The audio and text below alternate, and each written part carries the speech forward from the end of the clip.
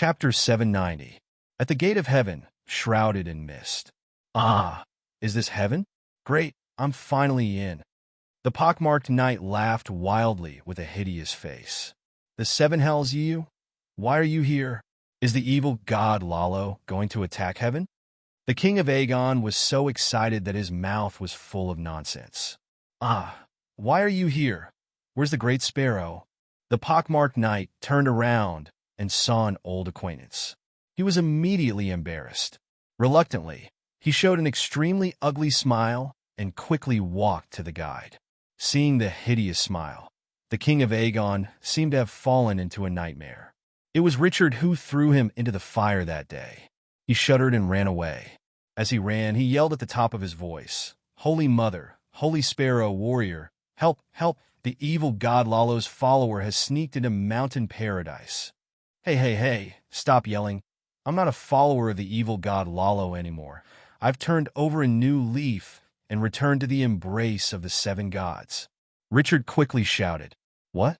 The king of Aegon stopped, not because he was fooled by the evil god's followers' flowery words, but because he suddenly realized that this was the gate of heaven. If it was really an evil god's follower who had sneaked in, the great sparrow wouldn't have asked him to come down as a guide. What's wrong with you? Are you Richard Hope of the Stormland? The king of Aegon sized him up in surprise. He was lean, with short black hair, a face full of pockmarks and old scars, and a blazing red heart pattern on the armor in front of his chest. He was right. This was Stannis' knight, a follower of the Red God, and his direct killer. It's me. I'm Richard Hope. We've met a few times before. Don't doubt. I was indeed bewitched by the evil god of darkness, but now I've returned to the right path, and the Holy Mother has accepted me, the pockmarked knight said awkwardly. The king of Aegon didn't comment, but asked with a straight face, "You didn't even change your clothes? How did you go to heaven?" Clothes? The pockmarked knight lowered his head and saw the pattern on the armor. Sigh. I'm dead. Did this ancestral armor follow me to heaven? This means that you still approve of your outfit, Aegon said coldly. No, I don't agree. I believe in the seven gods. Richard shouted excitedly. Before he could finish, a miraculous scene occurred. The pattern on his armor blurred, then turned into the heptagram of the Church of the Seven Gods. Look! He pointed at his chest and said excitedly, "You really changed your faith? What happened? How did you become a saint so quickly?" Aegon was surprised. I only returned to the faith of the seven gods when I saw Lalo's true face after my death, Richard mumbled. After death? Aegon's face was filled with disbelief. Impossible. You've already seen Lalo. How can you still ascend to heaven? It's the Atonement Scroll. I've contributed greatly to Her Majesty Dany Rise, so she gave me an Atonement Scroll. After I die, I'll be able to ascend to heaven. Atonement Scroll? One Atonement Scroll can ascend to heaven? That's too cheap, isn't it? Aegon almost lost his mind. Sigh. If you knew what I did, you wouldn't say that, Richard said bitterly. What did you do? Sir Quincy asked curiously. Richard Hope was also from a famous noble family in the Stormlands. He was even a knight squire in the Red Keep. If not for Cersei's tricks, he would have become a Kingsguard. Of course, such a person was not unknown.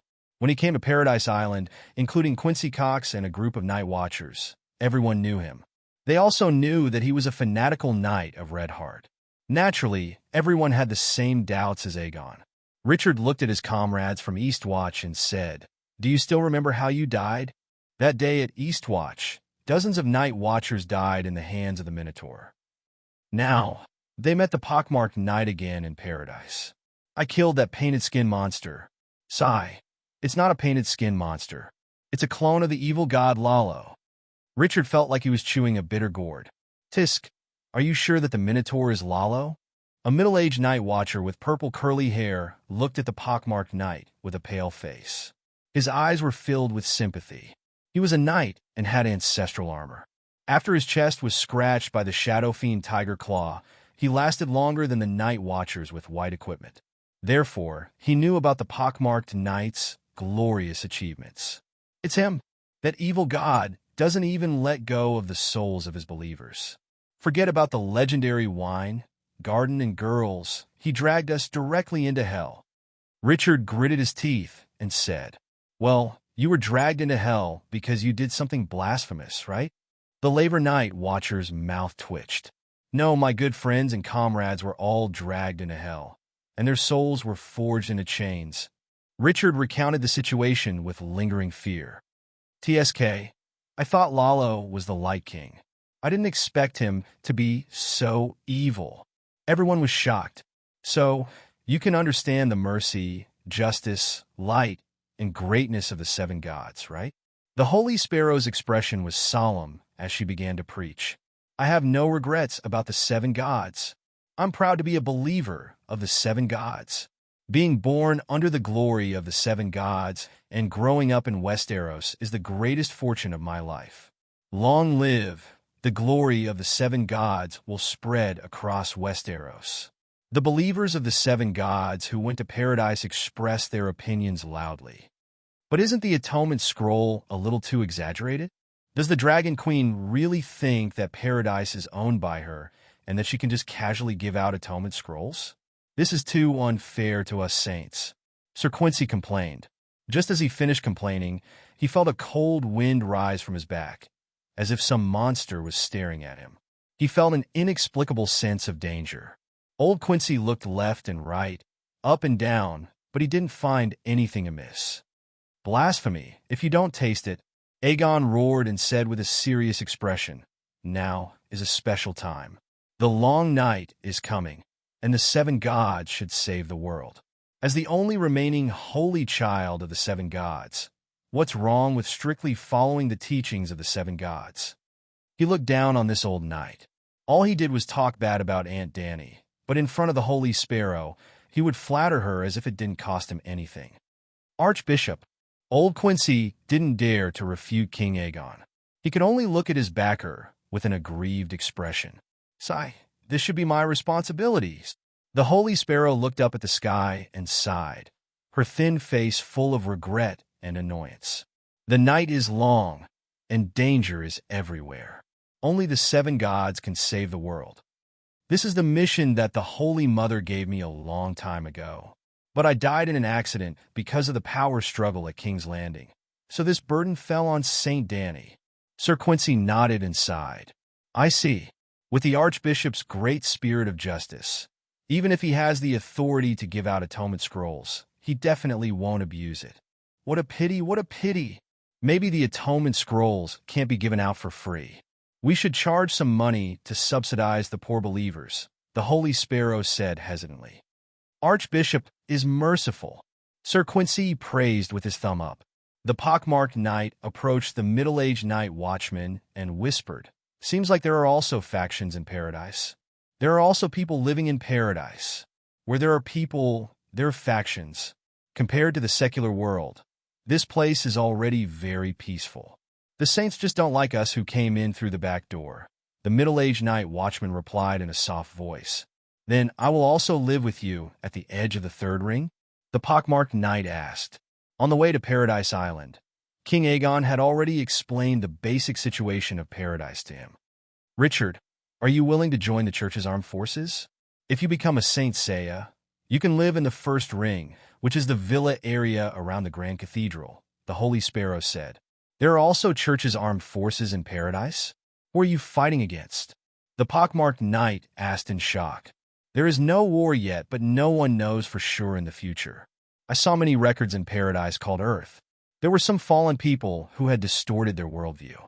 They couldn't stand justice, order, and beauty. Not only did they fight against the Church of Light, they even fought their way to paradise. They were too arrogant. There were also some evil gods who thought that God takes turns to sit on the throne, and today it's my turn. They wanted to attack paradise and steal the throne of the seven gods. There were also some crazy people who shouted, 'I want the sky to be unable to cover my eyes. I want all the gods in paradise to disappear.' They destroyed the whole world. So, we have to be prepared. We can't always rely on the seven gods when the time comes," the Holy Sparrow said in a low voice. "Stealing the throne of the seven gods, destroying paradise. That's too scary." Richard's ugly face turned pale. He said in fear, I'm just an ordinary knight. Can I fight against those evil gods? You've killed an evil god, and Danny Rise called you the Devil Hunter, the Holy Sparrow reminded him. Okay, I'll join the Son of War. Richard thought about it. He knew nothing but fighting. He had no other pursuits other than pursuing glory in war. At least the treatment was good, and he could live in the most central ring of paradise. The envious and jealous eyes of the night watchers said it all. Not the Son of War, but the Saint Seiya. The Saint Seiya, who protects the seven gods in paradise, the Holy Sparrow said seriously. Unfortunately, Richard had just received a set of golden saint armor personally blessed by the Holy Mother at the cathedral. He didn't even have the time to show it off in front of the night watchers before he felt a powerful suction force pulling him in. Hey, what's wrong with me? Your Excellency, save me. The pockmarked knight was wearing a dazzling golden armor, but he was covered by a beam of white light from the sky. He couldn't move at all. It's the resurrection spell. The Holy Sparrow was shocked. You're being resurrected? Resurrected? The pockmarked knight was confused. I finally came to paradise. Who's so wicked to resurrect me? Whoosh! The next moment, he disappeared from the arena of the Holy Church. Ouch! The Holy Sparrow stomped her foot and said in annoyance, it's over. He's resurrected, but he didn't take off the Saint Seiya armor. What will happen? Aegon exclaimed. Maybe he can become a god of war in the mortal world? The Holy Sparrow was uncertain. That's too much.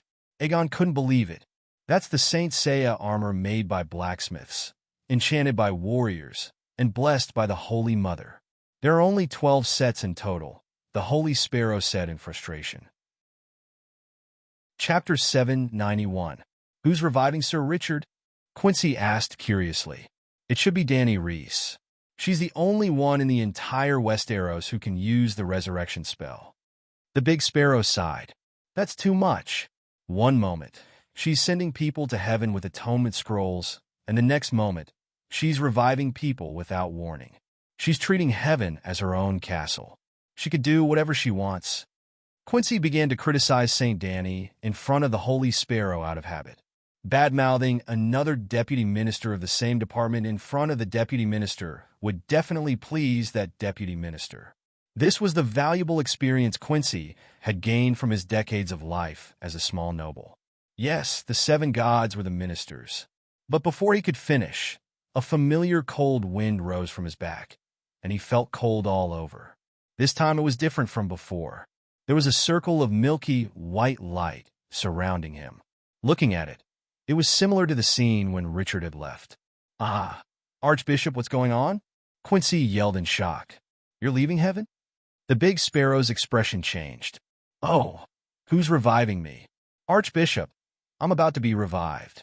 Can you give me a set of Saint Seiya armor? I swear, I'll be a god of war who glorifies the seven gods in the human world. I'll do my best to kill deviant ghosts, protect the people of the seven kingdoms, and help the seven gods' child Danny Reese to end the long night. Quincy looked at the Big Sparrow with a longing expression and shouted excitedly. But as he shouted, the white ball of light around him slowly disappeared. I didn't leave heaven? Quincy was confused and regretful. Heaven was beautiful, but it was also boring. If he could return to the human world as a god of war and come back after a glorious death, wouldn't that be better? Turning around, the old knight saw the Big Sparrow's eyes widened in shock, as if he had seen a deviant ghost. What's wrong? He asked in confusion. Why did my resurrection fail? No. The Big Sparrow picked up his jaw from the ground and said with a complicated expression, You weren't resurrected. Your piety was lowered, and you're about to be expelled from heaven. What? Expelled from heaven? Why? I didn't do anything to blaspheme the seven gods. Old Quincy was scared out of his wits. Maybe you should read the Seven Stars Bible a few more times, and then slowly recall your daily actions, words, and thoughts, the Big Sparrow said seriously. Actually, he didn't know what had caused old Quincy's faith to suddenly plummet. He had clearly been saying normal things before. The Big Sparrow also felt that the Dragon Queen was treating heaven as her home. He had even asked the Holy Mother about this, but the Holy Mother only asked him one question. Compared to you ruling a magnificent paradise island alone, what is Danny and Liz putting a few people on your island? That's right, the entire paradise island was under his management, and the Dragon Queen was only lending him a piece of land to house a few idle people. Now that she had become the only divine child of the seven gods, she had to end the long night and save the world. In the end, it was still his fault for dying too early. If he was still alive, he would most likely be showing his divinity in front of the Sparrow people, giving out atonement scrolls, reviving people. Speaking of which, could the atonement scrolls be sold for money? Wouldn't it be too cheap to give them away for free? The big Sparrow's imagination ran wild. Why wasn't he banished? King Aegon asked curiously. Just now, his faith suddenly passed the mark. It's very strange. The big Sparrow was also very puzzled. That means I'm hovering around the mark of ascension to heaven? Old Quincy asked in horror. He felt as though he had one foot in the precipice, and the cold wind was blowing. It was too frightening, more or less. The big Sparrow nodded. Your Eminence, you must save me. I don't want to leave heaven. Old Quincy burst into tears. Don't mingle with the Night Watchers anymore. Learn more from Aegon. Read the Seven Stars Bible when you're free. He can recite the entire Bible now. The big Sparrow sighed. That morning, when Blackie left Winterfell and flew to Carhold City, a group of villagers from Long Lake Village drove a sleigh and escaped to Winterfell along the White Blade River. Long Lake was 300 kilometers long and shaped like a willow leaf. It was the source of the 1,000-kilometer-long White Blade River. It was 500 kilometers north of Winterfell and was at the border of Stark's territory. There were many small villages around Long Lake. In the past, even when winter came, the villagers wouldn't leave their homes. Because Long Lake was rich in resources, they could drill holes in the frozen lake and catch enough freshwater fish to fill their stomachs. Now that the ghouls were harassing their village, the villagers had no choice but to leave. There were no other territories between Long Lake and Winterfell, and the Deviant Ghost Army was very close to Winterfell. That morning, Dragon Queen's Winged Dragon Legion brought the second batch of night volunteers to Winterfell. It was also a military investigation team. Dany didn't want to invest too much power in Winterfell, but she understood that experience could only be accumulated. The long night had to end, and the ghouls, deviant ghosts, and deviant ghost kings had to be wiped out. She couldn't avoid it. Hence, she used Winterfell as a training ground for her subordinates to gain experience in dealing with the Deviant Ghost Army. But when she saw Old Bart, Clinton, and the other familiar faces, she started to worry that they would die in Winterfell. For Bronn and Old Crab, she told them to observe more and learn less. They understood immediately and executed perfectly, ensuring that they would survive until the end. Even if Dany told Old Bart not to risk his life for Winterfell, would he listen? If he really listened, he wouldn't be the fearless Barristan. Of course, she had prepared a ticket to heaven for them. But even if their souls went to heaven, it didn't mean that she didn't lose anything. Old Bart was dead. She lost a good teacher and helpful friend. She lost an unnamed hand of the Queen. Big Bear was dead. She lost a guardian knight, whom she could entrust her life to.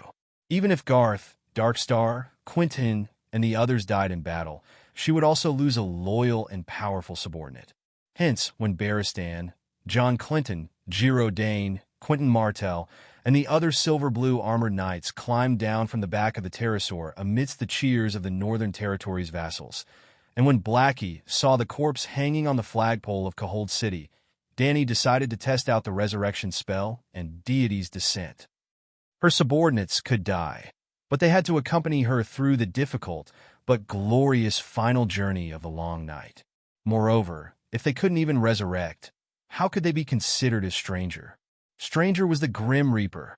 As for deity's descent, based on the runes of the Song of Strength, deity's descent had already been researched by her on the gnome. Originally, if the gnome didn't explode and die after activating it, and if the gnome survived, he could really become deity's descent before the long night. This witchcraft would have been popularized on her subordinates. Unfortunately, the gnome had lost contact. Because he was with Ginny all the time, The gnome didn't dare to reactivate the Holy Night Seal, and the power of faith of the seven gods was the energy source to activate Deity's descent. Hence, even after researching Deity's descent for a few months, Danny still didn't know if it would succeed or if there were any flaws. Hence, the unlucky Sir Richard became the second experimental subject after the gnome to be recorded as Deity's descent. The double experiment was to test both the resurrection spell and Deity's descent. To be honest, in the beginning, Danny only planned to research the resurrection spell. If the soul and body were perfectly preserved, the Holy Mother Danny could also use the resurrection spell. According to whether the body contained Ian's spiritual substance after resurrection, the Holy Mother's resurrection spell could be divided into two types, perfect and imperfect. A normal living person only had yang spiritual substance in their body. After death, part of the yang spiritual substance would transform into Ian's spiritual substance.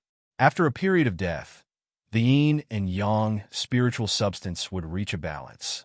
Then, according to the degree of decomposition of the corpse, the yin and yang spiritual substance would disperse into the world at the same time. Whether it was deviant ghosts or corpse monsters created by necromancers, such as the Demon Mountain, all of them had their yang spiritual substance extracted or transformed. From the body to the remnant soul, they were all made up of Ian's spiritual substance. Lalo's resurrection spell would extract the most precious part of the soul of the deceased and then stuff the soul directly into the remnant body. This would cause the resurrected person to become inhuman from the soul to the body. Because the Ian's spiritual substance in the body and soul wasn't removed or transformed, their current body was exactly the same as the dead. Hence, whether it was Caitlin or the early Lightning King, after they were resurrected, they didn't need to eat, sleep, be afraid of cold or heat, and didn't need to urinate or defecate.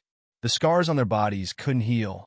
They didn't have many of the physiological activities of the living, because the dead didn't have the physiological activities of the living.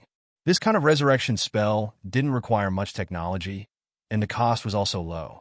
As long as there was the soul and remnant body of the deceased, Danny could do it too. But Danny didn't want to resurrect a monster. If it wasn't for the Water Song's divine power accidentally extracting the Ian's spiritual substance, the Holy Sparrow would have died back then. Now that she didn't have the Water Song, if Richard was resurrected, there was a high possibility that he would become like Caitlin. Of course, Danny wasn't Lalo. She didn't intend to collect the resurrection fee, so she wouldn't extract the characteristics of his soul. After his resurrection, Richard's memories wouldn't change, and his personality wouldn't change temporarily. Only his body would become a ghost. It was conceivable that without a firm belief, his personality would become a ghost sooner or later. Fortunately, other than the Holy Sparrow, there was another perfect example of a resurrection the Savior, John. Danny had personally participated in the process of John's resurrection. At that time, Lalo didn't use the Water Song. Then, what was Lalo's method? A person was made up of two parts, the soul and the body. After a person died, the soul and the body would be mixed with the Ian's spiritual substance. The Ian's spiritual substance in the body was difficult to remove, but the soul was also more difficult. Lalo didn't have the Water Song, so he couldn't bleach Richard's soul in the Water Song. That's what the Holy Sparrow did. His method was very crude. He separated a part of his soul and destiny from his own soul and merged it into Richard's soul. The spiritual substance in a true God's soul must be extremely strong and young, like a ball of fire. It immediately diluted and transformed the Ian's spiritual substance in Richard's soul. After Richard's soul entered the body, he used the Holy Spirit's soul, which had the characteristics of a true God, to infect the body of a low-energy mortal. Different from Valeglia's radiation magic energy factor, this kind of infection was a benign infection. Therefore, Danny also planned to imitate Lalo and raise Richard's spiritual substance's level. This way, he could infect the body of a low-energy mortal. How to raise the spiritual substance's level. Where's Saint Seiya's armor? Chapter 792. Lalo sacrificed a portion of his soul and even gave out Yasur and Yahai's destiny to revive Richard perfectly. Danny was definitely unwilling to make such a sacrifice for Richard. Actually, Lalo wasn't sacrificing for Richard either. He was renovating his mortal body. Then, she thought of the Vajra song of Power Rune. Currently, Danny only had one witchcraft that could help ordinary people obtain supernatural powers: Deity's Descent. Tyrion's runes were imprinted on the cervical vertebrae and organs. Could she imprint the runes on the surface of Richard's soul? Reality proved that it could be done. At least 30% of the success rate. On the cliff, Richard suddenly opened his eyes. He let out a cry of surprise and began to breathe heavily. Where am I? The sky was gray and the cold wind howled like ghosts, bringing powdery snowflakes with it. Richard was stunned for a moment. White Blade River Mountains. Danny leaned on Whitey's neck and asked curiously, "How do you feel now?" "Ah, Your Majesty, Danny Alice." Richard turned his head and saw the familiar figure. He couldn't help but exclaim. Then his previous memories came back bit by bit. I went to heaven. Am I resurrected now?" "Yes, you're resurrected." "Sigh. Why did you resurrect me?" "The night is long and danger is everywhere. Deviant ghosts run rampant, and evil gods wreak havoc. The lives of mortals are too difficult. I want to stay in heaven," Richard said in frustration. "You don't believe in the 7 gods, so you can't stay in heaven. Logically speaking, a stranger should be the one to bring you to reincarnate, but the Holy Mother thinks that you have destiny, so she asked me to find your corpse. In the end, the one who resurrected you is the Holy Mother, not me." Danny's expression was solemn as she talked nonsense. What destiny? The pockmarked knight was confused and couldn't hide his excitement. Revenge? Revenge on who? The knight's mouth twitched. He was a little disappointed. "If you didn't lie to me and say that it was a painted skin monster, would I have such an ending today?" "Oh, that's not right. My good friend Gordy Farland was willing to sacrifice himself for the red deity, but he didn't have a good ending either." Looking at it this way, it seemed that he really had to thank the Dragon Queen for giving him a chance to turn over a new leaf. In his 35 years of life, he had believed in the 7 gods for the past 30 years. "It seems that you understand." Seeing the change in his expression, Danny nodded and smiled. "Lalo played with your faith, so you should take revenge. The night is long, and the deviant ghosts are running rampant. You should take revenge for the innocent people who died. The evil gods are wreaking havoc in the world.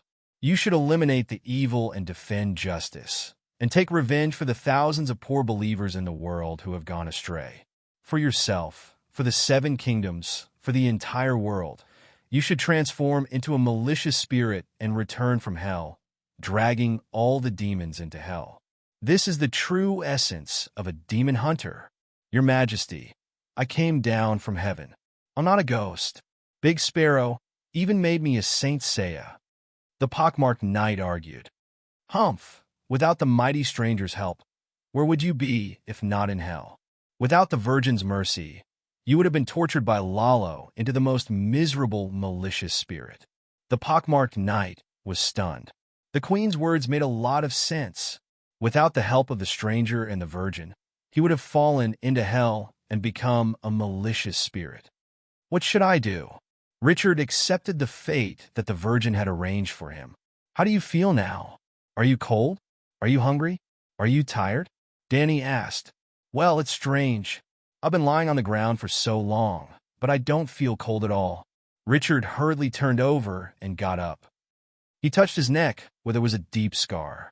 He didn't feel cold, but the white breath coming out of his mouth proved that he still had a body temperature. Alas, the power level of God's descent is still not high enough. Danny shook her head regretfully. John became a normal person immediately after his resurrection because Lalo's soul was at the level of a true god. It was almost the highest level of magic power that Danny had ever encountered.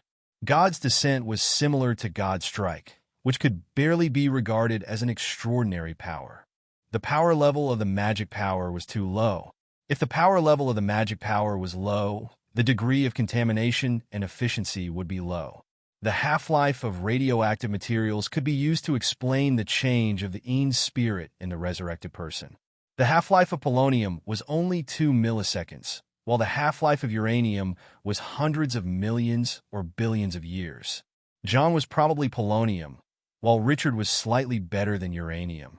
So John became a normal person immediately, while Richard only had a theoretical hope of becoming a normal person in 500 years, 1,000 years, 5,000 years, or 10,000 years. Who knew? What does it mean that the power level is not high enough?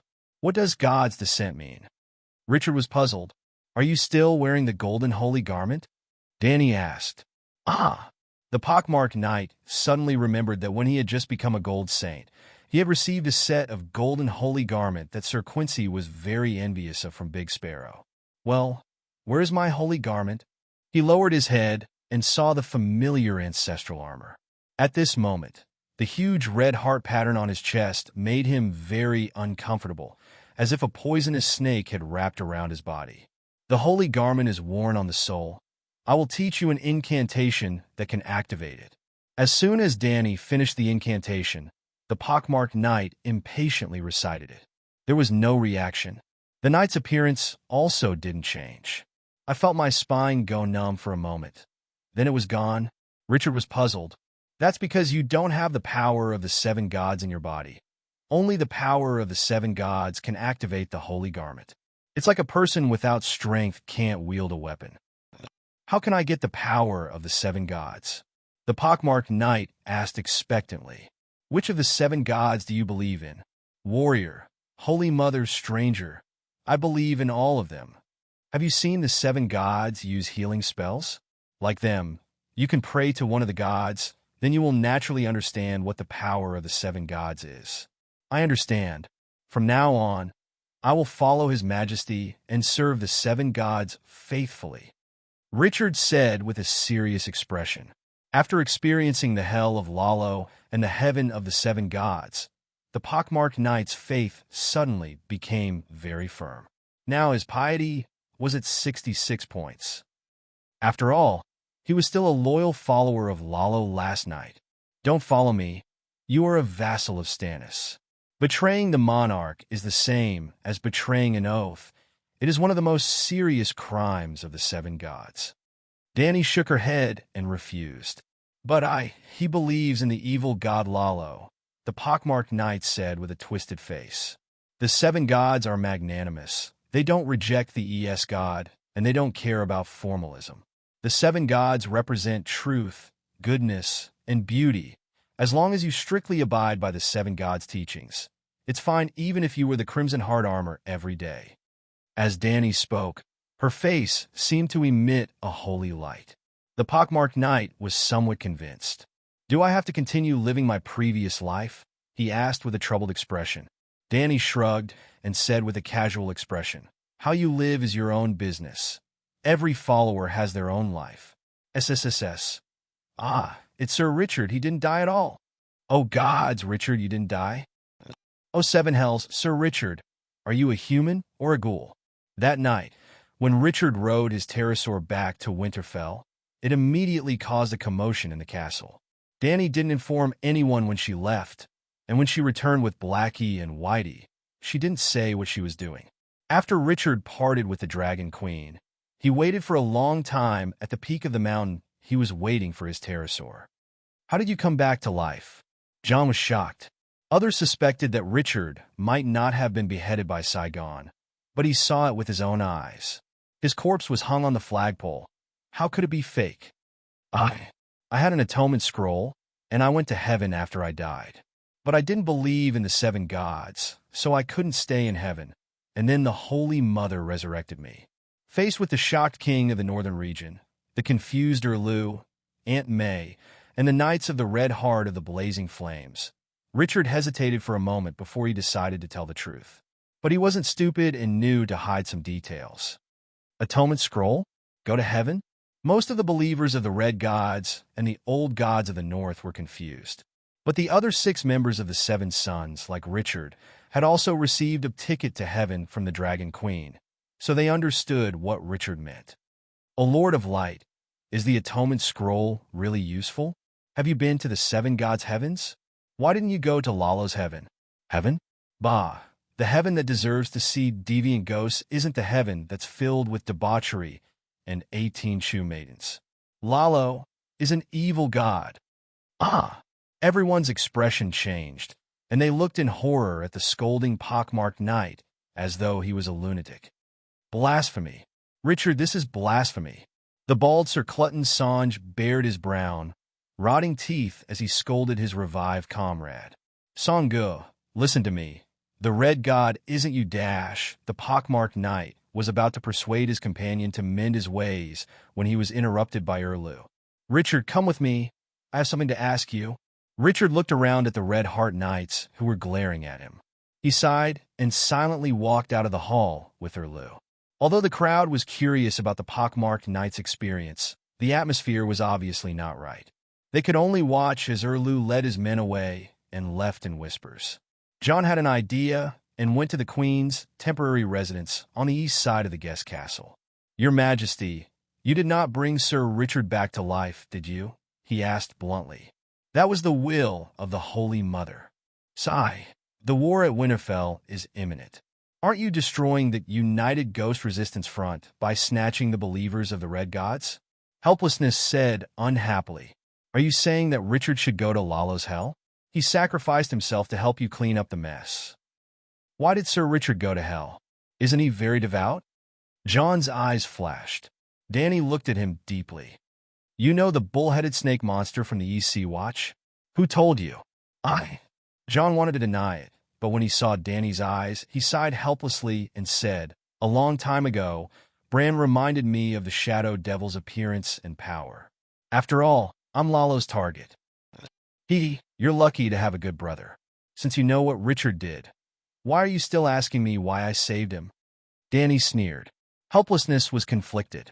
Sometimes sacrifices are unavoidable. It's not that I'm heartless, but your actions may provoke a war between the gods. But the deviant ghosts are already at our gates. We can't afford internal friction. The bigger picture is more important. Dany nodded in agreement.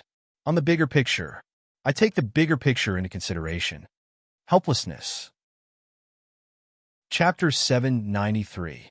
From a certain point of view, John was right. Richard's return was like throwing a brick into a rippling lake. The temporary harmony between Dany and Erlu was broken. That night, Erlu didn't attend the banquet held for Old Bart, Clinton, and the other legendary knights. The Red God believers didn't attend either. The next morning, during the discussion on how to build the Seven Kingdoms United Ghost Resistance Command Center in the Winterfell main castle, Erlu was cold and indifferent. He was no longer, he was expressionless. However, Dany could clearly feel that his mood was very heavy. But she didn't care. She and Lalo had already fallen out. Even if they could work together because of the deviant Ghost King, they would fight to the death in the future. If Dany had the ability to kill him, would she do it? Obviously she would, and vice versa. Moreover, her relationship with Erlu wasn't good. Without the deviant Ghost King, they wouldn't be sitting under the same roof. The king of the northern region spoke first. Winterfell needs the support of the Seven Kingdoms nobles. The deviant ghosts aren't Stark's problem and won't be limited to Winterfell. The longer Winterfell lasts, the more peaceful the southern kingdoms will be. Of course, it's best to kill the deviant Ghost King in Winterfell. Old Crab glanced at Dragon Queen and said, on the day the Great Wall collapsed, Dragonstone Island sent out messenger crows to inform the Seven Kingdoms nobles. They replied immediately. Besides confirming the accuracy of the news, they also asked what they should do next. Actually, they are willing to contribute to the war against the deviant ghosts. But the problem is, where should they contribute? What's there to doubt? Of course, it's Winterfell, Brandon Towis said loudly. The voice of a male duck during puberty was particularly ear-piercing in the hall. He was the Earl of Torrent City. He was only 15 years old. His father, uncle, and cousin had died in battle for Robb. There were many young counts like Brandon Tauha and Ide Amber. At this time, there were more than 10 youths in their teens and early 20s in the main castle conference room. At that time, they were young and avoided the War of the Four Kings. However, their fathers, ancestors, older brothers, and cousins all filled the huge hole that Robb had dug. Of the 10 earls in the Northern Territory, at least 7 of them were widowed countesses. Speaking of which, Dragon Queen and John were only 18 years old. The older generation had already withered away. Long Night had to rely on this group of young people. Well, Erlu would definitely disagree. He probably thought that he was in his prime and had a bright future ahead of him. Winterfell is too far from the south. The Dukes don't know the situation in the north. They can only send out messenger crows to gather information about the outside world while gathering the people in their territory to strengthen the defenses of the castle. The old crab said in a low voice. Barristan continued. The Great Wall has collapsed, the sun has been extinguished, and the deviants are heading south. In the face of such a dangerous situation, there are definitely many nobles who are willing to contribute a part of their strength. However, the political situation of the Seven Kingdoms is chaotic now. The Iron Throne has not expressed any opinion. Everyone is like a headless fly, at a loss of what to do. At this point, White Knight glanced at Erlu, who was clenching his jaw, and the Dragon Queen, who had a calm expression on her face. She smiled bitterly and said, Actually, Westeros needs a leader, a hero to unite everyone. Aunt May whispered in Erlu's ear, I've said it before. Take down the King's Landing and command the heroes. Dany rolled her eyes and said unhappily, Even if you help him take down 100 King's Landing, do you think you can command me? Conquering the people depends on benevolence. Conquering the nobles depends on brute force. Taking down the King's Landing is only taking down the Iron Throne. How far can the Iron Throne's orders go from King's Landing? That depends on who takes down the King's Landing. The old crab smiled strangely. Your Majesty, you may not know. Recently, Dragonstone Island has received more than 100 loyalty letters from the Seven Kingdoms Dukes. They're all great nobles. After the news of you defeating the Allied army at Meereen City spread, everyone began to look forward to you taking down the King's Landing in the Westeros. Crack, Erlu stared at the old crab and gritted his teeth. Dany waved her hand and said disapprovingly, I won't go back on my words. Moreover, there are many who want me to sit on the Iron Throne. There are even more who don't want me to be the king of the Seven Kingdoms. For example, Lannister. She pursed her lips at Erlu, who was grinding his teeth on the side. It's better to take the Iron Throne as a reward. Whoever can end the long night will be the destined king. Old Man looked at the gloomy Erlu and understood that the Dragon Queen's words were reasonable. He did not dwell on this issue and asked, No matter what, when resisting the deviant ghosts, it's best to establish a command center to govern the Seven Kingdoms. This is the most urgent matter at hand, and the main topic of our meeting today. Your Majesties, Duke Stark, what do you think? Dany smiled and said, There are 7 dukedoms in the Westeros and 1 royal territory. There are 8 kings in total. Let's not fight over who is the king of the 7 kingdoms. Let's be more direct and make an 8 kings council based on the dukedoms. I will represent Dragonstone Island and the royal territory. Cersei will represent the west. Yulun will represent the Iron Islands. Randall Tarley will represent the Riverbend. Stannis will represent the Stormlands. No. Erlu unhappily interrupted her and said, Yulun, Randall Tarley, and Cersei are obviously on the same side. They alone occupy 3 seats in the council. Your 8 Kings Council is completely surrendering to the Iron Throne. Dany glanced at him and said with disdain, You fight for the Iron Throne every day. Why don't you know anything about politics? I put Randall Tarley and Cersei on the same level. How can they be on the same side? So, you put Stark on the same level as me to drive a wedge between us? Erlu said coldly, If you're on the same side, I don't need to drive a wedge between you. If you're on the same side, no one can drive a wedge between you. Also, you have to understand that I am the one at a disadvantage in the 8 Kings Council. You and I. Dany lifted her chin and looked around. She said proudly, Be content. Being on the same level as me is already a great benefit that surpasses the Iron Throne.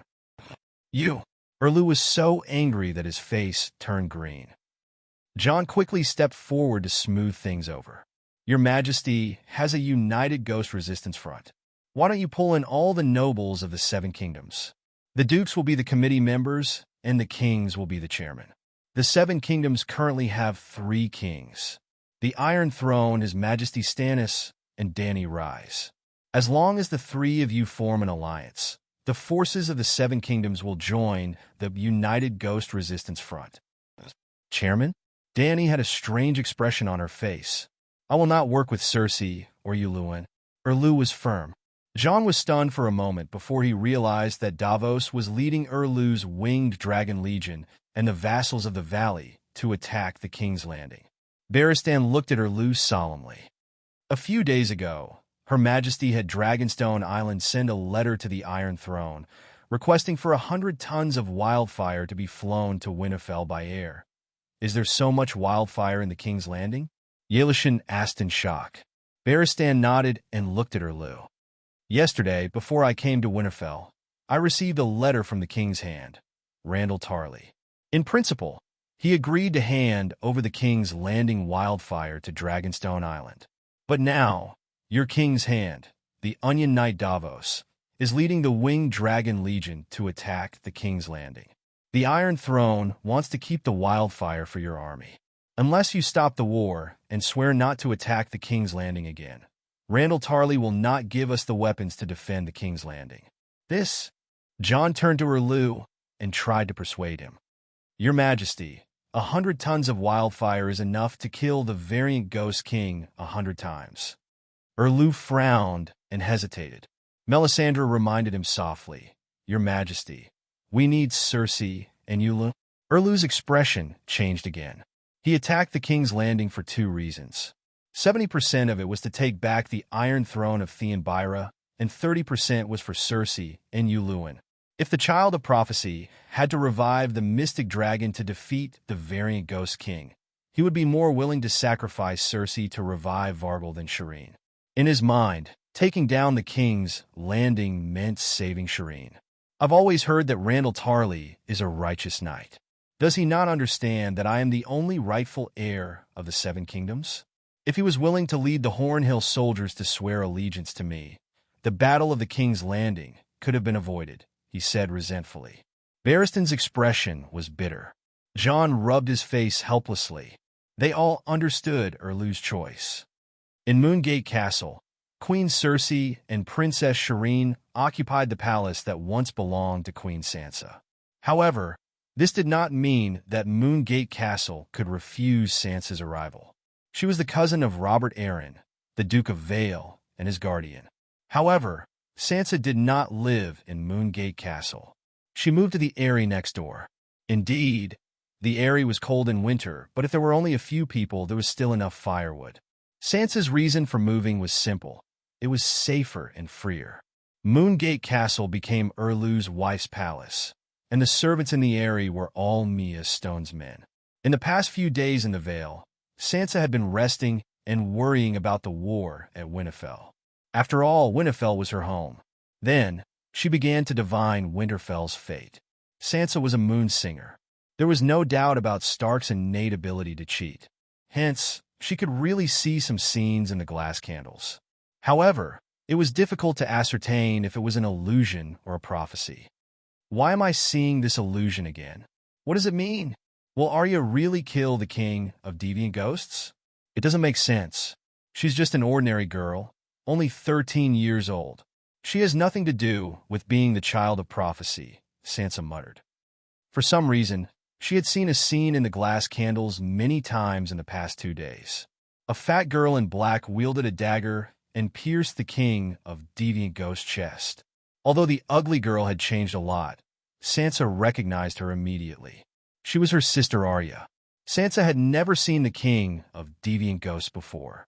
In the illusion, the King of Deviant Ghost's appearance was very blurry. However, after Arya stabbed it to death, the surrounding dead people with blue eyes fell to the ground and lost their vitality. Sansa guessed that it was the King of Deviant Ghosts who controlled all the Deviant Ghosts. Sansa! Sansa was frowning by the fireplace in her bedroom. Suddenly, someone knocked on the glass window and called her name. She was shocked. She was startled. This was the eagle nest, which was hundreds of meters above the ground. Sansa hurriedly turned her head and saw a large black crow fluttering in the gray sky. It was pecking at the mosaic glass window with its beak. A shapeshifter? Sansa heaved a sigh of relief. Chapter 794. Seeing the crow's human-like eyes outside the window, Sansa immediately knew that it was calling her. Thus, she was no longer afraid. There were many things that could make Stark afraid, except shapeshifters. Rickon, is that you? Don't be naughty. Sansa instinctively thought of her brother. I'm not Rickon, the crow said. A silver light flashed in Sansa's eyes. She carefully sensed the soul waves on the crow. Although it was familiar, it was indeed not Rickon. In the next moment, her expression changed. She said in surprise, Arya? It's me. The crow's voice also had a slight fluctuation. Brittany, open the window, Sansa hurriedly said to the roseless iron guard behind her. After King Aegon died, Brittany became a roseless iron guard again. Speaking of which, this was the second time. Last time, she was still a king's guard for Renly. Are you really Lady Arya? Mother of God, I finally completed Lady Catelyn's request and found both of you. Brittany was also very excited. The crow flapped its wings and flew into the bedroom.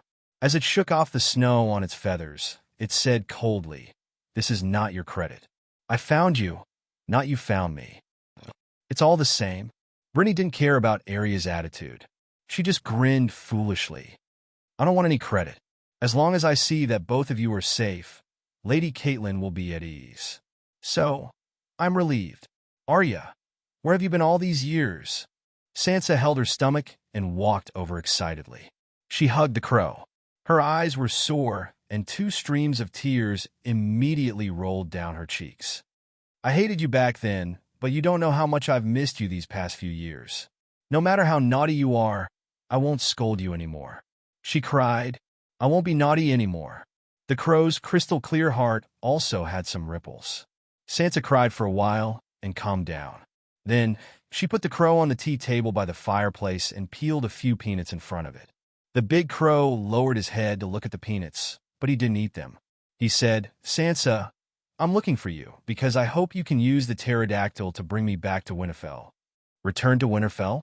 Sansa frowned. Where are you now? And at the crossroads of the Trident River, in the woods 100 kilometers west. Why did you go there? Why didn't you come and find me earlier? Sansa complained. Brittany, please go out for a moment. The big raven turned her head and said to the female knight behind her. Before Brittany could react, Sansa said seriously, Arya, Brittany is my guardian knight. She is completely trustworthy. Bryn's mouth moved like a cow's. I swear to Lady Sansa, Lady Arya, she murmured. I will not break my oath. I believe in your loyalty, but I don't believe in your wisdom. Go out for a while. There are some secrets that are not suitable for you to know. The big crow spoke bluntly. Brittany's coarse round face was as red as a monkey's butt. She didn't say anything and hurriedly ran out of the living room. Arya, you shouldn't have said that, Sansa said with a sullen face. Did I say anything wrong? The big crow asked. You didn't say anything wrong, but you shouldn't have humiliated Brittany. She's my king's guard. I didn't mean to humiliate her. Forget it. When you hear what I'm about to say, you won't think that way, the big crow said. Go on, I'm listening. I'm on my way to Rapid Flow City. I saw a large number of commoners and nobles migrating to Crabclaw Peninsula. I knew that the Great Wall had collapsed, and the deviants were coming south. Winterfell is in danger. Why didn't you come to me? Why did you go to Rapid Flow City? Uncle was captured by Lannister and brought to Casterly Rock. I don't know if he's still alive. Didn't you hear? Sansa frowned. I thought you could deal with Fry, so I've been looking for an opportunity at King's Landing. But you only did half of it. Since that's the case, I'll deal with the rest. The cold soul ripples in the big crow's voice made Sansa shiver. How? What do you mean? I'll deal with Rapid Flow City's Fry the same way you dealt with Rapid Flow City's Fry. Sansa's expression changed. How did she deal with Rapid Flow City's Fry? Other than the babies, they were all hanged. Don't mess around. Rapid Flow City's army is strong, and Transfiguration isn't omnipotent. You're still young. Be a lady. I'll take revenge for Fry. Lady? The big crow's red eyes were dazed for a moment. I'll never be a lady. I couldn't when I was young. And now I'm even further away from being a lady. It's even further than Winterfell 5 years ago. Sigh, I know you've suffered a lot in the past few years. It's all my fault. I was too childish. Sansa's eyes were filled with tears of regret and pity. Don't worry. From today onwards, I'll let you grow up happily like a princess. Perhaps you can marry a prince in the future. A prince isn't as good as a sewing needle. At least a sewing needle isn't fake, the big crow cawed. For some reason, when facing her family, even the powerful Reaper's scripture couldn't restrain her surging emotions. What did you say? Sansa's pretty face twisted. At this moment, that familiar feeling brought her back to many years ago, when she was teased by the troublemaker Arya in Winterfell's sewing room. I don't want to be a prince, and I don't want to be a princess. The big crow didn't continue rubbing salt on her sister's wound. I have a way to deal with Rapid Flow City's fry.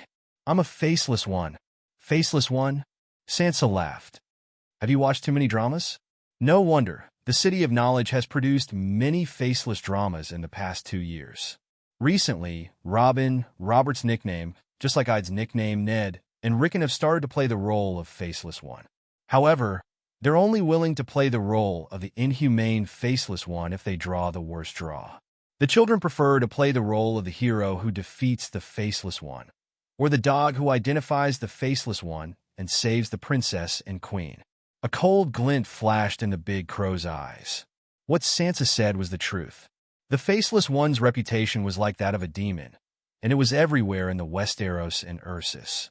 However, Arya didn't dwell on this matter and only said calmly, "For the past few years, I've been in Bravos as a faceless apprentice in the House of Black and White. Now, I've become a qualified faceless one." The smile on Sansa's face froze, and she said in a low voice, "Arya, tell me you're joking." "I'm not, I killed Tommen," the big crow said coldly. Sansa was stunned for a moment, and then she burst into tears. I'm sorry, it's all my fault, Will. Father was going to send us away quietly, and even prepared a ship, but I went to find Cersei before I left. I'm stupid. I'm childish. I'm stupid. I can't bear to leave the handsome Prince Joffrey, that demon. How could I be so stupid?" The big crow's red eyes were filled with shock. She didn't know that there was such a secret behind the tragedy.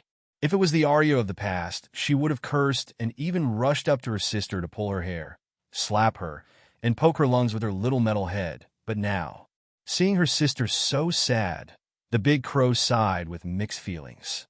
"You're so stupid, I told you, Joffrey is a bastard. Oh, I regret it so much. You've become an emotionless, murderous demon. It's all my fault. I've let you down. I've let Mother down." Sansa cried even harder. Damn the scholars. They've ruined the faceless one's reputation. If she had teeth, the big crow would have gnashed them. Sansa was shocked again when she heard this. She wailed, "Did you kill Dr. Wargrave as well? Holy Mother, look at what you've done. You killed the world's greatest literary figure." "I did intend to kill that old bastard who specialized in tarnishing the faceless one's reputation, but it was too late. He seemed to have died in the City of Knowledge's internal strife." The big crow shook her head. "What? Dr. Wargrave was murdered by the scholars." "Why?" Sansa was shocked again. "I don't know, and I don't care. The target is dead. My mission is automatically completed." The big crow said coldly, "Well, look at you. What have you become? The Black and White School. They deserve to see the other ghosts. What have they done to you?" Sansa was shocked by her coldness and cried even harder. "Stop crying. I'm fine. The Black and White School is fine. They taught me the ability to control fate." "Oh." Sansa didn't stop crying. She was even sadder. "You've been brainwashed, just like in a drama. You've become a killing tool that only listens to orders controlled by the authorities of Bravos." Caw, caw, caw. The Grim Reaper's state of mind was completely broken. At this moment, Arya wanted to go crazy. "You're still as stupid as before. If I've been brainwashed, would I be standing here talking to you now? Would I have killed Tommen and Coburn, planned to purge Riverrun's Fry? Would I have given up on returning to the Black and White School and planned to save Winterfell instead?" Sansa was stunned, There were so many dramas related to the Faceless One. She already knew the rules of the Black and White School. Only the benevolent could decide who would be granted relief. The Faceless One was not allowed to kill anyone outside of their mission. So, you haven't been brainwashed? Or is the City of Knowledge deliberately tarnishing the reputation of the Black and White School? Her beautiful face broke into a joyful smile. The big crow pondered for a long time and sighed. Dr. Wargrave is very scary. The content of his drama about the Faceless One is true. The Black and White School will brainwash the faceless trainees, but I'm different. I'm a shapeshifter. The small Black and White School can't restrain me. I hunt in the river forest. I wander the streets of Bravos. I soar in the sky. My heart is always free. Looking at the big crow's body, Sansa seemed to understand. Even if you're a faceless one, there are so many Freys in Riverrun. How can you kill them all alone? Leave it to me. I'll kill them all sooner or later. Aegon is dead. The True Dragon Alliance disbanded. What can you do? The big crow shook his head. Sansa's eyes flashed, and she said confidently, "Wait and see. It's not over yet. I can't wait. Waldfry can't wait. He's in his 90s. I must let him taste the greatest pain and regret in the world before he dies of old age," the big crow said calmly. "Then now you, Sigh, compared to Waldfry, I'm more concerned about Winterfell and Jon. Waldfry won't be able to escape in a short time, but whether Winterfell will be destroyed by the other ghosts is a matter of 2 days." Chapter 795. Even if you go to Winterfell, what can you do? Why don't you come and accompany me? At this moment, there's no safer place than the Valley Eagle Nest, Sansa persuaded. I'm different from you. I'm a fighter, the big crow said calmly. You're a fool. Sansa was angry. Have you seen deviant ghosts? You don't know that only tile swords and dragon's hard weapons can kill deviant ghosts. Your sewing needle is really just a sewing needle. I heard that Dany Liz is in Winterfell. Can I borrow a dragon's hard dagger from her? The big crow asked. She's worth 10,000 of you. Don't go back to die. It's not scary if Winterfell is destroyed.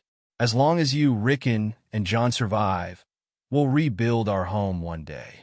Sansa's face looked weathered as she sighed and said, "All these years of hardship have taught me a lesson. A home is made up of family members. Without people, Winterfell is just a castle. So what if the castle is destroyed? We're reunited. Anywhere can be Winterfell." Is that why you brought Rickon away from Winterfell before the war? What about Jon? The big crow said angrily. Do you think Rickon and I can help Jon? Sansa said bitterly. If possible, I'd like to lend him my pterodactyl. Dany, Liz, and Stannis have a large group of pterodactyls. If it's too late, there'll be a place for the king of the northern region. You can't help Jon, but I can, the big crow said confidently. You can't? Sansa's bitter smile froze. An image flashed in her mind. Arya was lifted up by the neck by the deviant Ghost King. She switched her right hand to her left hand and stabbed the deviant Ghost King's throat. Can the Faceless One assassinate the deviant Ghost King? She asked in shock. How do you know if you don't try? Sansa struggled. After a while, she looked at the big crow with a bright and passionate gaze. The big crow couldn't help but shrink his neck. Why are you looking at me like that? Arya asked awkwardly. Sansa hugged the raven and said fervently, Arya, you have to swear loyalty to me. I will give you a dragonbone dagger. What? Arya was confused. I'll send you to Winterfell. But before that, you have to pledge your loyalty to me, Sansa repeated. She was still very agitated. Is there something wrong with your brain? Why would I pledge my loyalty to you? The fake crown prince is dead. You are no longer the queen. The big crow shrieked. Boom! Sansa slammed the crow on the table and shouted, Arya, he's your brother-in-law. Why are you so agitated? I didn't say he wasn't, but that doesn't change the fact that he's a fake crown prince. Stop dreaming about being the empress. He's dead, and your short-lived dynasty has come to an end. The big crow also retorted loudly. Sansa stood up angrily, but before she could explode, she sat back down on the couch like a deflated balloon. She adjusted her mood and expression and said kindly, You're still as annoying as before. But you're right, I won't admit defeat. I still want to be the empress. No, As long as you're willing to help me, I can become the Empress. You're crazy. The big crow shook his head. Listen to me. Sansa didn't hide anything. She told him about how the Dragon Queen recognized her child as Targaryen, and how the Dragon Queen ended the long night as the Empress. I've heard of Dany Rice's vow to end the long night as the Empress, but will she really keep it? It seems like the nobles of the Seven Kingdoms aren't very enthusiastic about it, Arya said doubtfully. Targaryen is a man of his word. Sansa was very confident. Dany Rice has never broken an oath or broken a promise in her life. The Iron Throne is worth everyone's oath, the big crow said. That doesn't include her. I've met her a few times, and I understand her character. She's a traditional knight like her father and Barristan. Honor, integrity, fairness, and kindness. Think about it. If she was like Cersei and the Mad King, would she still help Winterfell? Sansa said confidently, without any reluctance. All right, since I'll kill the Ghoul King eventually, I might as well let you take advantage of me. The big crow hesitated for a moment before nodding in agreement. If they traveled by land, the Bright Moon Mountains would be 1,000 kilometers long from the Eyrie to the Crossroads Inn. But Sansa had a pterosaur, and after a few hours, she found her sister at the intersection of the Trident River. 7 gods above, you're the Hound? On a hill near the river, Sansa saw 2 people and a dire wolf the size of a horse. The dire wolf with silver-gray fur was lying on a pile of dried grass, and a girl in black leather armor was lying next to it. Another tall man with long hair covering his face was standing by the side, looking up at the pterosaur that had landed. Caw-caw, the crow flew away from Sansa's arms, and the black-haired girl on the pile of grass woke up immediately. Little girl, are you really a knight? Can your dragon breathe fire? The tall man took a few steps back and looked at the pterosaur's beak with some fear. Lady is a pterosaur. She can't breathe fire to burn you. Why are you here? They all said you were dead.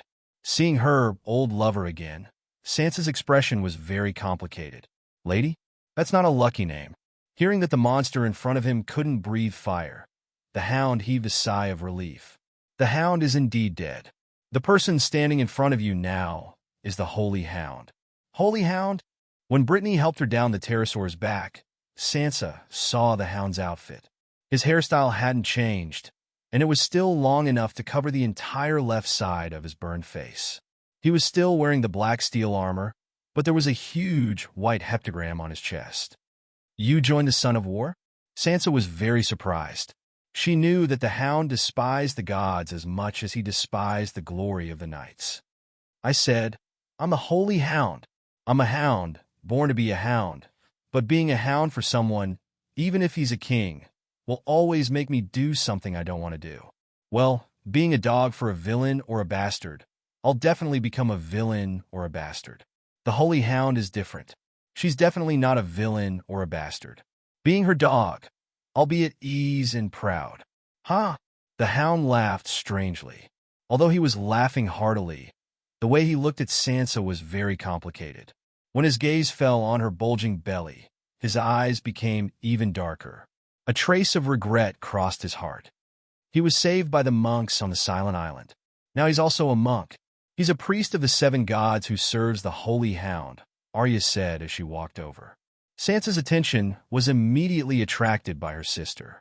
She was thin and slender, but only a little over 5 meters shorter than herself. She had a long horse face, gray eyes, and black hair combed back into a single ponytail. Very Stark's appearance. If it wasn't for her cold expression, she would have looked quite similar to Aunt Lyanna in the portrait. Arya saw her sister looking at her and frowning. She touched her face and asked curiously, What's wrong? You haven't changed much. You haven't grown up, Sansa said dejectedly. What do you mean? Arya's expression turned even colder. Sansa was stunned. She recovered and said awkwardly, Didn't I tell you before? I saw a scene in the glass candle. You used a knife to stab the Ghoul King to death. You're burly and fat. You're not as smart and cute as you were when you were young. You're completely grown up. Do you think I can be fat? Arya sneered. Sansa was silent. In this world, being fat was a privilege that only noble ladies and cooks had. Her sister had lived a hard life in the house of black and white. It was normal for her to be a little stunted. "Why are you with the hound?" She changed the topic. "When you flew over, didn't you see the people on Riverside Avenue and Kings Lane?" Arya asked. Sansa nodded. "The roads were full of people. Hound and I met by chance 2 days ago on the road." After that, Arya and the Hound talked about what they had been through recently. News of the Great Wall collapsing and the ghouls heading south spread through Riverside Avenue. The lesser nobles who thought they could not resist the ghouls' encirclement brought their families and fled their castles. They either sought refuge in large castles like Riverrun or Hellenberg, went to the valley, or took boats along the Trident River to Terror Cave Castle on Crabclaw Peninsula. If the nobles fled, what could the commoners do? No one cared if they lived or died. So Monk Meribad came forward and called for the monks and knights of the holy churches in the Three River Basin to enter the villages where the holy churches were located and organize the commoners to move to the valley and Crabclaw Peninsula. Meribad first received high praise from the Dragon Queen. Then, he used the large amount of food she provided to help the commoners. When the Holy Mother descended, he was also one of the first monks to receive the Holy Mother's divine arts. So, the former wandering monk had become a prominent figure in the Three River Basin. The silent island where the Hound lived belonged to the Holy Church. It was not oppressed by lords and did not need to serve in the military.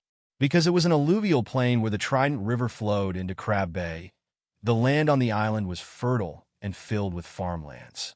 The commoners lived a prosperous life. So, the silent island became a place to take in refugees. Under the lead of the elder bishop, the Hound left the silent island with a group of monks. These days, he had been receiving the commoners near the Trident River. Coincidentally, Arya was hiding among the commoners, and the two of them met. Originally, the two of them did not get along well when they parted last time. Now that they met again, they should not have gotten together. But after Arya said that she wanted to return to Winterfell to fight the ghouls, the Hound seemed to have found his ultimate goal as a warrior. So, he bid farewell to the elder, leading to today's scene. "Stop talking nonsense. Let's go to Winterfell quickly." The Hound looked up at the sky and scolded. "After such a long night, I almost forgot what the sun looks like. Now I can't even tell the difference between morning, afternoon, and evening." Arya looked at Lady and frowned. "Your dragon is much smaller than Deathwing. Can it carry all of us?" "Don't worry. Lady is a striped pterosaur. Her wings are wide and can carry 400 to 500 kilograms. You guys won't have a problem." Arya asked again. "What if we add Nymeria?" "Nymeria?" Sansa looked at the direwolf that was the size of a small pony. Her eyes dimmed as she stared blankly for a while. If her lady was still alive, she would be about the same size. Her siblings all had direwolves and were shapeshifters. Sansa was the only exception. "Nymeria is too big.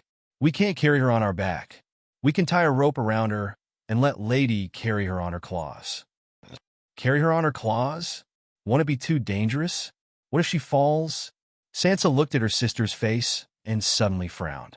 Even though she was worried, her tone and expression were so calm. "It's okay." Rickon's furry dog was also flown to the Moon Gate Castle by air. While the Hound went to the woods to peel bark and make hemp rope, Sansa pulled her sister to a corner and whispered, "You're very strange. You're like a piece of emotionless ice. What's wrong?" Chapter 796. "You look very scary now. You're like a piece of emotionless ice," Sansa said worriedly. "I'm a faceless one." Arya raised her eyebrows and said calmly, "Do you practice any meditation techniques?" Sansa asked. "That's my secret." Arya avoided the question. Sansa said with a serious expression, "The day before Aegon was killed, the 5 of us combined our souls. At that time, a cold and terrifying consciousness followed your mental power and made Bran suffer a great loss." "Right? Did Bran contact you?" "He became the Three-Eyed Crow." Arya hesitated for a moment and nodded. "That day, when my soul returned to my body, he came to find me." "He really came to find you?" Sansa's expression was gloomy. She was very upset. Aegon was captured and burned to death. These were the knots in her heart that she could not solve. The three-eyed crone knew everything, and John was crying for help under the heart tree in Winterfell. Why did Bran just stand by and watch the tragedy happen to her? Bran helped John and Arya. Why didn't he help her? Arya noticed the change in her sister's emotions, but she thought that she was worried about her. She explained, "My meditation technique comes from the Black and White school. It's very powerful, but it has a weakness. I'm half a deviant ghost." Deviant ghost? Sansa was shocked. Arya turned around and looked at Brittany and the Hound who were looking over. She whispered, "Keep your voice down. Don't let others know." Sansa walked to her sister's side with a grim expression. She touched her sister's face and ignored her struggles. She put her hand under her collar and touched her left breast. "Your body temperature is abnormal. It's much lower than a normal person's." Sansa's face was pale, and her voice was trembling. "I think it's fine now." Arya did not care. "But you're about to become a deviant ghost," Sansa said anxiously. "I know. I won't let myself become a deviant ghost." "You can really turn into a deviant?" Sansa asked in a trembling voice. "Bran has deduced my meditation technique before. It's very powerful and even involves the Song of the Dead, but its foundation is very evil. Only those with strong willpower would be able to avoid going astray after cultivating. Don't worry, my will is as firm as a rock," Arya said confidently. "Song of the Dead?" Sansa was a little confused. "The law of death can turn mortals into death gods." Arya's eyes lit up. "What if you fail?" Sansa said worriedly. "If you fail, you might become a monster," Arya said seriously. "Ah, you'd better stop cultivating," Sansa exclaimed. "Ordinary faceless people can't even pass the test of a dog. How can they not practice the Death Sutra? Furthermore, even if he became a deviant ghost, he would be a deviant ghost with an independent will. When that time comes, I'll definitely help you kill Strange Ghost King before killing myself. The deviant ghost king will definitely not guard against a deviant ghost." Arya's eyes were cold and resolute. While Sansa was flying to Winterfell with Arya and the hounds, Barristan, representing the Dragon Queen, appeared at King's Landing. The king's hand, Randall Tarley, crossed the Blackwater River and met with Old Barton near the Imperial Forest on the south shore. Looking at the surging waters of the East Inflow Sea, Barristan sighed. "Meeting you here in this way is really hard for me. Do you understand what I mean?" Randall Tarley's face, which was as hard as Huang Gongyen's, showed a hint of empathy and awkwardness. The Westeros' current moral decline and immorality all started with the Mad King. Ever since he killed Rickard Stark and his son, visiting another lord's house, negotiating, and getting married have all become more dangerous than going to war. His Majesty Aerys' way of killing Duke Rickard was wrong, but he might have had his reasons. Old Barton frowned and defended his old lord. "If being tortured by the Mad King's genes is considered a reason, then it is," Randall Tarley said with an indifferent expression. "Forget it, let's not talk about this today. The matter between His Majesty Aerys and Duke Rickard will be resolved in the Queen's Council." Barristan shook his head and talked about the purpose of this trip. "Stannis refuses to stop the war, but Her Majesty wants you to hand over 100 tons of wildfire." Randall Tarley's eyelids twitched a few times as he said coldly, "You think I'll give in?" "The Queen said that if you don't agree, she won't mind changing the Iron Throne to a more considerate ruler within a day," Barristan said softly. Randall Tarley could no longer maintain his cold expression as he roared angrily, "She's too arrogant. King's Landing has 40,000 soldiers and hundreds of dragon-slaying crossbows. My lord, please calm down and think about it. Who does the Queen want wildfire for? To conquer the world for herself? No, she wants wildfire only to deal with the deviants and to save the Westeros. The full title of the King of the Seven Kingdoms is King of the Undulls, Loinars, and the Forerunners, and Protector of the Realm. Who do you think is the Protector of the Realm? Cersei or Yuluen?" Old Barton asked sincerely. The anger on Randall's face froze. He fell silent. After a while, he said in a low voice, "Why did she force the Iron Throne, but not Stannis to stop the air raids on King's Landing? Because Stannis is in Winterfell, and the Iron Throne did not respond to the deviants heading south. It will be hard for me to explain to the council minister if I give away 100 tons of wildfire for nothing. Wildfire will not only burn the Valley army surrounding the city, it will also stop the deviants that might come to King's Landing. Randall Tarley said in a low voice. You want gold and food? Old Barton frowned. I want dragon crystals. I need a dragon crystal weapon for every soldier in King's Landing. Old Barton's expression was strange as he slowly shook his head. Randall Tarley's brows furrowed. 40,000 weapons is indeed a bit much. Then let's make it half and use them in rotation. No, you misunderstand me. Dragonstone Island is willing to provide 500,000 dragon crystal spearheads to King's Landing, completely free of charge. Old Barton said softly.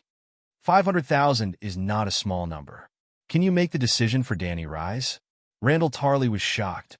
Her Majesty is willing to give dragon crystal weapons to all humans who resist the deviants for free. She doesn't care about money, nor does she care if you're loyal to her. Her only goal is to save the world. Randall Tarley was stunned for a long time. I can transport 100 tons of wildfire, but you have to promise me one thing. Take my son, Dickon, to Winterfell. Are you sure? I want to go personally and lead King's Landing. No, at least lead the Jowling boys to stop the deviants from heading south. The hand of the king's duty is to protect the Westeros, isn't it? Randall Tarley's eyes dimmed. Unfortunately, I can't do it. Protecting the capital and the king is also the responsibility of the hand of the king. Perhaps you, Luwin, and Stannis can make peace. Hand over King's Landing to Davos, and you, Luwin, and Cersei retreat to High Court. Riverbend also needs to be defended. Old Barton suggested. Your idea is good, but unfortunately, Randall Tarley shook his head and said bitterly, last time when the vassals rebelled, Davos led the Winged Dragon Legion to burn you Luwin's camp outside Twilight Valley. He didn't die in the explosion, but I heard that his thing was burned out. How can such a huge grudge be reconciled? Although the temperature had dropped below zero and the sun had gone out, for safety reasons, Dragon Queen's Winged Dragon Knights still transported a batch of Tyrian oil from Dragonstone Island to increase the stability of wildfire. Just outside Riverface Gate, a large group of alchemists were busy refilling the glass jars with wildfire. Every time a batch was loaded, a winged dragon would fly from the south bank to the north bank's pier, carry the wildfire bombs, and immediately fly to Winterfell. There was no delay. Not only the winged dragons, but Dany's 3 Megalosaurus also came. 2 Megalosaurus stood guard in midair, while the other landed to carry a ton of wildfire. Hey, Sare, is someone looking for you? Just as Big Black landed, causing a commotion among the residents and sailors at the riverside wharf. A sloppy little beggar with frostbite on his face approached Barristan and threw a ball of paper before turning around and quickly diving into the crowd. Old Barton lowered his head to pick up the ball of paper, opened it, and was stunned. Your old brother wants to go to Winterfell and hopes that you can give him a ride. Old brother, who is it? Why do you say that so ambiguously? The old knight was puzzled and unconsciously took a few steps forward, trying to find the little beggar in the crowd. When the common people saw the white knight with white enamel inlaid on his chest and a white cloak behind him, they all gave way with awe and admiration. Even if some people pointed at him, they didn't block his way. Suddenly, a bearded cripple with a tattered sheepskin coat and a dirty face seemed to be drunk. He lowered his head, swayed, and didn't dodge. He just happened to lean towards the left side of Barristan's waist where the sword was hanging. Be careful, Sir Sammy. Although the bearded man looked like a beggar, he also had a sword on his left waist. The 2 guards beside Old Barton immediately took a step forward and held the bearded man with vigilance. The cripple didn't dodge and let them hold him. He only raised his head abruptly and met Barristan's eyes. Ah, you Old Barton's expression changed dramatically. He pulled the 2 guards away, took the cripple's right arm, and walked back. Why are you here? Old Barton whispered. Ah, I didn't expect you to recognize me at a glance, even though I've become like this. I was just about to tell you my name. The bearded man limped and struggled to keep up with the white knight's pace. I'd recognize you even if you turned into ashes. Old Barton snorted and unconsciously slowed down his pace. He asked doubtfully. I heard that your right hand is broken. Why is your left foot lame? My right hand is broken, and my left foot is also lame, the bearded man said bitterly. Baristan took the bearded man to the large ship carrying the wildfire cans on the Blackwater River. When they entered the captain's cabin on the second floor, he was relieved and let go of the bearded man's right arm. 40 pterosaurs couldn't take away all the wildfire cans at once. The rest would be sent to Dragonstone Island by ship and slowly transferred to Winterfell.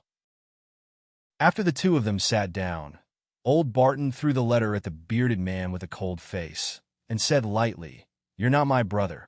The bearded man was puzzled at first, but when he picked up the note and read it, he understood the other party's meaning.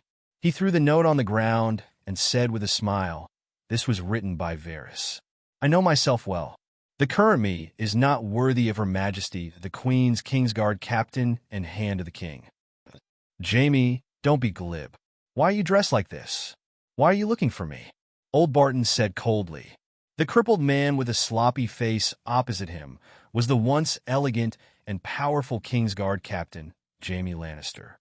Although Varys stuck my coarse beard face to your cold, but he didn't lie. I need your help. What are you going to Winterfell for? Old Barton frowned. The smile on Jaime's face disappeared. Misery and helplessness were like maggots on the toilet wall, dragging obvious traces on his cheeks and slowly climbing up his eyebrows. Now, if I don't go to Winterfell, what else can I do? I don't know what to do, but I'm very sure that I don't want to do anything wrong again. At least this time, I can be completely sure that fighting the deviants and protecting the Westeros is absolutely not wrong. Looking at the obvious wrinkles on his face, old Barton guessed that his little brother must have had a hard time these 2 years. He couldn't help but wonder, Cersei is in the Red Keep, and the Lion Army is at King's Landing. Why are you dressed like this? You seem to be hiding from someone. Jaime's blue eyes flashed with a bone-deep hatred. He gritted his teeth and said, "You look..." Chapter 797. Yuluen? Baristan was deep in thought. He seems to be controlling Cersei now. Not just Cersei. The Imperial Council, the Red Keep, my Lionhelm Legion, and even the entire King's Landing are all under his control. Jaime was heartbroken, unable to hide his grief and anger. The Lionhelm Legion is all from the Western Territory and was personally created by Duke Tywin.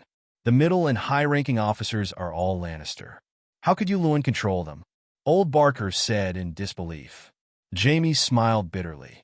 The current commander of the Lionhelm Legion is Titus Pegg, my cousin-in-law.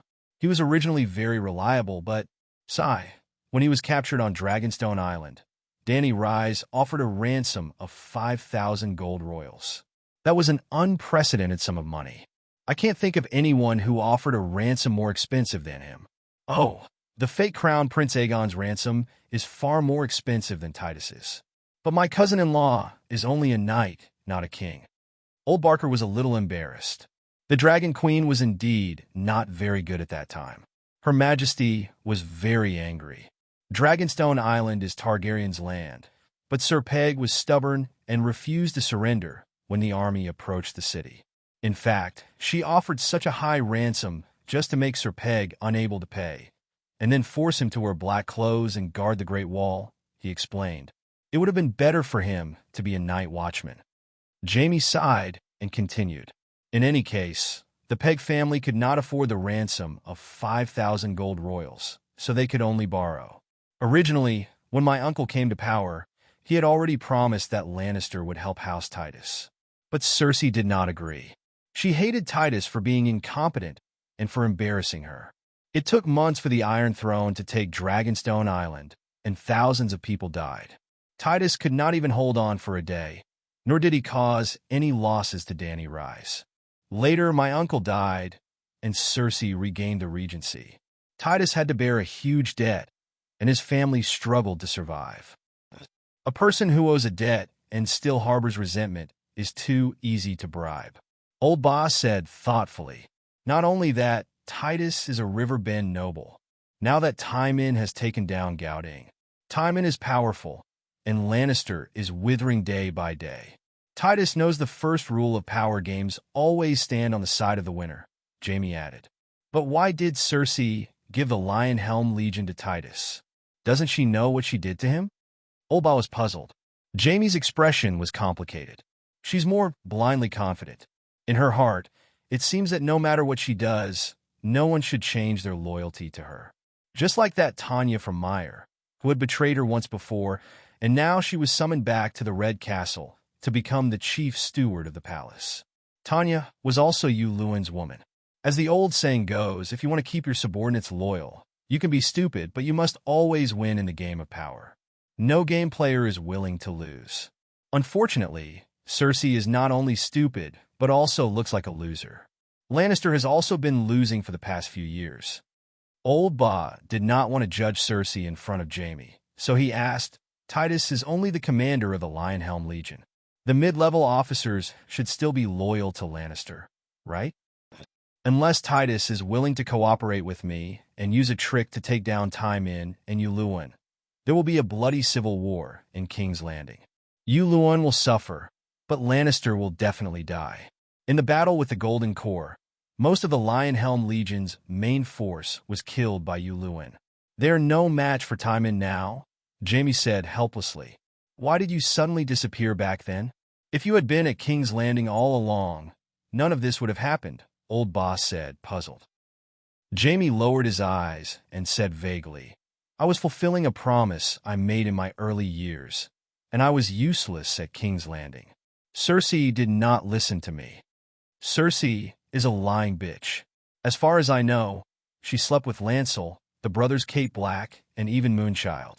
For some reason, whenever he thought of Cersei, his dwarf brother's cursing laughter would always ring in his ears. Yes, now it was confirmed that she had indeed slept with her cousin, Lancel, and the Kate and Blake brothers. Did that mean that Utong was real? Jaime's heart was in pain. He sacrificed everything for love, and what did he get in the end? Seeing his gloomy face, Barristan changed the subject. What happened to your leg?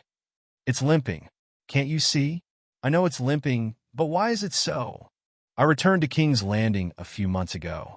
At that time, I thought first enter the Red Keep through the secret passage, kill Yu Luan, and get everything back on track. Jaime looked at Old Ba, whose eyes were wide open in shock, and smiled indifferently. Yes, Joffrey, Myrcella, and Tommen are all my children. You can curse me for being incestuous. But I want to tell you, you don't know how difficult it was for Robert to survive until he was killed by a wild boar. Every time he went to Cersei's bed, he was wandering at the gates of the Seven Hells. I can't even stand Robert, so how could I allow a bastard from the Iron Islands to play with her? And then, you were discovered by the guards, or defeated by Yu Luan? Old Ba asked, frowning. Alas! Jaime closed his eyes and sighed. The sigh contained too much grievance and sadness, and the old knight felt inexplicably sad. What's wrong? He asked softly. I didn't reach the Red Keep at all.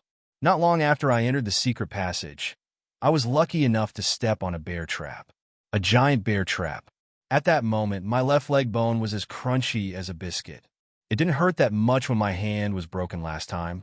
It was so painful that I screamed and fainted. Lucky you say? Old Ba was puzzled. That's right.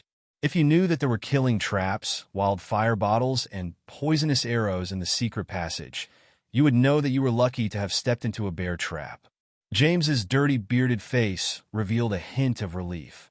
I didn't know that the secret passage of the Red Keep was so dangerous. I heard that Varys often used it, and Tyrion also used it a few times. Old Ba was puzzled.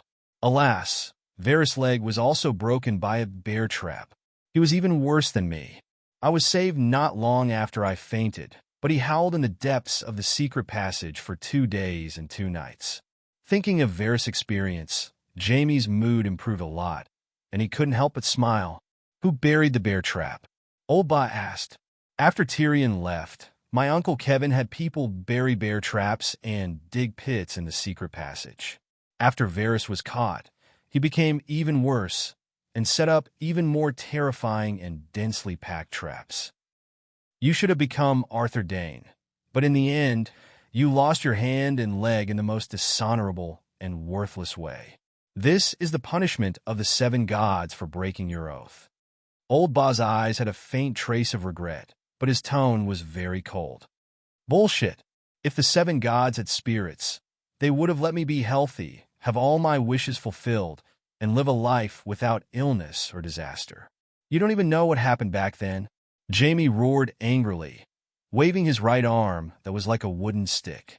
Old Ba said seriously, no matter what happened back then, you shouldn't have killed the king you were protecting. You tarnished the honor of the White Knights, and made the knights of the 7 kingdoms lose their faith in pursuing glory. You should understand that the White Knights represent all the knights of the 7 kingdoms, and are the benchmark for their behavior. As a White Knight, you broke your oath in the most vile way. Not only did you destroy the reputation of the White Knights and yourself, but you also destroyed the faith of all the knights of the Westeros. The White Knights were to normal knights and Westeros what the scholarly sage was to the Confucian scholars and the ancient Celestial Empire. I haven't seen you in a few years, and your eloquence has improved. Jamie sized up the old knight with a strange gaze. Back then, you only knew how to yell at me to take off my white robe and change into black. Now, with a few righteous words, you're able to blame the degeneration of the Westeros on me. Impressive, admirable. I don't want to argue with you. Winterfell doesn't need a cripple who lost his right hand and leg. You can leave. Old Ba turned his head and waved his hand. Cripple? Jamie's eyes were filled with anger. Maybe we can find a more spacious place to practice. You think I'm so old that I can't hold a sword? Back then, you didn't lose your hand or become a cripple. Did you think you were my match? Old Ba sneered. Let's try. I don't know where that guy has been for the past 2 years. He actually practiced a sharp left-handed sword. I think he can still fight, so I brought him to Winterfell. 2 days later, Old Ba explained to the Dragon Queen. Let him come. After all, he's representing the Lannister of the Western region. Dany opened her right hand and put the collapsed soul of the child of the forest back into the pool of faith. With a flip of her hand, another raven landed in her palm. The flames rose and continued to burn. In the past few days, many people came to Winterfell on winged dragons, but she didn't meet them. She didn't even leave the house. She just stayed in the guest castle to practice. She was multitasking. On one hand, she burned the ravens to comprehend the creation of life in fire. On the other hand, she entered the source of the world with the little golden dragon spirit under the Great Wall to practice the Song of Wind. More than 200 ravens had been burned once. She had an additional 53 fire spirits. She was currently burning the remaining ravens into life imprints. Last time, it took her half a month to burn Afu. This time, more than 100 ravens took turns to burn. She estimated that she would finish burning them within a month. At that time, perhaps she could have a few more wind spirits? Dany was looking forward to it. She was also engrossed in her own practice. Hence, she didn't care about the trivial matters in Winterfell. Seeing that the Dragon Queen was so calm about the news of Jaime's arrival, Old Ba said hesitantly, Jaime wants to meet you. For Lannister and for Messai. Messai? Dany frowned and nodded helplessly. Bring him here. Jaime had a new look. His golden hair was slicked in the middle, and his cheeks were shaved clean. The wrinkles on his forehead and the wrinkles between his eyebrows only added to his mature and steady temperament of a successful person. Although he was a failure in life, he did look successful. You have guts to come to Winterfell and to meet me, Dany said calmly. Jaime dragged his limping leg and bowed to the Dragon Queen. Then he raised his head and looked at the woman in front of him seriously. He didn't care about her silver hair, purple eyes, and delicate facial features. What surprised him was her temperament. There was no domineering aura. Instead, there was a silence, profoundness, and mystery that shouldn't appear on a Targaryen.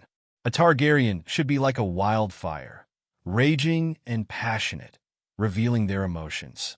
They might not be able to touch others, but they must first infect themselves. My apologies, Your Majesty, Dany Rise.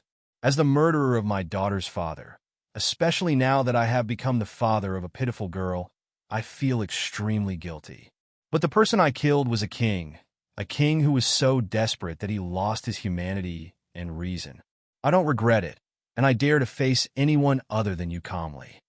Jaime's blue eyes had a trace of sincere guilt, but all that was left was determination. Chapter 798. Tell me, what makes you so self-righteous? Danny said lightly. Jamie looked around and saw that there were 2 maids beside the queen, as well as Mormont, Garth, Old Bart, and other white knights. Even at the door, there were 4 guards. He couldn't help but frown. Your Majesty, can you let the others leave? He suggested. Big Bear and the others had ugly expressions, and the way they looked at Jamie was even more unfriendly. You are a white knight yourself, right? How can you say such brainless things? Danny sneered. Jamie was silent for a moment, then nodded and said, Since you trust them, I will be frank. After the Battle of the Bell, His Majesty Eris began to worry that Robert would win the final victory. So when Prince Riga was busy reorganizing his armaments, he gathered the fire warlocks of the Alchemist Guild to create thousands of wildfires. From the bottom of the great Cathedral of Baylor, to the shabby houses in the Flea Nest, to the stables and warehouses all over King's Landing, to the 7 city gates, the Dragon's Den, and even the cellars of the Red Castle, there were a large number of wildfire jars buried. He wanted to perish together with the hundreds of thousands of people in King's Landing, and any rebels who attacked King's Landing. As he spoke, Jamie carefully stared at the Dragon Queen's face, not letting go of any of her expressions. If the Dragon Queen was angry and cursed, or directly summoned the Megalosaurus to eat him, he wouldn't be surprised, but her reaction seemed to be too calm. But her white knights, their expressions changed drastically, and their eyes were full of anger and murderous intent. It was as if the one he slandered was not the Mad King, but their queen. Just as he was wondering, Jamie heard the Dragon Queen ask, Why haven't I heard of such a big thing from others? Even Sir Barristan didn't know. Your Majesty, you should know the relationship between my father and King Eris. At first they were good friends, but later your father became dissatisfied with his reputation and power as the hand of the king, and my father was not easy to get along with. Once good friends, we eventually became enemies who hated each other. That was why Emperor Eris kept me by his side as a hostage to threaten my father. The other Kingsguard followed Prince Leger out of King's Landing, either to participate in the Battle of Ruby Beach or to guard his lover at the Dornish Bliss Tower, which is Lyanna Stark. Setting the King's Landing on fire is too crazy. His Majesty Eris is not stupid. Other than Razit, Gao Gosai, Belize, and me, no one knows all of his plans. Even in the Alchemist Union, few people knew where the wildfire was buried. After killing the king, I killed everyone who participated in the wildfire burning the city plan. Therefore, no one knows about this matter. If you didn't lie, why didn't you tell me or anyone else? Old Ba asked suspiciously. White Knight's words also asked the question in Danny's heart. She knew that Jamie didn't lie, but the reality was that such a big thing as setting the King's Landing on fire had never been known by outsiders. If Jamie had explained it to others, even if no one believed it, there would at least be rumors of the crazy king setting the King's Landing on fire. Jamie looked at Old Ba deeply, and then glanced at Big Bear, Garth, and the other white knights' doubtful and contemptuous faces with a complicated look. He said softly, I thought you could all understand. Understand what? You have to make it clear. Big Bear frowned. What is the difference between the 3rd and 5th rules of the White Knight's Code? Did Sir Barristan teach you? Jamie said lightly. Ah. As soon as he said this, Old Ba was the first to exclaim. Then, the other white knights also widened their eyes and looked at the crippled King's Slayer, as if they were looking at a monster. The 3rd rule of the White Knight's Code, keep the king's secret strictly. The 5th rule of the White Knight's Code, defend the king's reputation with your life. King Eris was known as the crazy king by the nobles, but among the common people, he had a bad reputation, and his reputation wasn't completely rotten. In recent years, natural and man-made disasters have been happening, and many old people above the age of 40 were still talking about the golden age of the crazy king when the country was rich and the people were prosperous. In fact, it was the peaceful age created by Tywin. Even among the nobles, there were people who sympathized with the crazy king's experience. This could be seen from Robert's nickname. Just like how Jamie was called the King's Slayer, Robert also had the titles, the Usurper and the King of Hormingers. The title, Usurper, was enough to show the common people's basic understanding of the Baratheons dynasty.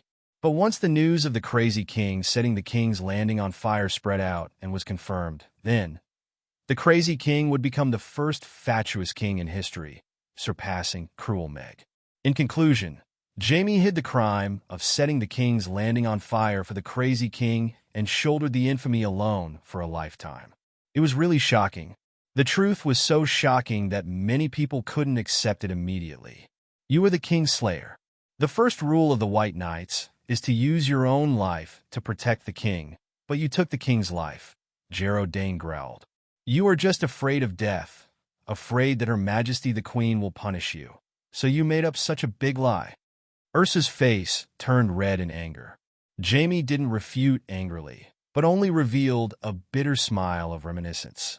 He said softly, "The young me always thought that legendary knights were just like in stories, living in flowers and sunshine. But when I became a sworn brother of a legendary knight, they taught me to turn a blind eye to the harsh reality. When King Aerys bullied his queen, I felt that not only the King's Guard represented by the Knights of the Seven Kingdoms, even ordinary knights should have stood up to stop this kind of bullying. But John Derry stopped me and warned me that we swore to protect the weak from harm, except for the king. When Ricard and his son were sentenced to death, I was scared and disgusted, so I wanted to persuade the king. Then Jarrow Hyder quietly reminded me that we swore to protect the king, but not to judge him." Looking at old Bart, who had an unnatural expression, Jaime smiled and said, "Sir Barristan also taught me. Many times when King Aerys went crazy, you told me that we swore to be loyal to the king and should be the sword in his hand, not the shield to block his sword." Barristan's blue eyes were sharp and shining, and he looked straight into the eyes of the King's Slayer. He said in a loud voice, "If you don't abide by the oath, not only will you lose your honor, but you will also lose the meaning of your existence. From the day you put on the white robe, you should have understood that as long as our will still exists, our life and soul belong to the king we swore allegiance to." This was old Bart's heartfelt words. He was a man of action and knowledge. The people of the Seven Kingdoms knew that the fearless Barristan couldn't live without a king. "Alas, you are all legendary knights that I have admired since I was a child. Of course, I listened to your lessons. But that day, King Aerys asked me to kill my father and planned to burn down the King's Landing. I couldn't stand it anymore, so I wanted to do it my own way and bear all the consequences. I did it, and I have been a King's Slayer for almost 20 years. I can tell you responsibly that I don't regret it." Jaime's gaze turned from old Bart to the Dragon Queen. "No matter what the final consequences are, I can accept them." Dany didn't give him the final consequences, but asked with a curious expression as if she was listening to a story, "Why didn't you let others kill him? Why did you do it yourself? Why did you sit on the Iron Throne afterward? You're not angry?" Jaime was confused by her calm expression. "I'll be angry when you're done." Dany raised her eyebrows and said. Jaime was stunned. "Just because you're the Mad King's daughter, and you have my daughter's life in your hands, that's why I'm so honest and sincere. Can't you give me a little excitement in return? If your mind is as deep as the abyss, that's fine, but you can't be like this. It's like listening to a gossip story." Unfortunately, he was under someone else's roof. Jaime's mouth twitched a few times and said in a muffled voice, "I'm the White Knight who guards the king. If King Aerys really wanted to die, only I can do it. I don't care what others think. When I decide to kill someone, I'll do it myself." As for the Iron Throne, the War of the Usurpers was in full swing, and everyone wanted to fight for the Iron Throne. In order to protect his throne, His Majesty Aerys would rather take the Iron Chair to hell than let others take it. So, I was very curious, what magic does the Iron Throne have? Then I sat on it. Unfortunately, other than being poked in the butt, I didn't feel anything else. I originally planned to deal with this matter during the Great Council, but now that it's out in the open, then, Dany held her chin with her right hand and thought for a moment, then said, "I can declare you innocent. In the War of the Usurpers, you and the other 6 White Knights who were loyal to their duty fulfilled their oath to Targaryen. and also defended the glory of being the role model of the knights of the seven kingdoms. Your Majesty, don't be deceived by him. The Kingslayer is lying. Ursa said anxiously. He's not lying. Dany shook her head. Your Majesty, this example cannot be set. If you forgive the Kingslayer today, there will be a second and a third White Knight who thinks he has a reason to kill the Kingslayer tomorrow. Garth said solemnly. What's the use of thinking he has a good reason? He has to convince everyone. At least like Jaime Lannister, he has to convince me, and later the king. Giro Dane looked at Jaime, who was stunned on the spot with a complicated expression, and said in a low voice, Your Majesty, please reconsider. No matter how eloquent the Kingslayer is, it can't change the fact that he killed your father. He has a grudge with you for killing your father and destroying your kingdom. Dany was silent. She wanted to say that she had no feelings for the Mad King. Jaime, on the other hand, was starting to admire him, but this could not be said by a daughter.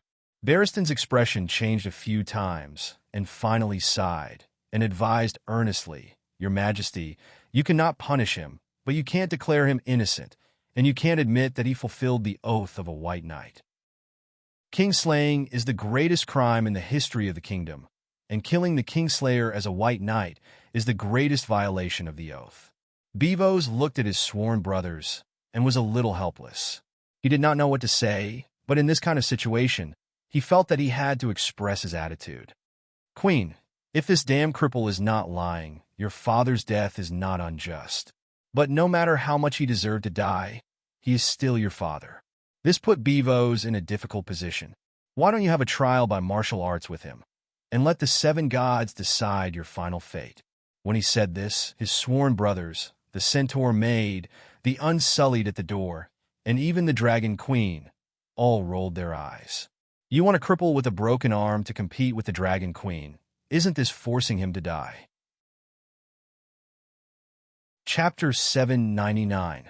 At this time, Jaime also recovered from his shock and looked at Dany with an indecipherable expression. Your Majesty, your kindness and tolerance once again make me jealous of your White Knights. But they are right. I am grateful for your tolerance and understanding, but you don't have to announce this publicly. It is not good for your father's reputation, and it may also adversely affect the choice of future knights. You are King Aerys' daughter. I only want to account to the daughter of a deceased father, not the king's princess. I don't care about anyone's opinion, not even the seven gods. Jaime's expression was serious, and his eyes were sincere. You have your persistence, and I have mine. In view of the reality of Westeros' moral decay and broken etiquette, I had planned to convene a great council and conduct a great trial of the seven kingdoms in the past 30 years. It will be absolutely open and fair. The great trial is a thorough self-reflection. I cannot demand absolute fairness in the great trial while hiding the truth that is unfavorable to Targaryen. That way, the trial will be completely meaningless. Dany said this to Jaime, but when she said it, her gaze swept across the faces of the White Knights. Old Bart's expression changed from disbelief to gratification, and finally he sighed and said, I understand. Your Majesty, you are right. The other White Knights did not explicitly agree, but they did not object either. But the way they looked at Dany changed again, full of sincere admiration. In order to help Westeros rebuild their glorious faith, in order to be fair and just, the Dragon Queen was willing to give up the revenge of her father's murder and publicize the great scandal of her father. What kind of spirit is this? Jaime was deeply shocked. The glorious knight that he had been mocking all these years really did exist, and she was a great Night Queen. The Kingslayer had begun to rebuild the glorious knight faith. They did not know about the Dragon Queen's ancestors' plan. Before the great trial, the Mad King would become the ancestor of the dwarf's branch of Targaryen. If the dwarf unfortunately died, he could also be thrown to him. What did you want from me, Missai? Dany asked. Jaime was still in shock, unable to react. Dany raised her eyebrows and asked, I've heard from Sir Barristan what happened to you at King's Landing. If you send Missai back now, can you guarantee her safety? Jaime snapped out of his daze. He shook his head and said with a bitter smile, Earlier, I was indeed worried about Missai. But now, in Slaver's Bay, she is safer and has a better environment to grow up in. You're even willing to publicize Emperor Ares' act of burning down the King's Landing. I can no longer hide the matter between Cersei and myself. It's a good thing that Myrcella has left the Westeros. Even though the scouts discovered traces of ghouls in the werewolf forest 30 kilometers northwest of Winterfell, the residents of Winterfell were shocked by the 3 pieces of news. At the blacksmith shop in Winterfell, beside the stove, the hound spirit's naked upper body was only covered by a leather apron. He swung his iron hammer and hammered a red-hot dragon crystal with all his might.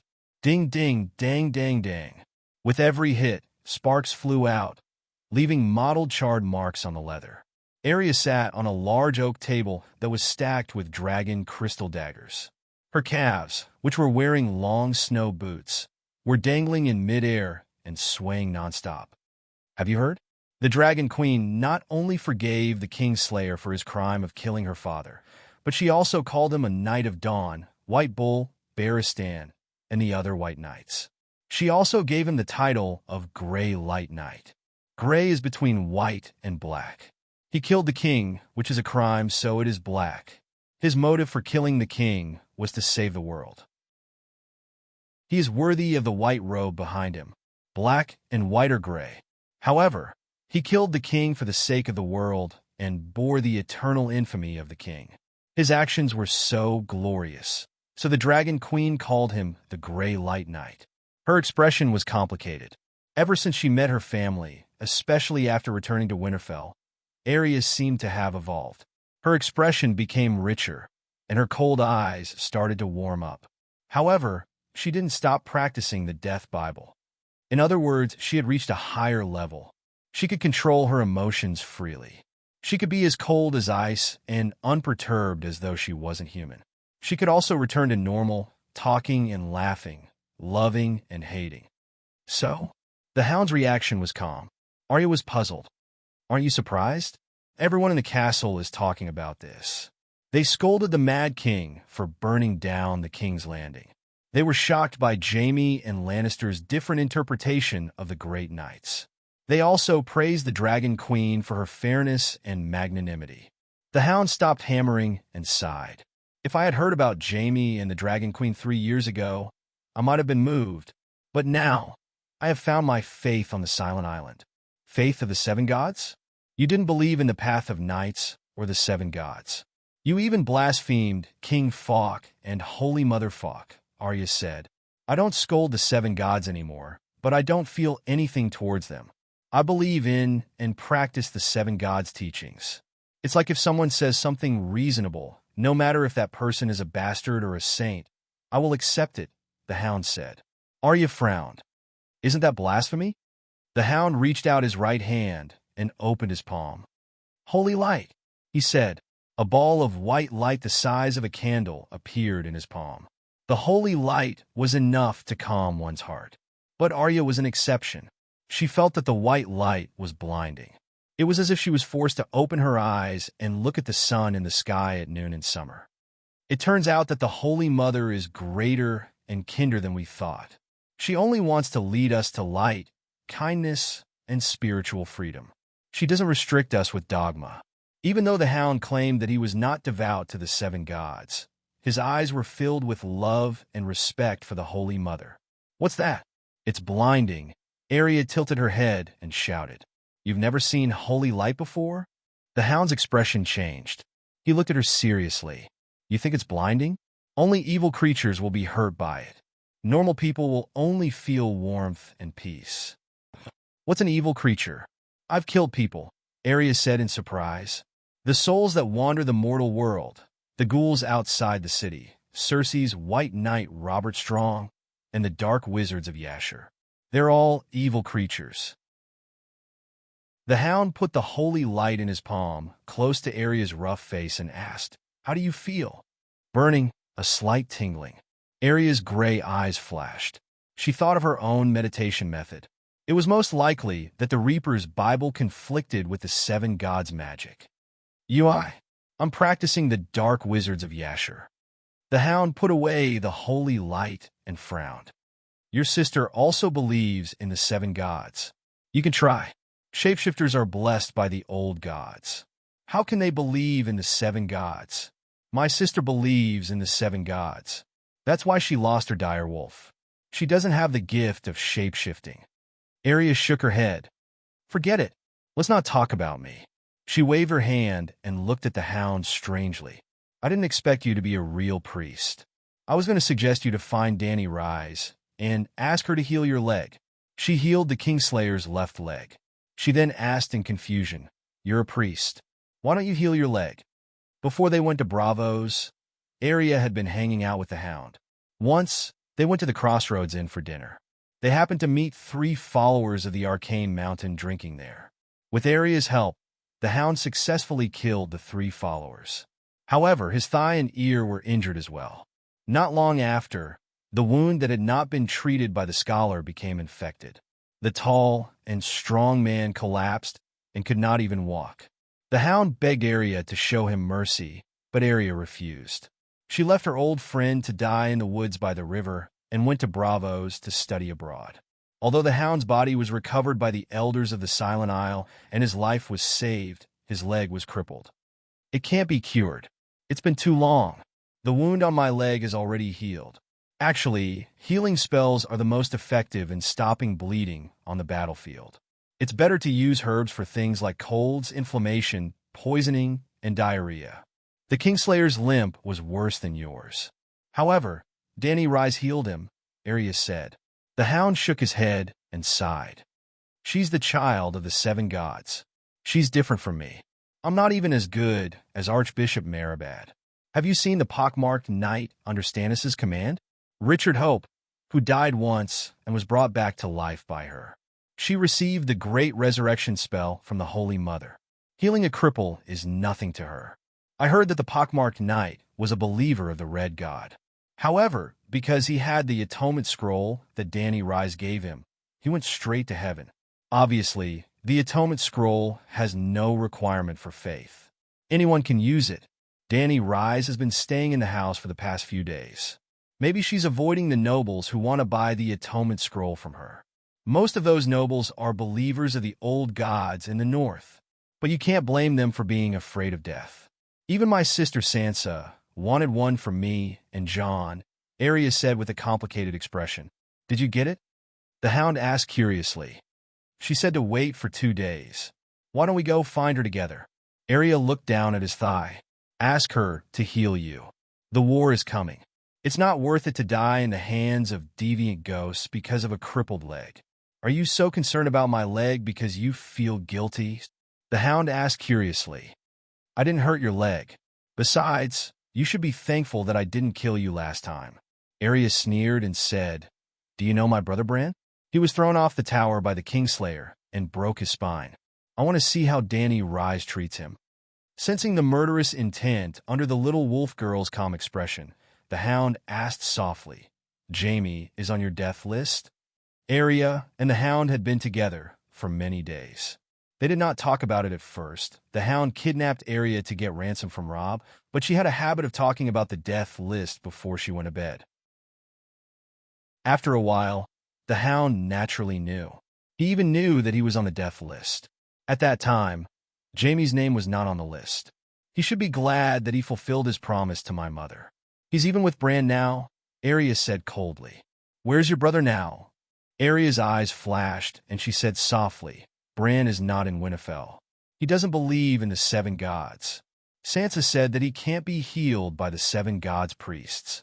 But I want to ask Dany Rise personally. The hound thought about it, and felt that it would be easier to fight if his leg was healed. He took off his hard leather apron and put on his leather armor and a large old goat fur coat. He then followed Arya to the guest room. I'm a believer of the 7 gods. Give me an atonement scroll. Your Majesty, as long as you give me 10 atonement scrolls and bless my family to heaven, I'm willing to convert to the 7 gods and fight for the Holy Mother. Your Majesty, I'm willing to donate 100 acres of land to the church. Please have mercy on us believers of the old gods in the Northern Territory. When they arrived at the training ground in front of the guest room castle, the hound and Arya were shocked by the crazed crowd. Chapter 800. Soldiers in old grayish-black leather armor. Knights in plate armor with various clan emblems. Nobles in high-grade fur robes. Cooks with sackcloth wrapped around their foreheads. Stables with pimples on their faces. Hundreds and thousands of people with flushed faces shouted fanatically as they squeezed towards the castle gate. The crazy scene was like a supermarket being occupied by middle-aged women who were fighting to buy discounted products. Holy Mother, what are they doing? The Hound was dumbfounded. Didn't you hear? They're all fighting for atonement scrolls, a magnetic female voice replied. The Hound tilted his head and saw a voluptuous woman about 5 meters tall curiously sizing him up on the right side of his scarred face. You're the Hound? Everyone said that you were abandoned in Hejian and were killed by the Dragon Queen. What happened? The woman asked. She had olive skin, large black eyes, and glossy black curly hair. She was very beautiful. Beside her were a few tall, charming, and heroic women. They were in their teens and 20s, and their skin was darker than an ordinary person's. When the Hound saw the golden sun-piercing spear emblem on their chests, he guessed their identities. Dormartel, the bandit killed by the Dragon Queen, wasn't me, and I didn't rob Saltpan Town, the Hound said calmly. Everyone saw it and said the same thing, Yulien said doubtfully. They took the Hound's helmet. He's a priest on the Silent Island. Arya said. The Princess of the Northern Territory and the Princess of Dorne greeted each other before continuing their conversation by the Moon Gate. The Dornese came to Winterfell, and she's the eldest princess. This doesn't seem like Prince Dwayne's style, the Hound said curiously. It's not certain if we can defend Winterfell, but if we know the enemy and ourselves, we won't be defeated. The night is coming, but we don't even know what the deviant ghosts look like, the Sand Snake Abaya, who had a long whip around her waist, said. She was the leader of the Sand Snakes. She was almost 30 years old, tall, and had long legs, but she looked coarse and wasn't as beautiful as her sisters. Glancing at her outspoken cousin, Elaine said, My father had long since prepared to build a defensive line to stop the deviant ghosts on the Bone Road and the Prince Pass. But even if we haven't seen deviant ghosts, based on the legends, we know that a pass that can defend against the living may not necessarily be able to defend against the dead. Hence, we are here to support Winterfell and to test the combat power of the deviant ghosts. What's going on? Hound pointed at the crowd. Do you know what happened in Caho City? Yulien asked in a low voice. Arya's eyes flashed, and she gradually understood. Count Saigon of Carhold not only sacrificed ghouls, but he also killed the messenger sent by Stannis. Could it be that a second Caho City has appeared in the north?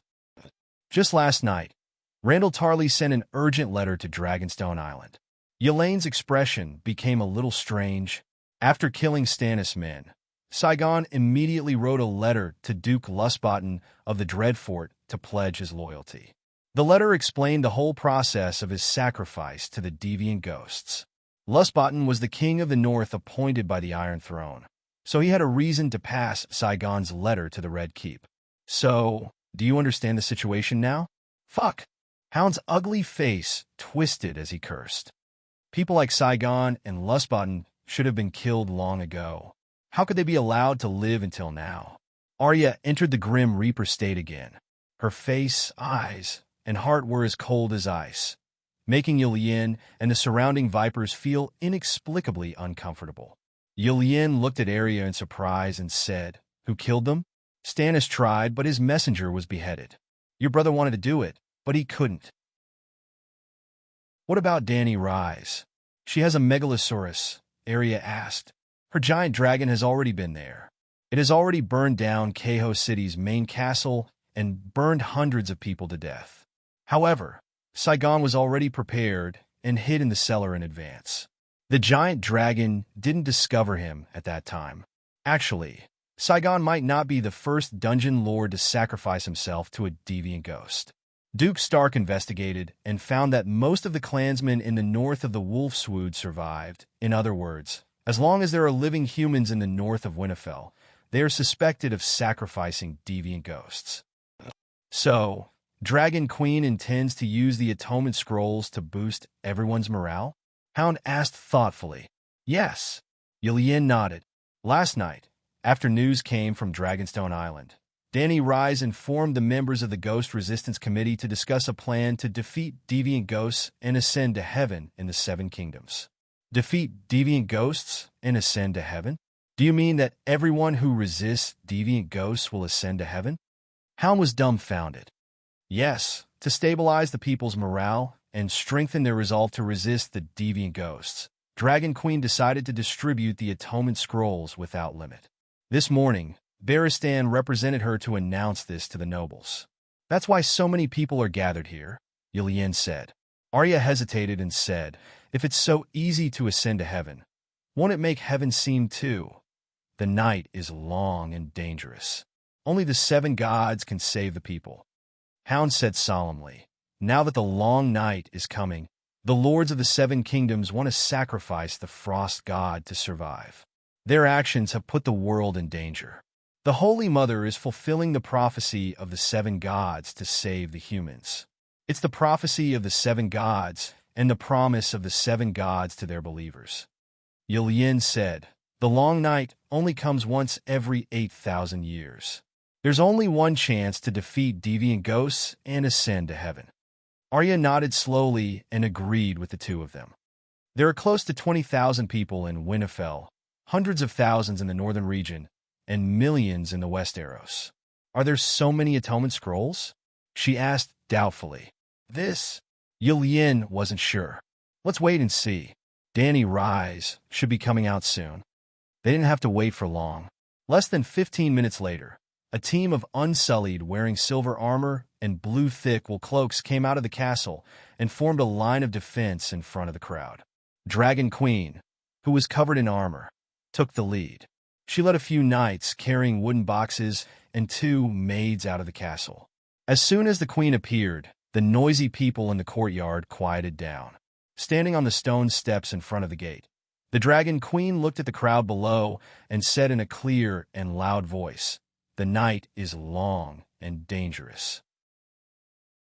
Pity the people of our world. There are so many worries. What joy is there in life? What bitterness is there in death? For good and evil, heaven is the only reason. The Unsullied who maintained order and the knights behind the Dragon Queen had solemn expressions. They recited together, the night is long and dangerous. Pity the people of our world. There are so many worries. What joy is there in life? What bitterness is there in death? For good and evil, heaven is the only reason. A solemn and sacred atmosphere began to spread in the courtyard. Everyone murmured and pondered. A white knight with a big belly walked to the bottom of the steps and shouted, today, the night is coming. Life is not necessarily happy. Death is not as painful as everyone thinks. As long as there is light in everyone's heart, as long as we promote the justice of the world and uphold the kindness of people, no matter what faith we have, we can obtain the final salvation. In other words, the eternal heaven of light. That makes sense. Instead of living a miserable life in the long night, why not fight a great battle and then go to heaven to enjoy endless wine and eternal sunshine? Sand Snake Nymeria, who had her hair tied in a long black braid, murmured, now, let's see how many atonement scrolls the Dragon Queen has. If Arya's voice came to an abrupt stop, just as she spoke, the Dragon Queen picked up a box from the side and opened it on the table. It was a wooden box the size of a suitcase. As soon as the wooden cover was opened, a powerful, grand, profound, holy, and dark aura of divine power spread throughout the area. Any transcendent could easily feel the tsunami-like high-grade magic energy waves at this moment. It came from the wooden box.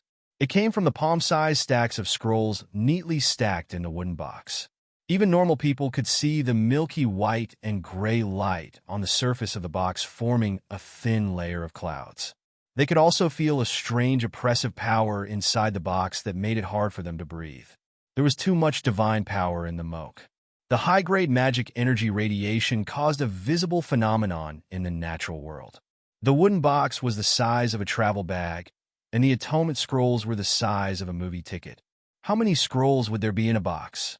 and each atonement scroll contained a certain amount of Moke's divine power. 1 or 2 scrolls were nothing, but what about thousands or tens of thousands? Melisandre next door, as well as John and Sansa further away, were all alarmed. She's crazy. How much divine power is this consuming? The red-robed woman who was looking out from the balcony exclaimed in disbelief. Isn't she afraid of damaging herself at the crucial moment of the battle with the Ghoul King? Hearing this, Erlu walked out of the room and stood beside Aunt May. He frowned and asked, "Can those scrolls really make the undead ascend to heaven?" "Should be. The divine power is real." The red-robed woman didn't turn around.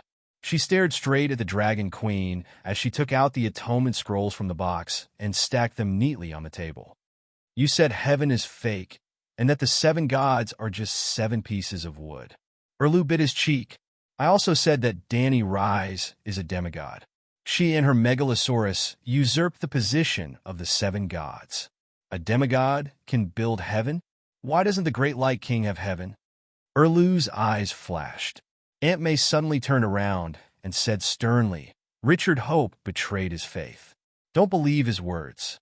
Wherever the light of fire goes, there will be shadows. That's why the Light King is the Lord of Fire and Shadows. He's the Lord of Shadows in the dark world in the form of a bull.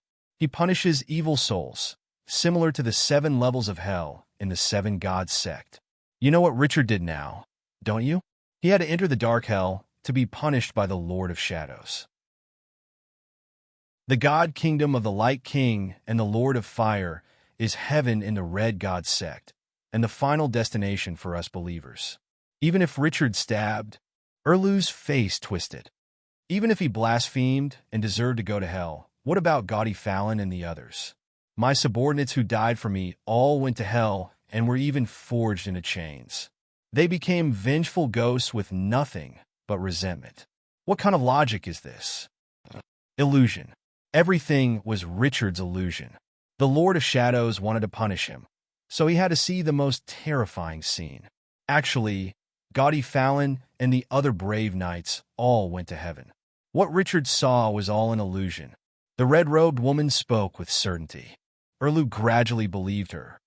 Dany Rise only cultivated for a few years, and she built heaven. Doesn't that mean she's become a god? Then, he returned to the previous topic with a depressed expression. "That's a fake heaven. How is it fake?" "Big Sparrow and Aegon both went up," Erlu said. "Maybe she's locked those souls in a large-scale illusion." Aunt May frowned and said with uncertainty, "Can you expose her deception?" Erlu looked hesitant. Chapter 801. Do you see this? The plump and beautiful centaur maid, Jichi, raised a movie ticket and waved it in front of more than 1,000 pairs of eyes. Then, she placed it in the glass beside the tallow candle.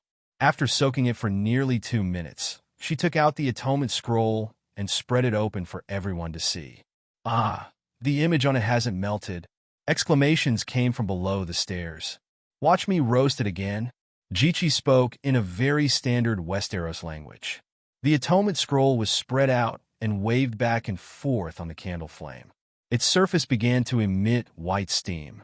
It was the water that had been soaked in the glass. The white steam quickly disappeared. The atonement scroll's temperature rose, but it didn't burn immediately. As it was roasted, the bright red candle flame suddenly changed color. The candle flame turned gray. "No, that's not right. It's still red. What's going on?" Everyone exclaimed. The candle was like a scene in a black and white TV series, but everyone still subconsciously felt that it was red. It was a very contradictory feeling. The principle was very simple. The atonement scroll contained the god of death's divine power. When the flame passed through it, it would be pulled into the shadow of the material world. If the naked eye kept staring at the candle, there would be spiritual energy that would follow the candle into the world of death. Simply put, the naked eye saw the candle's red flame, while the soul saw the candle's gray flame. The soul and the naked eye saw the same thing, but the color was different, so it would be an illusion. Boom! Finally, the atonement scroll burned, producing a normal reddish-yellow flame. The candle flame also had color again. The atonement scroll was burned. The audience below exclaimed again. Yes, the atonement scroll is very fire-resistant, but it can still be ignited. My previous actions only had one purpose, which was to teach everyone how to distinguish between the real and fake atonement scrolls. The real atonement scroll isn't afraid of water and can make the flame emit a gray light. That gray light can be seen even by the blind. Remember, don't be fooled by the fake atonement scrolls. Jichi said solemnly. The atonement scrolls hadn't been officially circulated, but the Dragon Queen was already on guard against the fake money. Jichi picked up another atonement scroll, soaked it in water, and roasted it again. This time, the candle's light didn't turn gray. Instead, red light seeped out from the surface of the paper. It was as if a strong flashlight was covered with a palm, emitting a fleshy red glow. Before the atonement scroll burned, Jichi put it away and explained, there are two types of atonement scrolls. The first is the warrior edition, which is the gray light edition. It is specially prepared for warriors who fight against deviant ghosts. With the gray light warrior atonement scroll, one only needed to chant the song of the 7 gods 7 times. When the Holy Mother of Heaven heard your song, she would naturally remember your name. At that time, your atonement scroll can only be used by you. No one else, not even the king, can take it away from you. This was the binding of spiritual power. The second type of atonement scroll is the red light general edition. Devout believers of the 7 gods need to chant the song of the 7 gods 77 times or pray to the Holy Mother 77 times. The less devout followers of the 7 gods would probably have to chant it 777 times, or even longer. In the end, the red light atonement scroll will turn into a gray light atonement scroll. That atonement scroll can be used by anyone. This was charging for the atonement scroll. The purpose of creating the red light atonement scroll was simple, to save costs. The gray light atonement scroll contained the complete divine power to activate divine spells, while the red light atonement scroll only had runes and a weak divine power seed, which needed the power of faith generated by prayer to fully develop the seed. Although a single atonement scroll contained very little divine power, about the same as a priest's secondary healing, holy light. But if there were too many of them, tens of thousands or hundreds of thousands, even Danny would not be able to handle it. Similarly, a single atonement scroll did not require much divine power. A slightly devout believer of the 7 gods could quickly fill the atonement scroll with divine power through prayer. A devout believer like Old Bart, who only slept and did not work for a day and a night, and spent the rest of the time praying, could turn 100 red light atonement scrolls into gray light. If the Great Sparrow was still alive, it might be possible to make 2,000 or 3,000 a day. The Holy Sparrow alone could save a small town a day. It could be said that the believers of the 7 gods outside the northern region could make the gray light general atonement scroll in a day or 2. Lady Jichi, what are the requirements for the gray light general atonement scroll and the gray light general atonement scroll? Count Brandon Haddaw asked loudly in front of the stone steps. The northern warriors who fought against the deviants can get a gray light general atonement scroll. The warriors of the southern neck who believe in the 7 gods can only get the red light general atonement scroll, just like the ordinary civilians who did not participate in the war, Jichi said. What about the families of the northern warriors? And the people of the nobles' territories, they also believe in the old gods. Ver Yelishin asked. She also had a son, a daughter, and an unknown number of lovers. The northern warriors can ask for the gray light general atonement scroll from their lords. The lords can count their own people and apply for the atonement scroll from me. What about our southern lords? Princess Elaine walked over and asked. They also count their own people and apply for the atonement scroll from me, but only the red light general atonement scroll. Jichi said, there are also families in Hujian who believe in the old gods. Are you reminded? Jichi immediately said, there won't be too many people in a family. You can find a monk to turn the red light general atonement scroll into a gray light general atonement scroll. Anyway, it's a general atonement scroll. Braun glanced at the smiling dragon queen and whispered, Your Majesty, There are mountain ridge tribes in the valley and tens of thousands of tribes on the Crab Claw Peninsula. They are the ancestors who were not assimilated by the Undulls in the early years and still believe in the old gods. Let's talk about it after the Battle of Winterfell. The courtyard was very lively, but there were not many people who received the Atonement Scroll. There were almost 1,000 people in the training ground in the front yard, but this was not even 1/10 of the total population of Winterfell. There were still many northern warriors who believed in the old gods who hesitated and watched. They had reason to hesitate because the Dragon Queen had personally said that there was no hell for the old gods. Returning to the embrace of the old gods was not worse than going to heaven. These were Dany's heartfelt words. Returning one soul to heaven and earth, or being sent into a fake world by the evil god to be manipulated and toyed with, which was better. Even the evil god Dany had to admit that she could collect souls now, but she was still far from being able to control the true cycle of reincarnation. However, she did not care about the attitude of the Northern warriors because she could not produce 500,000 gray light warrior atonement scrolls. She also did not consider the Northern territory, which had already fallen, as her main goal. The millions of Seven Gods believers in the south of the Neck Swamp were the ones she needed to encourage. Why did she distribute the atonement scrolls? Because all humans were afraid of death. Faced with the invasion of the other ghost army, the incident in Carhold would definitely repeat itself in the territories of the Seven Kingdoms. Refusing the sacrifice would result in the immediate annihilation of the entire city. Offering the other ghost as a sacrifice would result in revenge. Which option would a normal person choose? As for offering the other ghost as a sacrifice, the long night would be even harder to end. People were already dead, so who would care about the future world? Even in modern warfare, most prisoners of war knew that they would be killed, but they still worked for the enemy and even dug their own graves. At the end of the day, the fear of death was engraved in the human genes. Those who were not afraid of death had died long ago, and their genes had not been passed down. Hence, Dany needed all Westeros to not be afraid of death. Only those who were not afraid of death could resist the sacrifice and kill the other ghost. How could millions of people not be afraid of death? Only the world after death would be better than the real world when they were alive. Seeing that Ji-Chi's work was on the right track, Dany brought the four Unsullied back to the castle. "Hey, wait, Your Majesty." Dany, rise.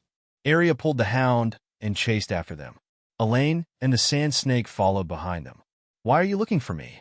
Dany's strange gaze lingered on Arya for a moment longer. Arya pulled the hound's right hand a little harder. "Your Majesty, my leg is crippled. Can you treat it for me? I heard that Jaime and Lannister's legs were healed by you." The hound asked dryly. Just as he finished speaking, he added with an unnatural expression, "If it's too troublesome, then forget it. I just want to be more agile before the final battle. Perhaps being crippled won't affect the defense of the castle walls." Dany sized him up and asked, "You became a cultivator?" "Yes, I also received the Holy Mother's healing technique." Previously, when he faced the Dragon Queen who was as bright as the moon in the sky, the hound felt an inexplicable sense of inferiority and lack of confidence. Now his voice was a little louder, and there was a hint of obvious pride in his tone. If he was facing other people, as one of the few hundred true priests in the Seven Kingdoms, he also had the confidence to be proud.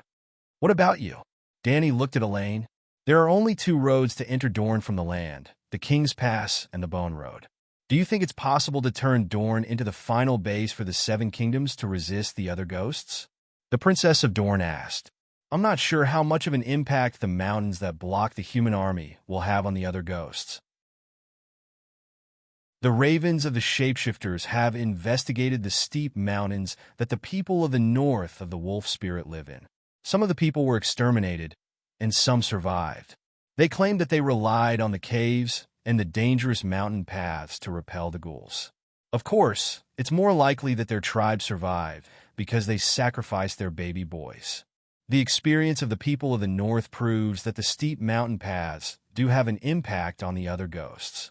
But we don't know how much determination the other ghosts have when they attack the people of the north, and how much power they put in. Therefore, we can't be sure how the mountain terrain really affects the other ghost army. So, if the other ghosts pass through the next swamp, the valley might not be safe. The Blood Gate will become a decoration, Elaine said with a serious expression. There's no need to be so desperate. Danny shook her head and smiled. The ghouls and other ghosts are all transformed from humans. If humans can't walk on the road, they can't walk on it either. Unless they can find a secret path that can allow a large army to pass through, it's impossible for the ghouls to ignore the main road like the Blood Gate. Among the millions of ghouls, only a few hundred of them have brains. If they want to avoid the Blood Gate, they have to find the secret path themselves. The problem is, if there is a secret path, don't we humans know about it? Therefore, the scene of millions of other ghosts suddenly entering the valley probably won't happen. In the end, there will still be a siege and a defensive battle. In other words, the defense of Dorne can be done. The Princess of Dorne said happily. If you can seal all the secret paths, the Prince's Pass and the Bone Road will become as important as the Blood Gate. Danny nodded. Your Majesty, are you willing to provide us with assistance? If the North completely falls, Dorne can be the last base of the Seven Kingdoms and take in all the refugees from Hejin, the Land of Storms, and the King's Domain. Only then did Ylien reveal the main purpose of her trip. Chapter 802. We'll deal with the king of deviant ghosts at Winterfell. Arya said calmly, but firmly. Arryn's eyes flashed, and she said gently, We'll do our best to assist Winterfell, but we can't go wrong with the backup plan. I don't accept money for the dragon crystal weapons and atonement scrolls. I'll provide them to any castle that's willing to fight the deviant ghosts. What kind of support does Dorne want? Danny asked curiously. Arryn's expression became strange. My father is willing to lead Dorne to pledge loyalty to you. You'll be the guardian of Dorne. You'll be in charge of all the Dorne troops to defend against the deviant ghosts. Not to mention Danny and Hound. Even Arya, who was expressionless and cold, was stunned. If it was only the guardian of Dorne, this request would be rude. A Realm 7 guardian was equivalent to a Grand Marshal. Asking Danny to be the Grand Marshal of Dorne's troops was outrageous. If Dorne had only expressed his loyalty, there would not have been much practical value in changing the royal flag at the top of the city. After all, Dragon Queen didn't intend to fight for the Iron Throne. Didn't the Northern Territories Stark want to pledge allegiance to Dragon Queen? She rejected him without hesitation. However, when the two conditions were added together, the meaning was completely different. This meant that Dorne would completely submit to the Dragon Queen, the kind that would pour out his heart and lungs. However, even if Dorne was willing to pledge wholeheartedly, Dragon Queen was still hesitant. I can support Dorne with all my might, just like how I supported Winterfell. However, pledging loyalty to the Guardian of Dorne isn't necessary, Danny rejected tactfully. Arryn was taken aback and quickly said, We know that you build a shelter on the Crabclaw Peninsula, but you have the Megalosaurus. You can fly to both ends without delay. The Dorne defense line won't take up much of your time. Moreover, the Crabclaw Peninsula is so small that the number of refugees you can save will be smaller than Dorne. I can travel to both ends and provide suggestions for the Dorne defense line. However, I don't need the loyalty of Dorne or any other nobles. This is an oath, Dragon Queen said solemnly. Elaine had a pleading look on her face as she said, Why don't you reconsider and discuss this after the Battle of Winterfell? When Prince Dowling handed over the mission to his daughter and his niece, he explained the reason why Dwayne chose to side with the Dragon Queen. Firstly, the Dragon Queen had won the Battle of Meereen. Secondly, the Eternal Night had descended. Relying on the powerful Dragon Queen was the most effective way to protect the family and the people. Thirdly, looking at the battle records of the Dragon Queen, from her debut until now, no matter how strong the enemy was, she had never lost. In terms of military talent, there was no one in the Seven Kingdoms who was more suitable than her, let alone Dwayne, who lacked talented generals. To be honest, Princess Elaine didn't agree with her father's decision before. She felt that her ability to command troops wasn't weak, but she never had the chance to show it to the world. She deliberately ignored the incident at the Black River. Therefore, she hesitated and wanted to resist her father's plan. But now, she was continuously rejected by the Dragon Queen. For some reason, Princess Elaine's thoughts took a 180-degree turn. She was even more aggressive and desperate than her father. If she couldn't rely on the Dragon Queen, Dwayne would suffer a great loss. Looking at the Dragon Queen, who kept refusing, and then looking at the impatient Arya, Arya's expression was stupefied. She thought of her sister's ambition. If Dwayne said the same thing to Sansa, she would probably go crazy with excitement. But the Dragon Queen rejected her with a troubled expression. Why was there such a huge difference between people? What about you? Why are you looking for me? Arya was sighing for her sister when the Dragon Queen ended her conversation with Elaine and turned her attention to her. My brother Bran broke his spine. Can you help him stand up again? He also has fertility. Can he be cured? A hint of anticipation flashed across Arya's stupefied face. Dany looked at her playfully and asked, Bran asked you to ask? Why didn't he come to me himself? It has nothing to do with Bran. I saw that you cured Jaime Lannister's leg and had some ideas, Arya said insincerely. Actually, your brother and sister asked me the same question, and I gave you the same answer. If Bran wants to stand up again, he can talk to me himself, Dany said meaningfully. Bran? Is it Bran Stark? He didn't die. Is he in Winterfell now? Elaine was confused. No one answered her question. Dany didn't want to overstep her boundaries, and Arya didn't want to reveal her brother's secret. Everyone was silent for a while. Dany waved to the Hound. Let's go. I'll cure your leg. If you can study anatomy and understand the human body's meridian structure, you can cure it yourself. Dany suddenly had a strange idea. Could she transform the first rugged hound in Game of Thrones into an elegant doctor in a white robe? Are you a cleric? Have you cured injured civilians? She turned around and asked the silent, scar-faced man. After I became a cleric, I've been treating the injured in Hedgian. But the Holy Mother's healing spell isn't very effective. It's only effective on bleeding wounds, the Hound said honestly. The holy healing spell is not ineffective. It's just that the way you apply it on the patient is too crude. Only with herbology and anatomy can the full effect of the holy healing spell be unleashed. The holy healing spell didn't have an immediate effect on common diseases such as colds, diarrhea, inflammation, and poisoning. But it didn't mean that it was useless. Take the flu as an example. Even with injections and medicine, many people could die from the flu. If the mortality rate was 1%, then the holy healing spell on the lungs could reduce the mortality rate to 0.001%. That was the correct way to use the holy healing spell. At the end of the day, the holy healing spell only enhanced the vitality of human cells. It didn't kill viruses or eliminate poisons. Seeing the Hound's confused face, Dany didn't explain further. Watch carefully when I treat your leg. Arya's eyes flashed as she asked, Can I take a look? I want to watch too. Can I? A baby-faced viper asked with her eyes wide open. Dany hesitated for a moment and nodded. Don't talk. Don't disturb me. The girls agreed very quickly, but in the end, they screamed for a while during the operation. Especially when they saw the Dragon Queen using her bloody right hand to pull the Hound's white veins and blue nerves. The youngest baby-faced viper screamed and fainted. Then Dany told them to get lost. Arya wasn't afraid. She watched with relish, but she was still expelled. When Dany finished the operation and left the resting room, she found that everyone else had left. Arya was still standing in the corridor outside the door. But Arya wasn't alone. Dany in the gray cloak was standing opposite her. They were about the same age and height. Even their postures were the same. Right hand on the sword, body leaning forward, left foot half a step forward, as gentle as a cat's. Half of their feet touched the ground while the back foot hung in the air. Their right leg looked like it could step out at any moment. Both of them were the best among the water dancers.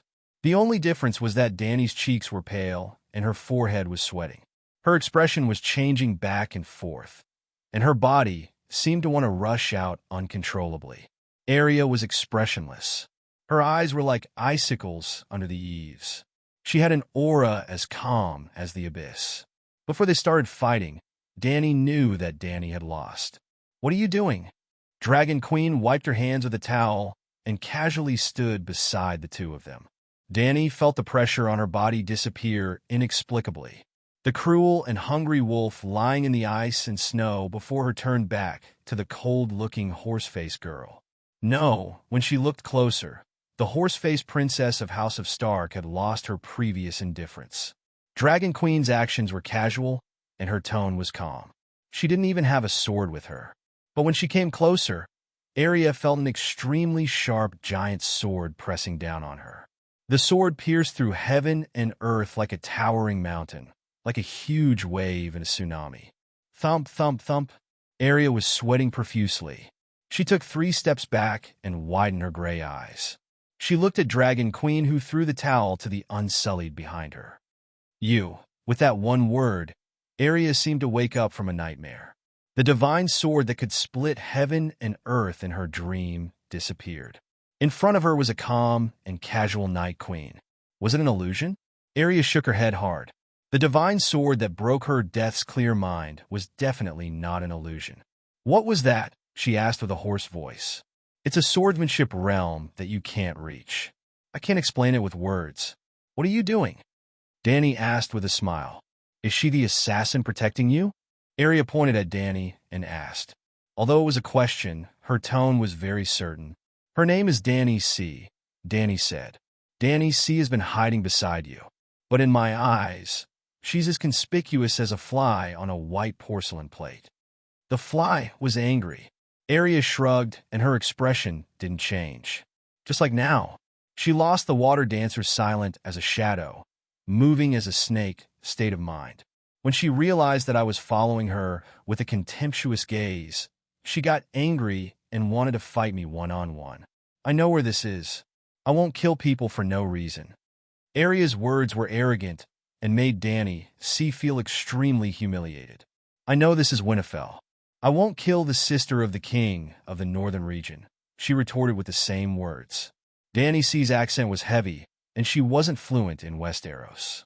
Arya replied with a look of disdain. Danny smiled and said to Arya, Don't doubt me. Danny C.'s realm isn't as good as yours. But if we fight, you'll definitely die. If it wasn't an illusion, with your help, I would have lost. Arya didn't look at her defeated opponent. Instead, she looked solemnly at the Dragon Queen. If that's what you think, Danny C. will probably be able to kill you without any injuries. Danny shook her head and sighed. Whatever you say. I don't care what you think of her. Arya lifted her chin and looked indifferent. Why don't we give it a try? Danny suggested. You don't care about her life? Arya asked in surprise. Queen, don't worry. I know my limits, Danny C. said at the same time. Arya's gaze was sharp. Since Dragon Queen has the resurrection spell, I don't mind playing with you. In the next moment, the 2 girls, who were less than 5 meters tall, shot out like bullets and collided with each other. Danny C. was wearing a gray and black cloak, while Arya was wearing black leather armor. They were like 2 balls of shadows that were entangled with each other. Within the gray shadows, 2 black lightning bolts collided with each other, producing indistinct sounds and a series of sparks. Palm, one of the shadows flew out while the other stood proudly on the spot. Why did this happen? I clearly slashed her a few times. Arya supported herself with her left hand, her face pale. Danny C. is a pay-to-win gamer. How can you compare with her? Danny smiled faintly and didn't speak. Chapter 803. Water Dancer walked the path of lightness and speed. When they sparred with their swords, their bodies were like 2 dancing shadows. Their swords clashed so frequently that sparks never disappeared. However, the speed of the sword attack was fast, and the battle ended quickly as well. A moment ago, the 2 of them were still fighting like twins. In the next moment, Arya was sent flying 3 to 4 meters away and fell hard on the stone floor of the corridor. Danny C. stood on the spot with her head held high and a smile on her face. Arya supported herself against the wall and got up slowly. How did this happen? Arya's face was pale. She glanced at herself and Danny C. in confusion. There were 3 2-inch-long slashes on Danny C.'s cloak around her waist. There was an obvious footprint on Aria's chest armor. Aria touched her left leg that was burning and stinging. There was a wet patch on the back of her thigh. Aria's leg was cut. Her body suddenly lost coordination. The moment she stopped moving, Danny C. kicked her in the chest. Although I'm not as good as her in terms of skills and experience, I'm faster than her. I'm stronger than her. I'm calmer than her. My eyesight is also better than hers. I slashed her 3 times in the vitals. Why am I the one who fell? Aria asked in a hoarse voice. Danny C. lifted her chin at Danny C. Let her see. Danny C. sheathed her dagger and unbuckled her belt. She took off her thick gray velvet cloak and revealed a fine chain mail that outlined her flat body. Aria stared at the matte black light chain mail for a long time. Then, realization dawned on her. Steel. Are you convinced now? Danny C. asked with a smile. I'm not convinced. She's wearing steel chainmail. It's not fair. Equipment is also part of one's strength. Aria C. was silent. Do you need me to stop the bleeding? Danny C. asked while looking at her leg. No need. It's just a scratch. Danny took her to her lounge and asked, You're still here. Is there something you need from me? Actually, it was Bran who told me to come find you. I am faceless, and I learned the Death Bible that Faceless stole from the City of Knowledge. Bran said that the meditation technique has a major flaw and asked me to be your guinea pig to help you study the dark laws of ice and death. In return, you'll help me find a way to overcome the ghosts of appearances and emotions. Aria was very straightforward. After she finished speaking, she stared at the Dragon Queen with her emotionless gray eyes. Ah, so you're practicing evil sorcery. No wonder your aura is so cold. I didn't think you were human. Danny exclaimed. Why can I solve the flaws in the Death God's Bible? Danny asked even though she already knew the answer. Actually, this matter couldn't be hidden from the three-eyed crow. Bran knew that the Dragon Queen gave a magic pot to Jaqen. Then, Aria told her brother that the Death God's Bible came from a Death God's magic pot that Jaqen stole from the City of Knowledge. Didn't this match make sense? Bran said that you have mastered many top-notch meditation techniques and are the world's #1 magic god. Aria was just repeating her brother's words, but the words #1 magic god made the Dragon Queen feel disgusted. He used the same nonsense to fool the red-robed woman, and now he used it to fool her. Did he forget that she was the one who invented the title Magic God? However, Danny C. was really curious about the evolution of the Death God scripture and its final effects. In the end, the Death God scripture of ice and death was the meditation technique that truly belonged to her. In the past, she wasn't even a demigod, and the Death God scripture she created was really crude. Now that her realm had increased, and she even had the stranger godhood, she would surely be able to improve the Death God scripture. If she had Aria as a lab rat, she might really have a chance to comprehend the Song of Death. Don't forget that the fire of creation plus the ice of death is the complete song of ice and fire, P.S. You didn't pay enough? Danny C. shook her head. Aria C. frowned. What else do you want? Answer a few questions for me first. Go ahead. Will you return to Bravos in the future? No, I don't mind killing people, but I don't want to be a killer controlled by others. My purpose in going to the Black-White School is the same as the aristocratic children going to the City of Knowledge, purely to learn knowledge and skills. Danny C. looked at her deeply and said, I'm afraid that the Black-White School doesn't think of itself as a technical school. I used to be worried about the reaction of the people of Bravos, so I hesitated to completely fall out with them. But Bran promised me that no Faceless can get close to Stark from the Westeros. Personally, I'm not afraid of the Faceless. The only thing I'm afraid of is that they can threaten my brothers and sisters. Don't you have any nostalgia for the people in the Black-White School? Danny C. asked again. Aria C. was stunned for a moment and said softly, There are companions who trained with me, and also mentors who taught me. I respect and appreciate them, and I will always remember them, but I don't want to become a tool without a will. Danny C. nodded. This Aria C. is not completely bad. I can help you, but you should know that no one wants to make a losing deal. Tell me about it. Aria C. said. Danny C.'s eyes flashed, and she said in a low voice, If you can become a demigod, you must swear to be a stranger's subordinate god. A subordinate god to the Lord God was like the immortals in heaven to the Jade Emperor. Can I really become a god of death? Area C's mouth was wide open in shock. I don't know. Danny C shrugged and said casually, if you can become a god, it means that I've helped you a lot, and you should repay me. If you can't become a demigod, I'll lose a little, and you won't gain much. Area C calmed down and said slowly, what's a subordinate god? Danny C's eyes were deep, and she said meaningfully, it's like a feudal lord and a king, but a subordinate god's contract is more binding than a monarch's vows. It's not a verbal restriction, but real power to ensure that the vows are fulfilled. A subordinate god's faith and understanding of the laws are all within the authority of the Lord God. It's like a feudal lord paying taxes to the king, serving in the army, and disclosing all the information about the people and military in the territory. Area seemed to be moved by this. If she was a modern person, she would have complained. But Area C was a feudal princess born and raised in this land. Since she did not think that there was anything wrong with a feudal lord swearing loyalty to the king, she also did not think that the Dragon Queen's request was excessive. Just like what Area C said, the more you get, the greater the price you have to pay. Becoming a demigod was such a great benefit, but I don't believe in the 7 gods. Area C frowned. Do you believe in the Frost God? Do you know who the Frost God is? I know. Saigon of Karhold City sacrificed his son to the Frost God. But I believe in the old gods. Danny C smiled strangely. Normal believers of the 7 gods think that there are 7 gods in total. They often say things like, I believe in the Holy Mother, not the warrior. Most people in the North believe in the old gods, but they don't know who they believe in. In this regard, you people are much worse than the people beyond the Great Wall.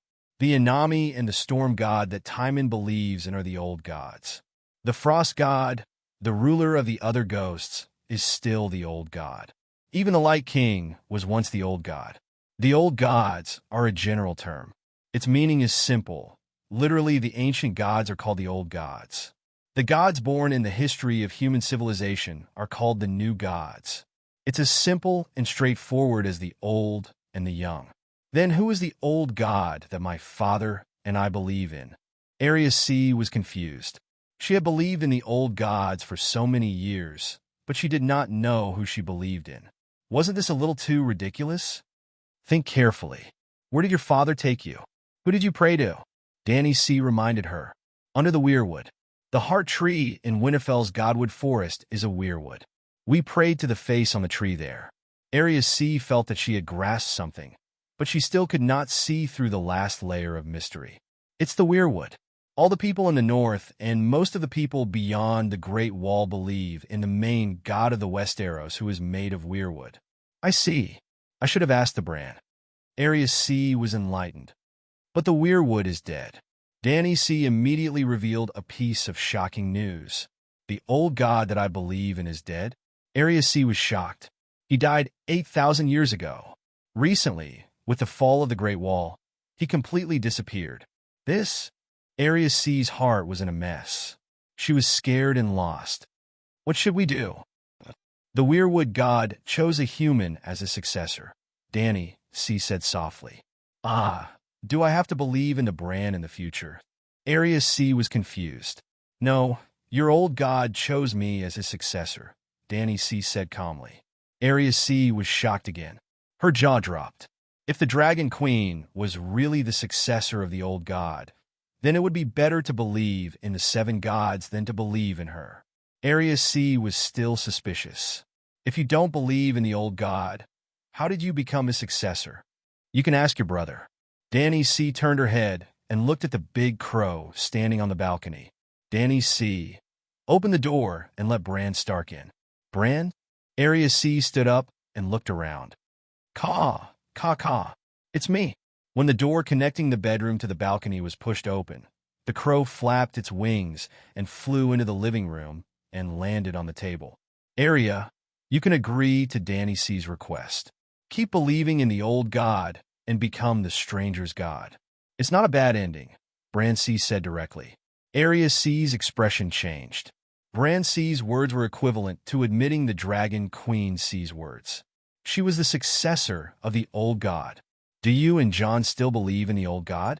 Are all the people in the north going to believe in the seven gods from now on? She asked with a complicated expression. No, Dany C is only the successor of the mother god's power. The old god's belief will not change. Then who do the old god believers believe in now? Weirwood, forests, earth, rivers, mountains, they are all part of the mother god. As long as Westeros exists, the old god's belief will never disappear, the big crow said firmly. It seems more proper to believe in the seven gods. Arya C hesitated. Big Crow, Bran C, and Erlu C knew that the Dragon Queen had usurped the position of the seven gods, but they did not dare to tell anyone. That was because faith came from anticipation. The believers were looking forward to the Mother God's miracles, not the 7 pieces of wood that could not respond to them. If the truth was made public, the Church of the Seven Gods would collapse for a while. Then, when they saw the miracles of the Mother God, most of the seven gods' believers would transfer their worship to the Dragon Queen. By then, the Church of the Seven Gods would lose a group of pure believers who believed in the Church of the Seven Gods, but the Dragon Queen would become the god of the land, the only god in the hearts of the people. Every word she uttered was an oracle, and every decision she made determined the course of action for millions of people. That scene was too scary. Dany C did not want it, and Erlu and Bran C could not accept it. Chapter 804. Do you want to recover your health? After Arya left, Dany asked Bran. The reason why I went to the Great Wall to look for the three-eyed crow was to treat my broken spine. The big crow's red eyes shone with sentimental emotions. You're the three-eyed crow now, Dany reminded him. Bran said awkwardly, I know, but Mera is pregnant. My child, Aduo, died in the shelter because he tried to stop the deviant ghosts. I need a healthy body to take care of her, satisfy her. In truth, Bran did not want to ask the Dragon Queen for help, because he knew that even if Dany could help him heal his body, she would ask for an exorbitant price. Bran had already fused with part of the Green Prophet Seal's fragments, and he did not want to sacrifice the three-eyed crow's benefits for his own personal matters. But a man's life was always so tiring and helpless. The three-eyed crow was also a man. When Aduo was still alive, Mera was used to living a luxurious life. Now that Aduo was dead, she was not used to living a simple life. She could not help but show some resentment in her words and expressions. What could Bran do? Dany was shocked and confused when she heard this. Your spine was broken, and you can't give birth. How did you manage to make Mera pregnant? Also, you're only 12 years old this year. How did you manage to do it? Bran said softly, Your suggestion? What suggestion? When? Dany was confused. Aduo. Dany came to a realization, and she was horrified. Then, she became stupefied. Did you say that he's your child? That's my child, the son of Aduo, Mera, and I. I've already thought about it. And his name will be Aduo Stark, Bran said firmly. Dany's expression became distorted. Bran looked at the Dragon Queen, whose expression was changing, and said coldly, Are you looking down on me? No, I admire you really, Dany said sincerely. After a moment of silence, Bran sighed. You're much luckier than I am. We both wanted to fight against fate. You succeeded, but Actually, Jon and I should thank you. If you didn't break the framework of fate first, we wouldn't have been able to break free from the shackles of fate. Destiny is like a river. The first person to break the destiny will disturb the entire river. We've gained a huge advantage. All we need to do is guide the turbulence away from its original direction, which will be much simpler. But I'm still jealous of you. You're just like an experienced sailor, controlling your own ship of fate. I just want to let the turbulence that belongs to me flow in a better direction, but it takes a turn, and it seems to be the same as before. Now, I don't even know if my fate has become better or worse. What was your original fate? Dany asked curiously. Mera and I will forget each other in the pugilistic world, and I will never taste the taste of love in my life. Now, Mera and I will help each other in times of need, but maybe this is love. There's sweetness and bitterness in it, Bran said in a weathered tone. You shouldn't be saying something like this at your age, Dany said in a strange tone. Don't use the age of my physical body to deduce the age of my soul. I've lived in the tree for hundreds of years. I've experienced the prosperity of the human world, and I've experienced the vicissitudes of life, Bran said faintly. Since you've seen the prosperity of the human world and experienced the vicissitudes of life, why are you still obsessed with your personal feelings? Why aren't you willing to completely become a three-eyed crow? Dany asked. I've seen other people's lives. The more I see, the more I desire to have my own life. That's true, Dany nodded. Then she asked, but do you dare to let me heal your injuries? Or rather, do you dare to face me with your true body? Will you attack me? Will you go back on your sacred vow? Bran asked her back. Of course, there was no vow now. But when they reached an agreement, they would definitely make a sacred vow to each other. Dany hesitated. She didn't say, I won't righteously, nor did she say, I'll see frankly. It was because she really wasn't sure what she would do. What kind of price can you pay? Or rather, how many fragments of the Green Prophet's seal do you have? Dany asked. If it's not enough, I'll take your life. If it's enough, I'll treat it as the price for your life. When she thought of this, she suddenly felt that she was quite shameless. I don't have the Green Prophet seal. That's the three-eyed crow's inheritance.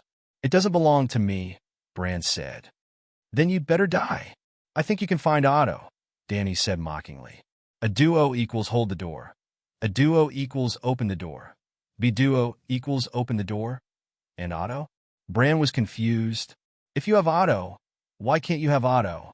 There are so many men in the world. It's enough for you to form a door group. You don't have to torment your small body. Anyway, you're a green prophet.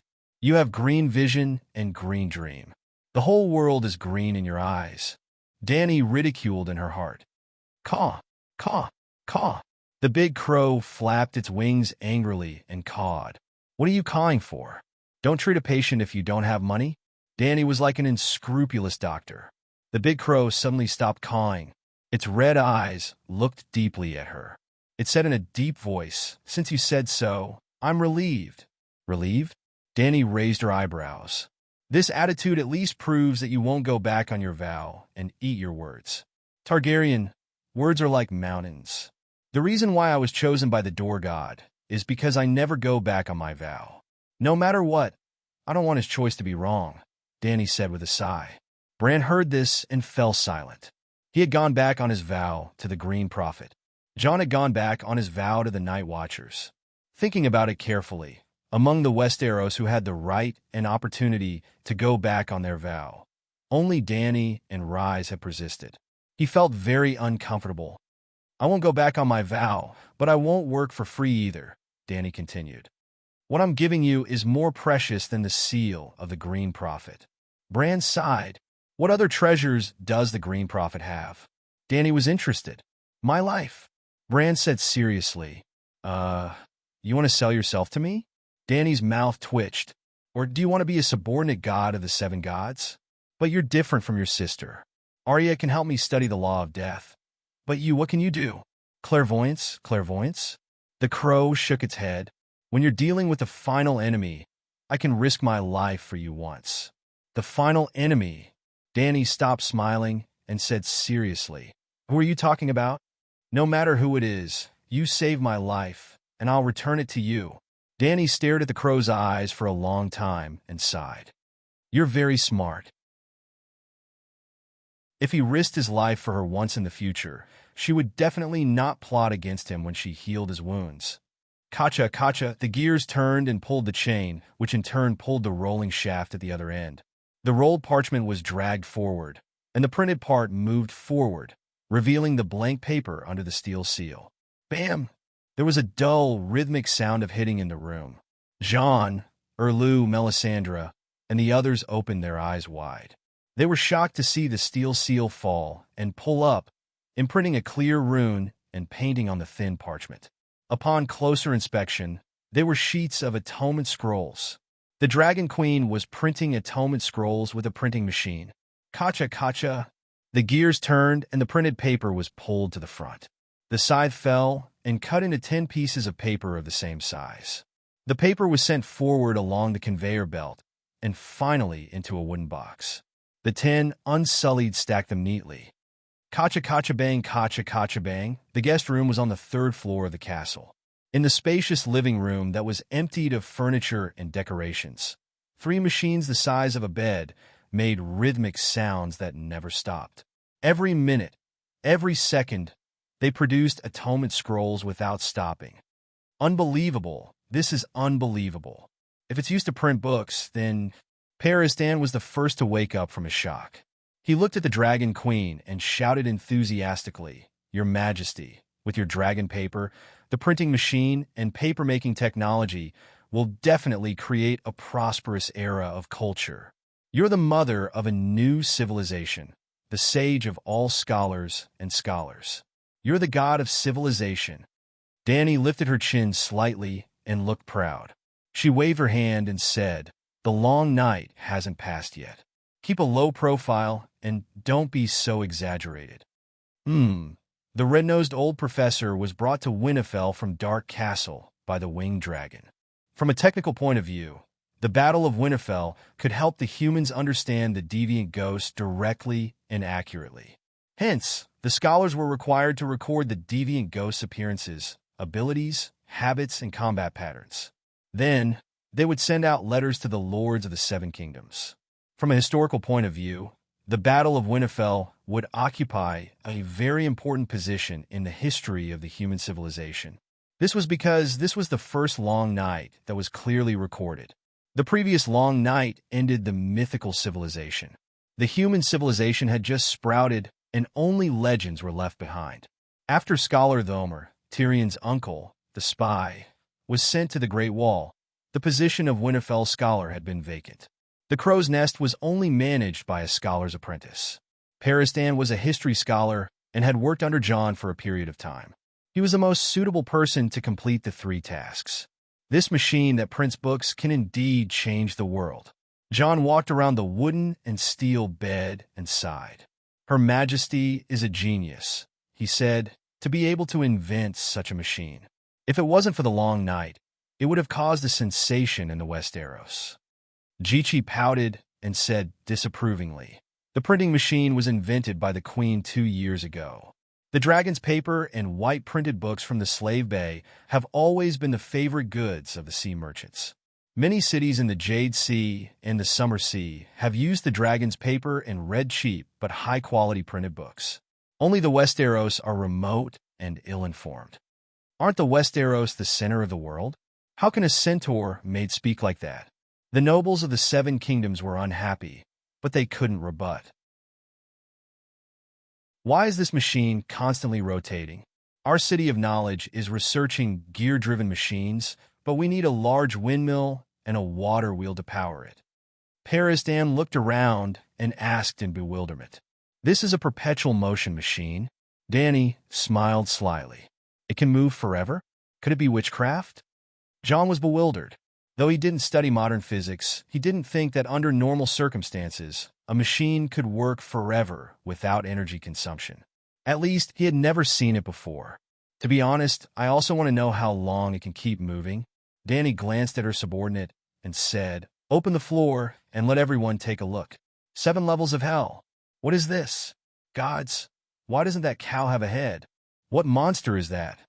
After a while, the people who were bending over and looking down through the wooden windows screamed in horror.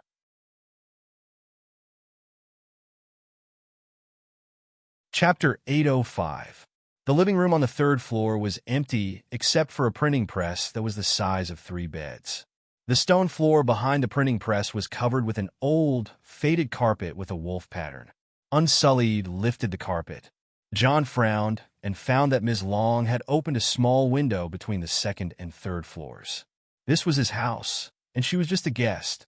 The Winterfell lord was unhappy. However, when Unsullied lifted the red wooden window, the king of the northern region's previous fanciful thoughts disappeared. He was stunned by what he saw. Not only him, but the surrounding people were so shocked that they screamed. "Ghoul!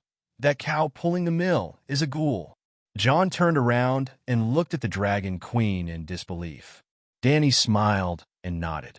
She said casually, I've always wanted to know where the energy of a ghoul that doesn't eat or sleep but can run nonstop comes from.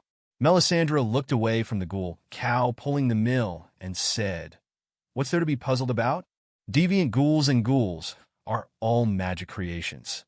They can draw energy from the cold and darkness, just like how you use the magic of fire to build a mage tower. Indeed, energy is conserved.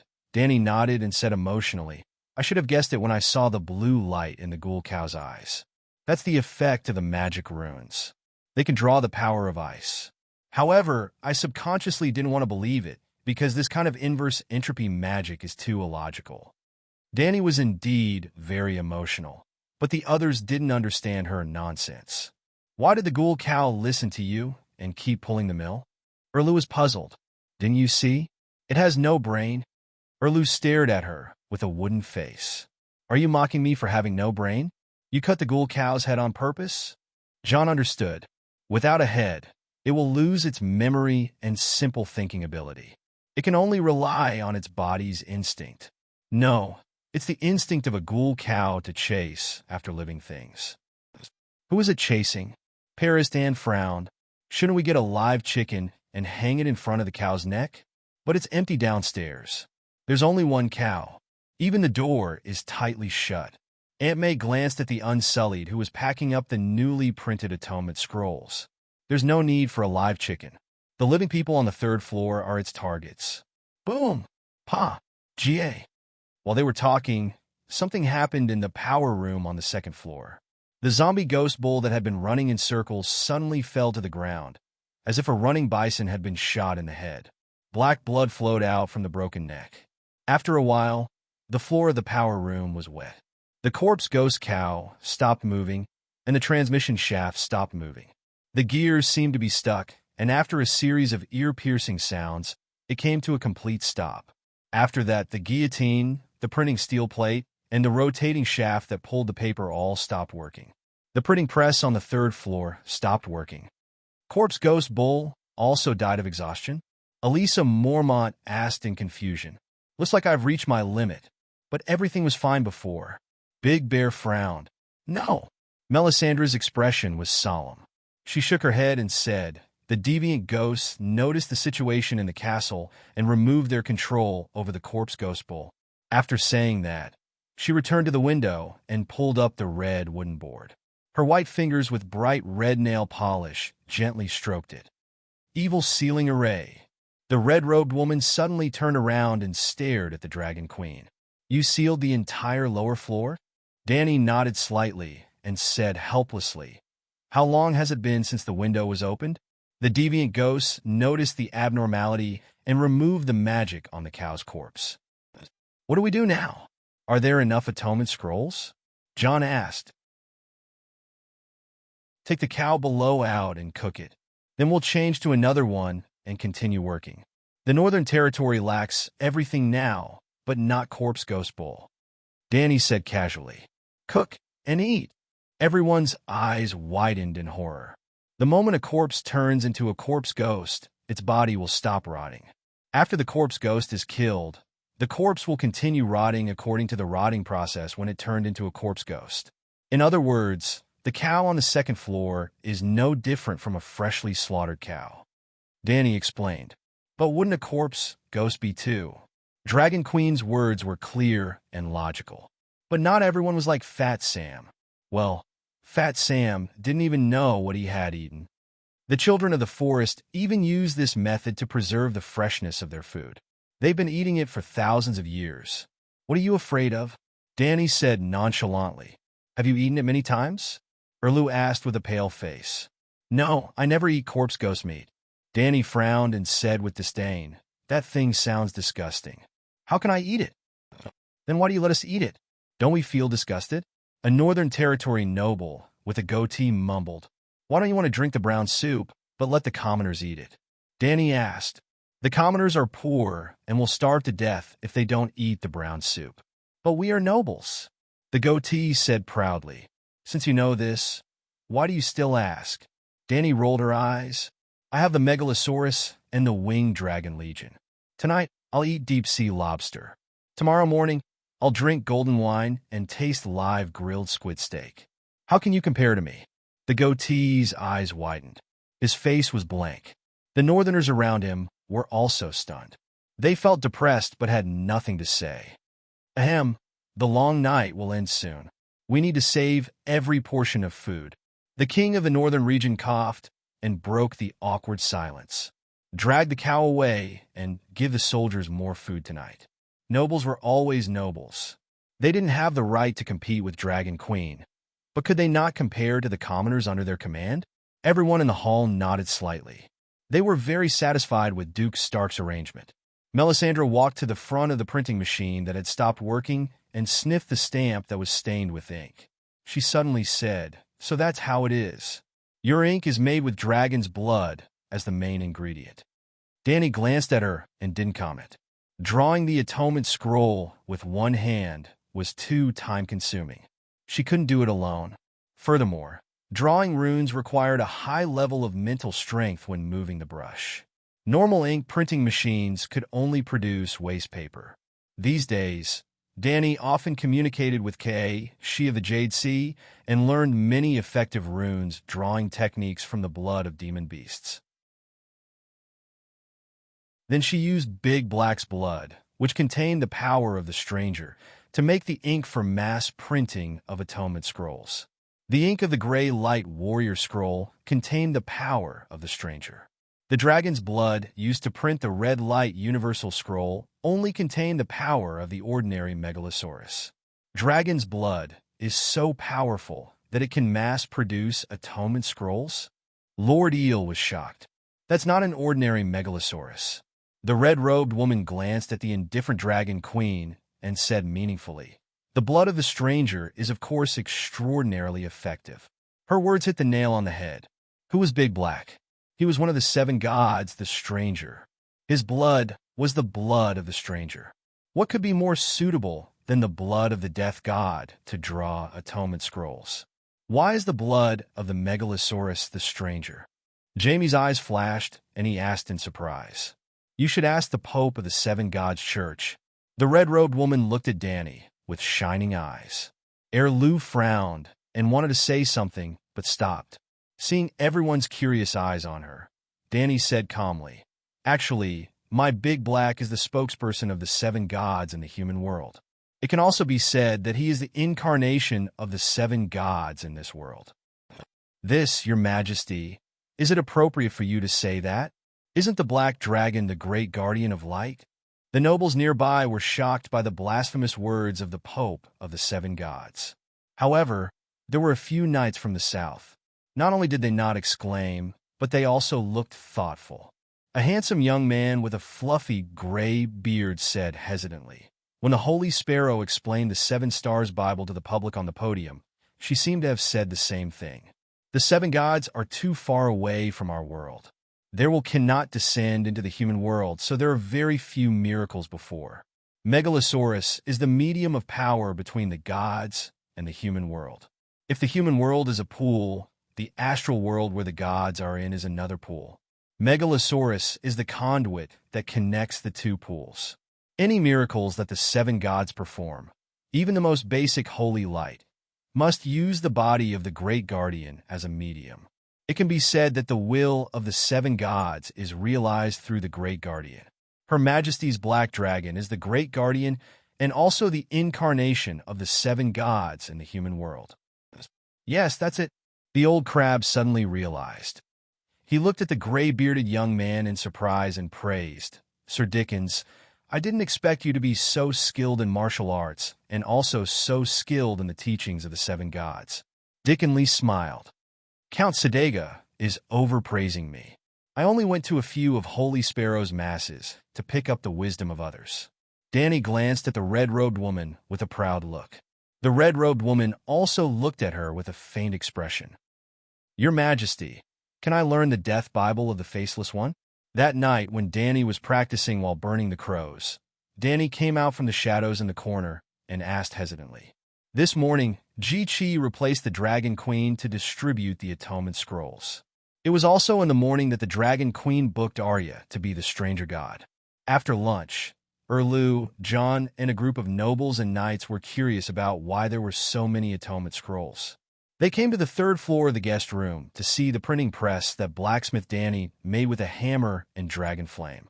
After they left, the lab rat, Arya automatically reported to the Dragon Queen's training room.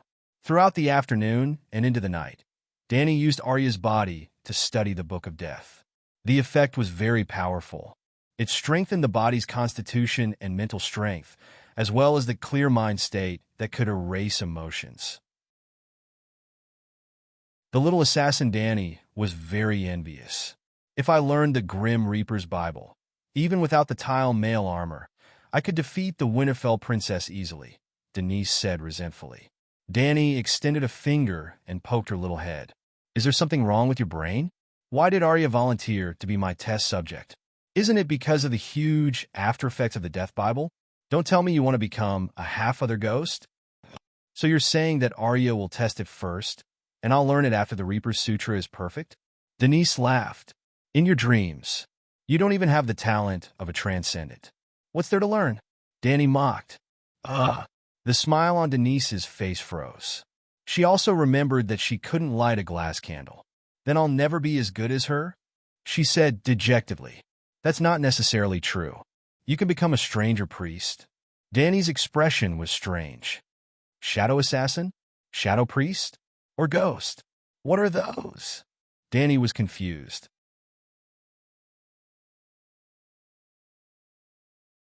Chapter 806. Woo woo woo. On the third night after Arya became Dragon Queen's magical experiment material, at around 1 a.m., 3 horns sounded from the Winterfell gate tower. According to the Night Watcher's customs, 1 horn meant allies, 2 horns meant enemies, and 3 horns meant deviant ghosts. Half a month after the collapse of the East Sea Great Wall, and a week after the Dragon Queen waited in Winterfell, the deviant ghost army finally crossed more than 3,000 kilometers and arrived at Winterfell. Although it was already 1 a.m., the Winterfell garrison didn't panic. In fact, an hour ago, fully armed soldiers began to climb up the Winterfell wall. Looking down from the sky, a hexagonal fire circle appeared on the gray and white land. It was the torches held by the soldiers on the wall and the iron pots that burned coal or kerosene. Hoo, the north wind howled at the top of his lungs. It was as if the sky had become a lung disease patient and was breathing with all his might, causing the people on the ground to panic. It was already dark enough during the long night, and now it was dawn. The flames from the braziers almost pulled out a horizontal red line. Looking down from the wall, one could only see the trench about 10 meters away. The dark sky was like a devil that sucked in light and heat, sucking in all the warmth and light from the thousands of torches and braziers in Winterfell. At the top of the gate tower, the lookout Jurgrit put down the horn and took a few deep breaths to replenish the air that she had just blown out. Then, she took out her longbow from her back and picked up an arrow with a dragon crystal arrowhead, waiting for the deviant ghost to approach. She was the lover of the king of the northern region and a female warrior who even led hundreds of barbarians. She didn't want to and couldn't hide in Winterfell Castle like Jon's pregnant sister. She would obtain the glory of a warrior in battle. She was the one who blew the horn just now. After the rocket flew for 200 meters downwind, she saw a sparse army of ghouls wobbling over, so she blew the horn. The waiting time seemed to be extremely long. She couldn't help but look around. At this moment, there were so many companions around her. She was in a towering castle, and Jon was behind the gate, but she felt extremely lonely and helpless. It was as though Winterfell was the only boat in the vast ocean. At this moment, the small boat was quietly floating on the dark surface of the ocean. It was extremely peaceful, but at a speed visible to the naked eye, a monstrous wave rose up in front of them. Strong winds blew, and torrential rain came crashing down on the small boat. Whoosh, whoosh, the cold wind seized her, penetrating her leather armor and woolen sweater, drilling into her bones. It was so cold that her teeth chattered, and her cloak fluttered behind her. Why aren't they here yet? Did they take so long to walk 100 meters? Also, The eyes of the deviant ghosts and corpse ghosts were emitting blue light. Why couldn't I see anything when it was so dark? Creak, the sound of the door opening brought Yrgrit back from her lonely thoughts. The city gates below opened to both sides, and the northern wind carried the grayish-white cold mist into the city gate, causing the flames and shadows to sway. Yrgrit lowered her head and saw a dragon queen, who was wearing a silver breastplate and a blue skirt armor, raise her right hand, and an orange-sized incandescent fireball slowly rose. The white light pierced through the heavy night fog and reached 100 meters away. Ah!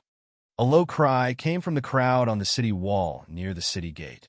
With the light emitted by the small sun above Dragon Queen's head, everyone saw snowflakes the size of willow leaves in the strong wind. They saw the dense cold mist condensing into a rain of ice, and also saw the army of the dead walking neatly in the wind and snow. In their field of vision, there were only corpses and ghosts. There were northern farmers wearing hemp clothes and tattered leather jackets, women with disheveled hair, knights riding tall horses, armored lords missing half of their faces, decaying corpses with tattered skin hanging on their faces and sparse hair on their heads, and even skeletons. There were dire wolves whose fur was dyed red with dirty blood, livestock whose cold and stiff intestines were dragging on the ground, shadow lynx whose flesh was badly mangled. There were people, and also beasts. Their footsteps were very light, almost leaving no trace in the snow, but there were too many of them. The rustling sound of snakes slithering through the grass could be heard in the snow, and it was very creepy. Gradually, Yrgrit saw the deviant ghost's blue eyes. They emitted a weak blue light because the snowflakes were too dense and the cold mist was too thick, so it was not very eye-catching. Clang, clang, clang, clang. 40 silver-armored shield-bearers rushed out of the city gate and lined up on the flat black ground in front of the gate to form a double-layered curved shield wall. Dragon Queen, Stannis, Jon, and Melisandre walked out together and slowly walked to the center of the curved shield wall. Jon stood out first and shouted in a hoarse and rough ancient language, "Where is the deviant ghost king? I am the Duke of the Northern Territory, the Guardian of the Northern Territory. Jon Stark, please come out and meet me." The ghouls that were encircling Winterfell stopped uniformly 50 meters away from the city walls. Seeing this, Stannis took a deep breath, took off his helmet, and exhaled a cloud of white air. He said in a low voice, "Where is the deviant ghost king? I am the only lawful king of the Undulls, the Loinars, and the Ancestors, and the guardian of the Seven Realms, the one who ended the long night in Asha's prophecy. I am willing to fight with you." Dragon Queen glanced at the king in the flaming red cloak and muttered, "It would be more accurate to call him the #1 war god of the Seven Realms." Stannis' blue eyes were cold as he stared at her expressionlessly. Dany shrugged and turned to face the darkness. She also said in the ancient language, "I am the child of the era. Where is the deviant ghost king?" Child of the era? What is that? It was a short sentence, but why did it sound so threatening? Yrgrit was puzzled. Erlu opened his mouth and also wanted to ask, "What is the child of the era? Why don't you show all your titles together?" The red-robed woman's red eyes flashed as she looked deeply at the Dragon Queen. Rustle, rustle, rustle. Where the white fireball's light was scattered, the corpses and ghosts directly opposite the city gate could be seen moving to the sides to form a path. The deviant ghost rode on a dead horse and slowly walked to the front of the undead army. The warhorse seemed to have been bitten to death by some animal. Half of the flesh on its neck had been gnawed away, leaving only a pale spine that was as thick as a wrist to support its huge head. The rider on the horse's back carried a huge ice sword that was as wide as a palm and 2 meters long. Its body was also covered in a layer of ice armor that constantly changed colors under the flickering firelight. There were many deep wrinkles on its face, making it look like a shriveled apple. Its pale, sparse hair floated in the wind like seaweed. The Seven Hells, so this is the deviant ghost king. How terrifying. Elaine's face was pale, and her right hand unconsciously tightened around the huge knife. The deviant ghost king doesn't seem that scary, but the corpses and ghosts outside, bless the Holy Mother. There are so many of them that I want to pee. The baby-faced sand snake on the side grimaced. That's not the deviant ghost king. Ygritte couldn't help but remind them, don't be distracted. Try not to poke your heads out of the battlements and don't take off your masks. If an ice sword comes flying, Elaine obediently pulled down her mask and tilted her head to ask, how do you know it's not the deviant ghost king? Ygritte frowned. I feel it. I've seen deviant ghosts before, and I feel it's similar to the one below the city. As expected, they soon heard the clear voice of the dragon queen floating in the wind. Is your king a coward who doesn't dare to face the challenge of the #1 war god of the Seven Kingdoms, the reincarnation of Yasuo Yahai, and the child of prophecies? Erlu clenched her jaw. The deviant ghost on the other side spoke. If you want to see our king, you must first prove the strength of your race that has been eliminated. Hold on until noon tomorrow. If the city isn't broken, our king will appear. The sound was like an ice lake exploding. It was sharp, loud, and ear-piercing, and it felt like a saw cutting through one's front teeth.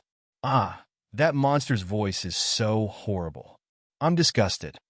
The baby-faced sand snake hugged the iron armor and cried.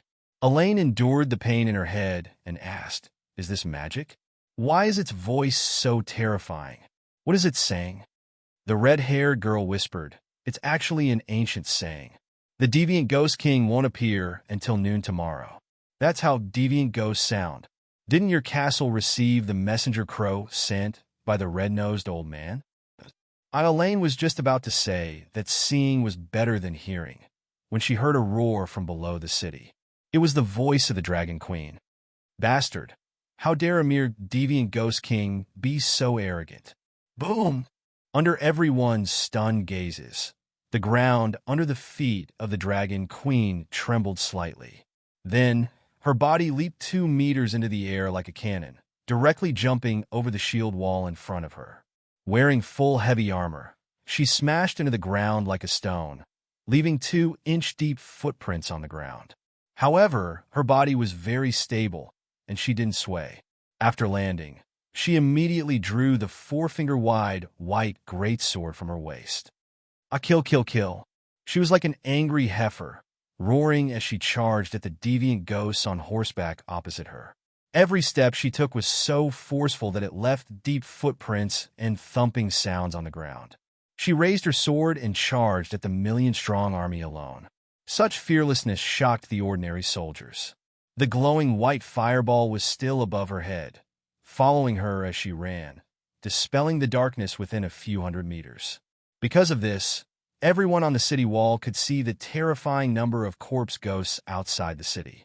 They weren't crowded together, but were spaced 1 or 2 meters apart. They looked a little loose, but the army of corpse ghosts had no borders and seemed to extend endlessly in all directions. Why is she so impulsive? Is she going to die alone? On the city wall, Jaime didn't cheer for the Dragon Queen's bravery. Instead, his expression changed drastically, and he was extremely anxious. Dragon Queen shouldn't have jumped out of the shield's protective circle. Since the opponent isn't a deviant ghost king, there's no need to risk being surrounded and charging at the enemy's front line, Dick and Tolly said with a frown. Clinton and Barristan exchanged glances. After confirming each other's gazes, their expressions became calm, and there was no longer any anxiety. Don't worry, this is Her Majesty's fighting style. It's just a deviant ghost. Back then, she was able to kill several of them under the Great Wall. She probably doesn't need to do that now. Old Bart was about to say that the Queen could kill the deviant ghost on horseback in less than 3 moves, but he immediately changed his mind. If it's a one-on-one fight, the deviant ghost's life will be taken within 100 moves.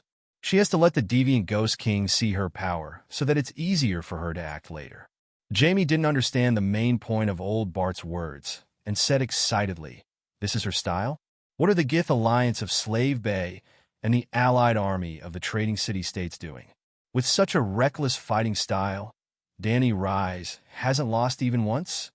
Ago frowned and asked Shui Luo beside him, what is this knight from the land of the sunset talking about?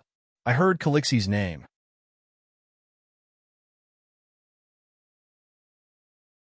Chapter 807. On this inconspicuous section of the city wall, there were many important people hidden.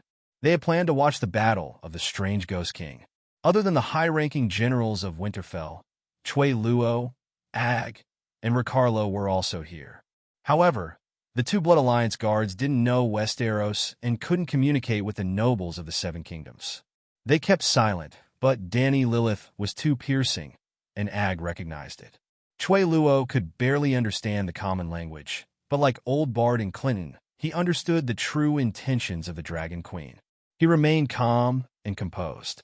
After explaining to the two centaurs, Chui Luo loudly said in Westeros, "Watch quietly. Now that the strange Ghost King hasn't appeared, the situation has changed. The Queen has other plans, and with the Megalosaurus, nothing will happen to her." These words couldn't explain the reckless behavior of the Dragon Queen. A few northern knights whispered, "Does she rely on the Megalosaurus to fight? Looks like the Gith people and the World Alliance army are just SOSO." Back then, Aegon relied on the adult Megalosaurus to conquer the Seven Kingdoms. Even so, he still couldn't take down Dorne. Dang! A shrill cry broke through the wind and snow. Everyone who heard the sound couldn't help but cover their ears and frown. The whispers about the Dragon Queen also stopped. They held their heads and looked over. They saw two large swords clashing, a white blade and an ice broadsword. After a short struggle, the man and the horse staggered away from each other. The Dragon Queen had already rushed to the front of the strange Ghost Knight, and the strange Ghost Knight didn't have the advantage. One man and one ghost. Infantry against cavalry. It was like a competition between knights. Round after round, they charged back and forth. Cold mist spread around them. There were no sparks when the swords clashed, only ear-piercing and soul-piercing shrills. Jaime was shocked. He muttered, "Dragon Queen's swordsmanship is truly at the peak." It seems that the quality of the Honey Wine River tournament was even higher than what was shown in the poem. Her strength and speed had already surpassed most of the knights, but she was still inferior to the deviant ghosts. Her charging power was even weaker than that of a knight with a ghoul warhorse. However, the two of them are evenly matched. She even has the upper hand because her swordsmanship is far superior to that of the deviant ghosts. Perhaps it is close to that of daybreak swordsmanship from back then. Hiss! The surrounding noble knights were shocked. "Sir, aren't you exaggerating a little? The one below is just an ordinary deviant ghost, not a deviant ghost king." "If you don't believe me, you can ask Sir Barristan," Jaime said calmly. Barristan's expression was strange. Perhaps Arthur Dayne is not as good as Her Majesty the Queen. His voice was low and reluctant, but the nobles of the Seven Kingdoms, including Jaime, looked at him in a new light. Had the just and fearless Barristan also learned how to flatter? "Sir, have you forgotten the swordsmanship levels in the White Code? Right now, Dragon Queen was only able to lift heavy objects as if they were light and lift light objects as if they were heavy. She was half a step away from transcending mortality and entering sainthood. How can she surpass Sir Dayne?" Jaime frowned. Back then, among the 6 sworn brothers, White Bull Jello Hider was Jaime's guide, fearless Barristan was his spiritual mentor, and Daybreak Swordsmanship was his swordsmanship coach and also his idol since he was young. Therefore, Jaime was particularly dissatisfied with Old Bart's flattery at this time. Old Bart's integrity and Dayne's reputation as the best swordsman in the world were both destroyed by a single word of flattery. "Good. Long live the Queen. Long live the Dragon Queen." There was a sudden burst of cheers on the city wall. In the middle of the battlefield, after 40 rounds of the blood-boiling night charge, Dragon Queen finally found a flaw in the enemy. She slammed her sword on the chest of the corpse ghost's ice crystal armor and knocked it off its horse. At this moment, her sword was like lightning, quickly cutting off the deviant ghost's right hand that was holding the sword. Her silver-high iron boots stepped on its neck, and the tip of her great sword was pressed against its forehead. "Deviant Ghost King, come out." She was surrounded by the corpse ghosts and shouted into the darkness. Boom, boom, boom. The answer to Dragon Queen was a stampede of thousands of horses and thousands of soldiers moving together. The wave of corpses covered her, and the 6 walls of Winterfell sounded at the same time, signaling the enemy's attack. The Great Battle of Winterfell had officially begun. Hiss-ga-boom! A huge black shadow rose from behind the city gate and passed over the heads of Jeggard and the others. Dragon Flame Breath. The 40 to 50 meter long dragon flame was like a red flame waterfall, pouring down on Dragon Queen's position. With a slash of her sword, she split open the deviant ghost skull under her iron boots. Dragon Queen didn't do anything else. She just looked coldly at the swarm of corpse ghosts. Boom! The red flame waterfall fell on her head, but it hit a reef 10 meters in diameter. The flame flow splashed, forming a huge bowl of fire around her. The corpse ghosts that rushed over were like moths to the fire. Their tattered clothes were ignited, their hair was burned, their skin melted, and their bones burned like firewood. Jaime heaved a sigh of relief. He turned around and looked at the solemn Kaluo with a complicated expression. You were right. Dragon Queen has a dragon. Nothing will happen to her. The huge black shadow hovered above Winterfell. Its voice was like thunder, echoing throughout Winterfell and spreading for several kilometers. Deviant Ghost King cowardly hid in the corpse ghost army and refused the challenge of the Seven Kingdoms' #1 war god, Stannis. He arrogantly called us a race that will disappear. He also said that Winterfell couldn't even last a day and that humans had no right to challenge him. Now he sent his weak and powerless subordinates to attack the city. Now, I want you to tell those ice dregs our great swords are thirsty. Long live the Megalosaurus. Long live the Great Guardian. My great swords are thirsty. Thousands of warriors raised their dragon-tooth swords or dragon crystal spears, roaring wildly. Everyone, prepare to meet the enemy. The gods are with you. I am with you. The Dragon Queen is with you. The Seven Kingdoms' #1 war god. The world's #1 mage. The divine King Lalo is with you. The King of the North and the kings of the Seven Kingdoms are with you. After saying this, Blackie used its loudest voice and the most majestic dragon aura to roar. The living will never surrender. Kill deviant ghosts. Go to heaven. Kill, kill, kill. The atmosphere made its appearance. Kill deviant ghosts. Go to heaven. Kill, kill, kill. The tens of thousands of defenders on the city wall who were facing the corpse ghost for the first time were completely stirred up.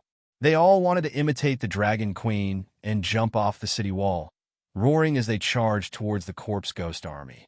Erlu, the red-robed woman, and Jon retreated to the city gate. Like the other generals, they were scattered on the city wall, taking the lead and commanding the soldiers to stabilize the defense line. Dany also returned behind the unsullied shield wall, while Little White was further back at the city gate.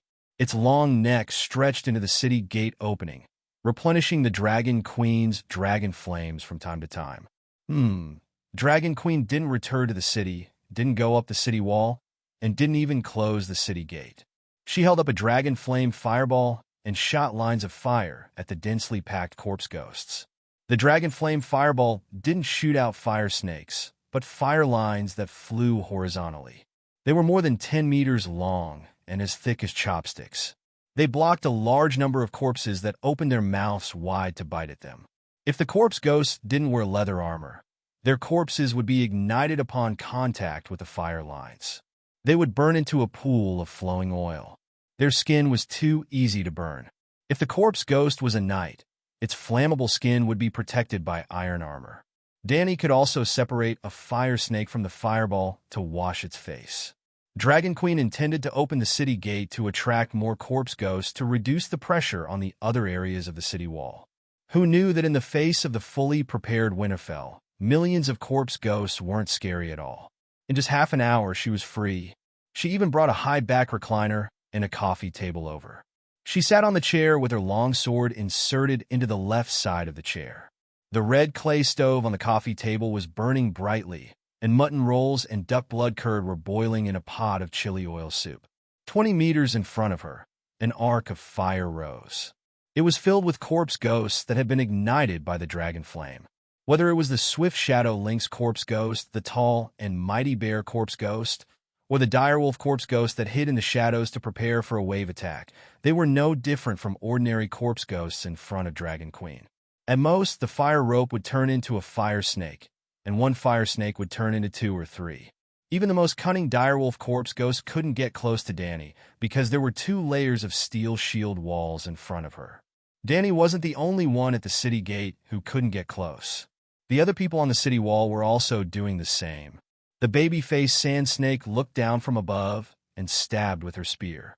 The tip of the spear, stained with black blood, hit the eye socket of the corpse ghost knight on the wooden ladder below. Plop, the corpse ghost froze. Then, like a robot that had its power cut off, the corpse fell limply from the wooden ladder. It rolled down the 24-meter ladder and smashed into a bunch of corpse ghosts that were climbing the wooden ladder. However, this corpse ghost knight with the Umbo tribe emblem on its chest was a real knight. It had a helmet, breastplate, iron gloves, neck guard, leg guard, and iron boots. Its Babuta helmet only had a small eye slit. The baby-faced sand snake spear technique was as exquisite as her dead father's, but the dragon crystal was brittle and hard. Before the tip of the spear could be pulled out of the eye socket, it snapped in 2. The baby-faced sand snake threw the spear to her sister behind her. At the same time, she took another spear with a brand new tip from her sister. She was panting heavily and her forehead was covered with sweat, but she looked extremely excited. I've already stabbed 60 corpse ghosts to death, and 15 of them were knights with swords and armor. I didn't expect it to be so easy to kill deviant ghosts. She took off her mask and laughed.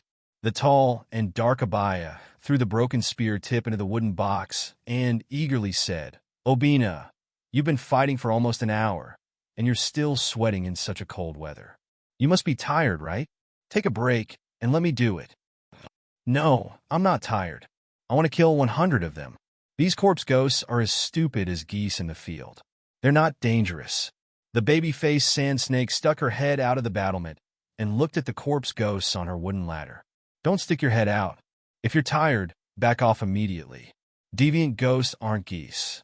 On the other side, the red-haired Yrgrit, who was also guarding a wooden ladder, warned loudly. She was the commander of this section of the wall. Several sand snakes, including Princess Elaine, were under her command. It had nothing to do with her position. The red-haired sand snake had killed deviant ghosts before. She had joined the Dragon Queen's suicide squad and was besieged by a corpse ghost army. She had rich experience in dealing with deviant ghosts. "Don't worry, I'm already familiar with the moves of those dead people." The 14-year-old sand snake, who looked like a porcelain doll, was smiling and waving his hand. Suddenly, a sharp whistle pierced through the night from below the city. An ice crystal flew over like a meteor, and before anyone could react, it was nailed into the doll-faced sand snake's eye socket. Her petite body was like a goose that had been pierced by a crossbow. She flew 4 or 5 meters from the battlement and crashed into her elder sister, knocking down the wooden rack where the dragon crystal spear was placed. "Obina, no!" The Dornish princess and several sand snakes nearby cried out in grief. "Burn the wooden ladder. Quick, throw the wildfire bombs." Yrgrit's expression changed drastically as she shouted loudly. Whoosh, whoosh, whoosh. The wind was even angrier. The cold fog surged up this section of the wall like a tide. A few gray shadows jumped out of the group of corpse ghosts and onto the wooden ladder. They were so fast that they looked like fleeting shadows.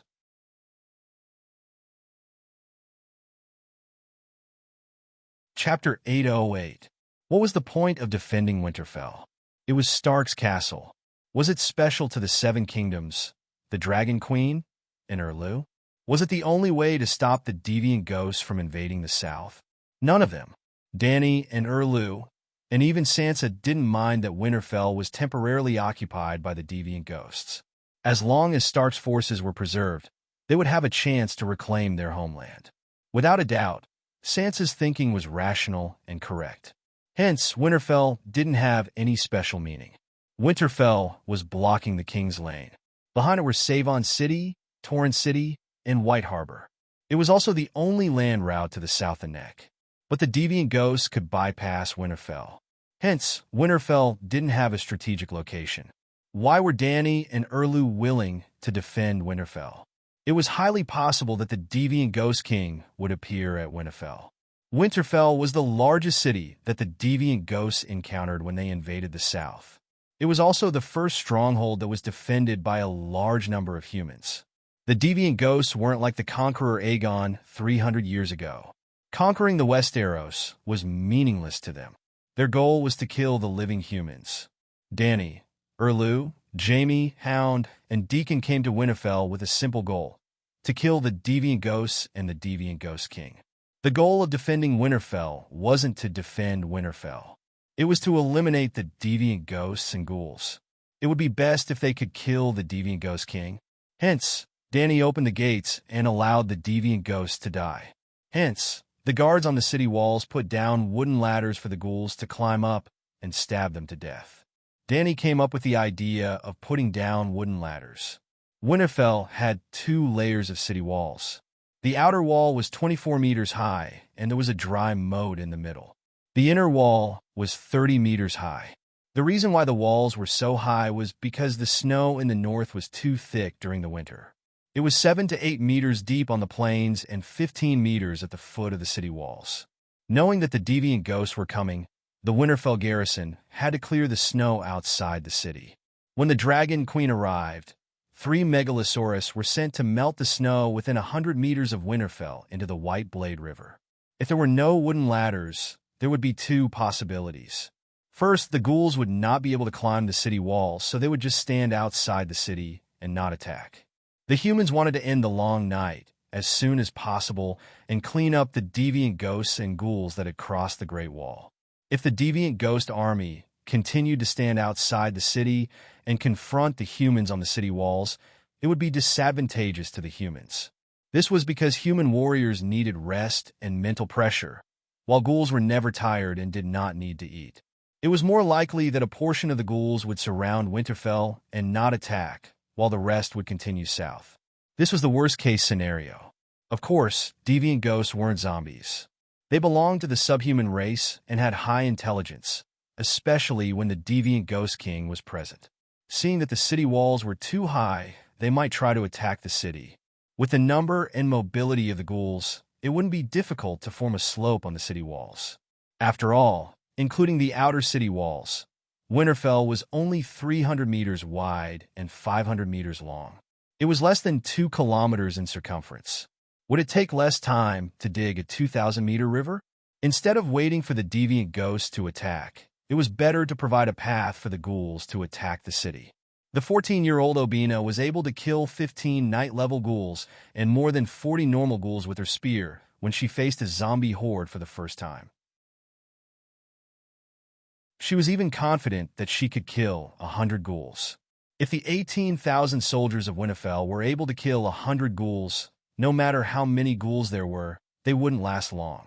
If the deviant ghosts were stupid and surrounded Winterfell, they would have to challenge the deviant Ghost King to kill all the deviant ghosts and ghouls. This was the best wish. The tall city walls could only reduce the casualty ratio between the living and the dead. If more ghouls died, the garrison would also suffer losses. For example, the 14-year-old baby-faced little sand snake made use of the wooden ladder to kill 15 horseman ghouls. She looked down on the ghouls and was immediately taught a lesson. Ghoul. Due to the intense exercise, the little sand snake lifted its visor to get some fresh air. It even poked its head out of the battlements to see what was going on.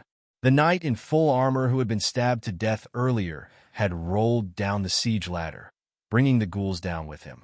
An ice sword flew out from the ghouls below and pierced through the baby-faced girl's left eye like lightning. It penetrated her skull and came out from the back of her head. She was killed instantly. The powerful kinetic energy sent her corpse flying back 4 to 5 meters like a cannonball. She knocked down Sister Sand Snake, who was acting as her attendant. "No, Obina!" Obina collapsed in the corner, her sister's corpse on top of her body. She wailed in pain, but since the deviant ghosts had attacked, they wouldn't just throw an ice sword. Swoosh, swoosh, swoosh, 3 grayish-red shadows leaped up the wooden ladder as though it was flat ground. And this was just the beginning. Like a flood that had found a hole in the dam, more deviant ghosts gathered toward the lost section of the city wall. Unfortunately, the wooden ladder tactic had already taken this situation into consideration. In addition to the battlements at the top, there was also a bowl-sized observation hole in the middle of the city wall. Every wooden ladder was placed on the section of the city wall with the observation hole. The wooden ladder tactic allowed and even encouraged a small number of deviant ghosts to break through the city wall. But there couldn't be too many of them. Otherwise, the city wall would be in danger of being lost. So, when the people on the city wall felt tired, the guards guarding the observation hole would throw a small bottle of wildfire bullets. It was really small, about half a pound. Boom! When Yergert called for wildfire bullets, there was a fierce explosion under the wooden ladder guarded by the baby-faced girl. Green flames rose 4 to 5 meters high, illuminating this section of the city wall in green. Ouch! The wooden ladder burned in the green flames. The more than 60 ghouls under the wooden ladder were ignited as if they had been splashed with gasoline. In the red and green flames, a deviant ghost was burning and screaming. Ghouls couldn't scream, but deviant ghosts were living people. They could speak and feel pain. Large patches of white mist were emitted from its body, weakening the ordinary flames on the corpses and wooden ladder. However, the green wildfire stuck to the deviant ghost's body was still burning. The flames at the base of the city wall were red and green. The small group of deviant ghosts that were about to climb up the ladder was stopped, and one of them even died. The 3 deviant ghosts that had already jumped onto the city wall didn't have a good ending either. They caught the baby-faced girl and Big Sister Sand Snake off guard. A white ghost even took a step forward and came to Obina's corpse. It grabbed the hilt of its ice sword and was about to press down hard to pierce through Big Sister Obina. However, more than 20 soldiers with thick oak shields had already surrounded them. The oak shields were thicker than the old chopping boards in rural kitchens. There were even a few horizontal bars added behind them to block slashes. More than 20 huge shield bearers knocked the 3 deviant ghosts to the ground. Then, they stabbed with their swords and spears. Light blue ice water flowed on the stone path of the city wall. Don't hurt her. She's my sister. Just as the shield bearers turned around and held down Obina, who was crazily biting Obina's throat, Arain walked over to block Yegret, who had raised her dragon-tooth blade and was about to slash her neck. She used to be your sister. Now, she's a corpse ghost. This is the long night. This is the calamity of the dead. Yegret's heavy breathing came through the gap in her helmet. Crunch, crunch, crunch. Arain lowered her head and saw Obina, who was behind her, opening her mouth wide and gnawing on her iron boots. Her beautiful baby face lost its redness and luster and became pale and dim. There was a large bloody hole in her left eye, and the beautiful brown pupil in her right eye flashed with blue light. Even with the shield bearers holding her hands, feet, and back, she twisted her neck awkwardly and gnashed her teeth at the living. She had really become a living dead, just like the endless corpse ghosts outside the city. Thinking of this, Princess Dorn's heart ached. She couldn't help but cry. Big Sister Obina got up from the ground and knelt in front of her younger sister. She choked and said, "I'm sorry, Obina. I didn't protect you well." The other 2 sand snakes also cried silently. Yegret curled her lips and calmly said, "Don't cry. She believes in the 7 gods and even has the atonement scroll. She's already gone to the 7 gods' heaven. You should be happy." Got the 3 snakes and Yulien and stopped crying. Obina really went to heaven? Arain murmured as she looked at the sky. It was as if she wanted to see the heavens that would receive her younger sister's soul. Kill the deviant ghosts and go to heaven. Yegret raised her dragon-tooth dagger and shouted. Arain felt much better. She turned around and squatted down. She raised her dagger and stabbed it into the hole in the right eye. The violently struggling corpse instantly stiffened and went limp. Obina went to heaven. We'll reunite with her sooner or later, she said to her sisters. The shield bearers dispersed. Yegret looked outside the city and saw that the green light was gradually weakening. She asked, "The fire is about to go out. Should we put down another wooden ladder? Or should we go back to the castle and rest?" "No, we want to kill the deviant ghosts." The three sand snakes and a rain said in unison. The battle continued. The deviant ghosts continued to climb up the wooden ladder. Occasionally, there would be deviant ghosts mixed in and ambush them in an attempt to steal the city wall. Soon, 3 hours passed. During this time, the corpses of the deviant ghosts piled up like a mountain. Many of the guards on the city wall had also died. Most of them were like Obina. At first, they fought the dead with reverence. Gradually, the more deviant ghosts they killed, the less reverence they had in their hearts. Due to their carelessness, they were killed by the deviant ghosts that rushed up. Obina's side of the city wall was still fine, because they knew the identities of the sand snakes and Arain. The shield bearers protecting them were all true knights. They were strong and skilled. On the other side of the city wall, the shield bearers were savage warriors. They were brave but lacked skill and experience. As a result, the deviant ghosts broke through the encirclement and suffered heavy casualties. 6 hours after the battle, when dawn broke, the eastern sky was still dark. The soldiers guarding the wooden ladder on the city wall took turns to rest. At the city gate, Dragon Queen still hadn't gotten off work. However, the shield wall in front of her had shrunk by 90%. Only 4 unsullied raised their shields and squatted on the ground, protecting the queen. The remaining 36 unsullied didn't go too far. They were in the barbican behind the city gate, leaning against Whitey as they slept. That's right. They were sleeping beside the battlefield. Whitey lay on the ground and extended his head into the city gate. When the fireball above Dragon Queen's head was about to be extinguished, he immediately provided support with a wave of dragon flames. Winterfell was cold, but Whitey was a megalosaurus. His body emitted scorching heat. Sleeping next to him was more comfortable than turning on the heater.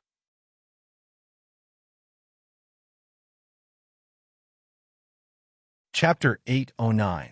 Dany was a wind and fire demigod. She could multitask, while absorbing the spiritual essence from the burning corpses around Winterfell. She could meditate and rest. At the same time, she could control the fireball above her head to ensure that the deviant ghosts and ghouls near the city gate would not return. However, the Unsullied were just normal humans. When they were protecting the Dragon Queen with their shields, even if they did not fight much, they had to maintain a high level of concentration at all times. At around 9 o'clock in the morning, the battle had lasted for more than 8 hours. Woo woo woo, suddenly, an urgent horn sounded from the west side of the city wall. Dany looked back. With the castle as a barrier, she could only see that the sky in the direction of the forest of heavenly trees was reflected in a demonic green color. Then, she entered her dragon spirit state. From Blackie's point of view, she could see the rolling green clouds on the city wall. They soared up to 2 to 3 stories high, and in the howling wind, they pulled out a green cloud that was 40 to 50 meters long towards the south. A large number of wildfire bombs detonated on the city wall. Under the green cloud, the defenders on the city wall bent over to avoid the flying sparks while resisting the surging corpse tide with all their might. That section of the city wall had already fallen. Nearly 30 deviant ghosts broke through the defensive line and waved their ice greatswords. They killed hundreds of defenders on the city wall, directly clearing out hundreds of defenders within 30 meters. Then, the wooden ladder tactic, the Glory Bomb, was activated by the defenders.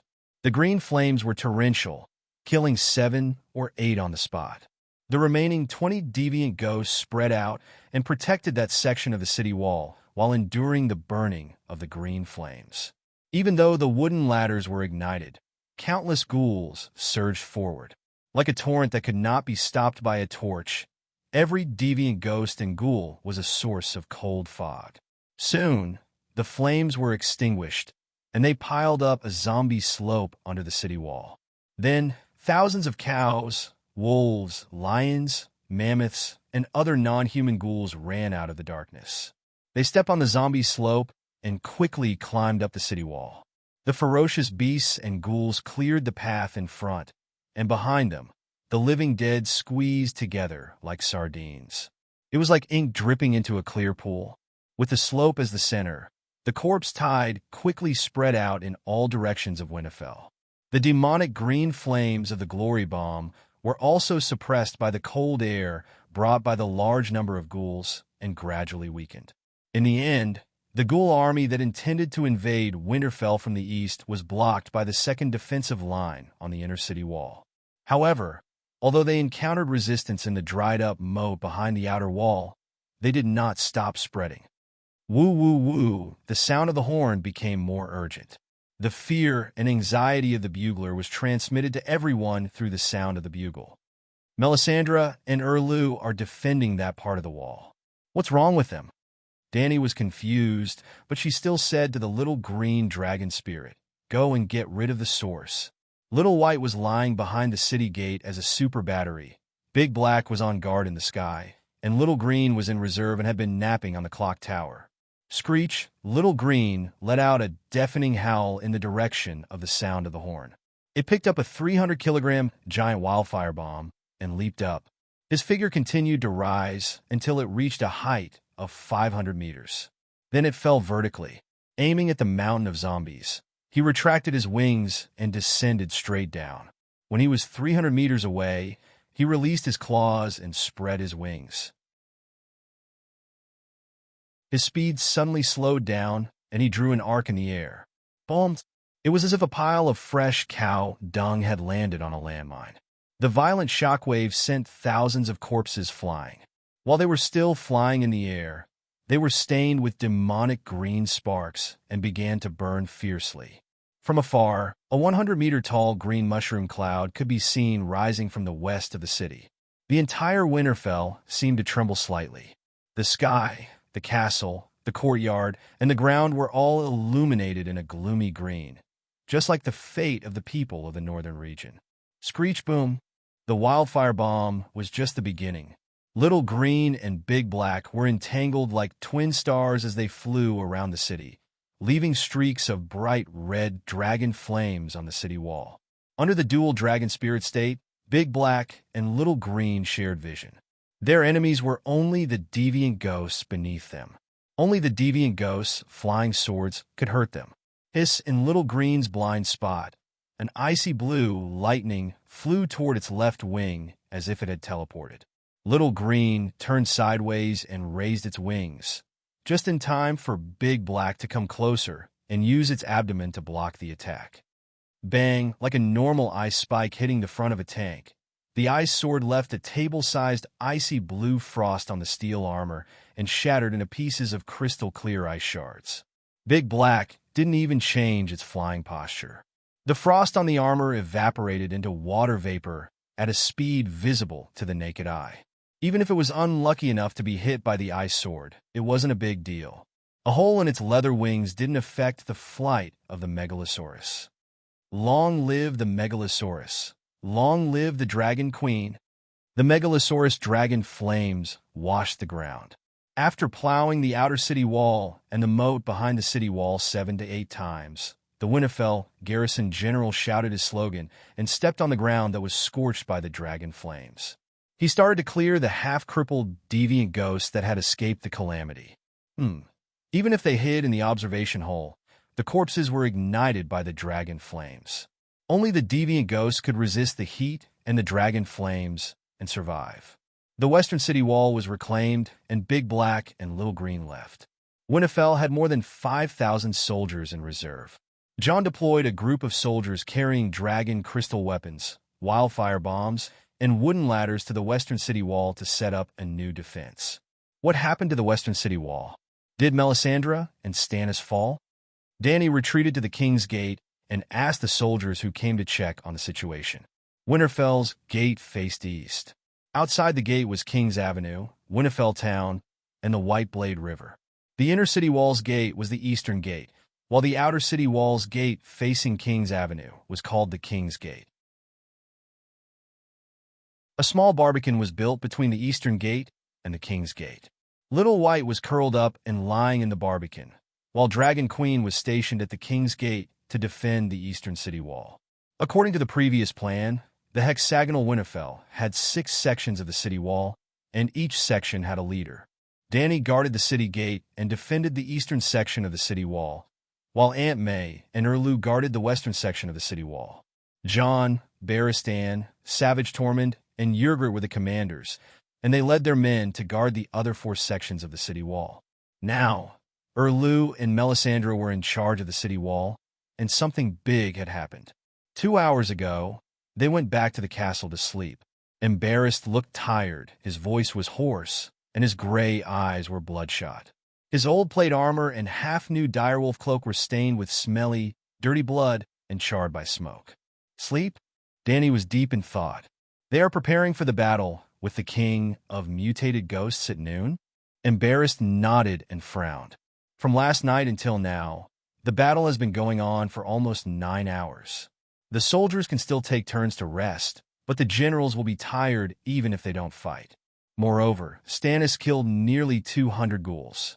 When I went to patrol the western section of the city wall, I found that he was almost exhausted and his sword movements were out of shape, so I let him go back to rest, but I didn't expect. The person who replaced Stannis in command is Sir Dickon Tarly. I don't know how to explain this to Sam and Earl Randall. Embarrassed voice was filled with helplessness and pain. He is a devout believer of the 7 gods, and he has an atonement scroll on him. Right now, he is in heaven enjoying the golden wine of the green pavilion island and the glorious summer beach. Thinking about the brave youth who had competed with her for the title of champion of martial arts, Dany felt pity. Princess Elaine's cousin, Obina, and 7 or 8 other knights also died in battle last night. Embarrassed sighed softly. Who doesn't die in battle? Moreover, it is a long night, and millions of ghouls are attacking the city. Who can guarantee that they won't die? None of your men seem to have died. Jon glanced at her, but didn't say what was on his mind. Dragon Queen guarded the gates of Winterfell alone, and the number of ghouls she burned and killed was more than all the noble knights combined. If the Ghoul King keeps his promise, he will appear in about 3 hours. Why don't we close the gates, and you go and rest for a while? He said with concern. Dany looked back and shook her head. I can't leave. The gates are made of wood. If the ghouls rush over, will the guards on the gates throw wildfire bombs? If not, the ghouls will pile up like the western section of the city and form a zombie hill to attack the castle. If we throw kerosene bombs to burn the ghouls, even if it doesn't blow up the king's gate, it will set the wooden gates on fire and collapse.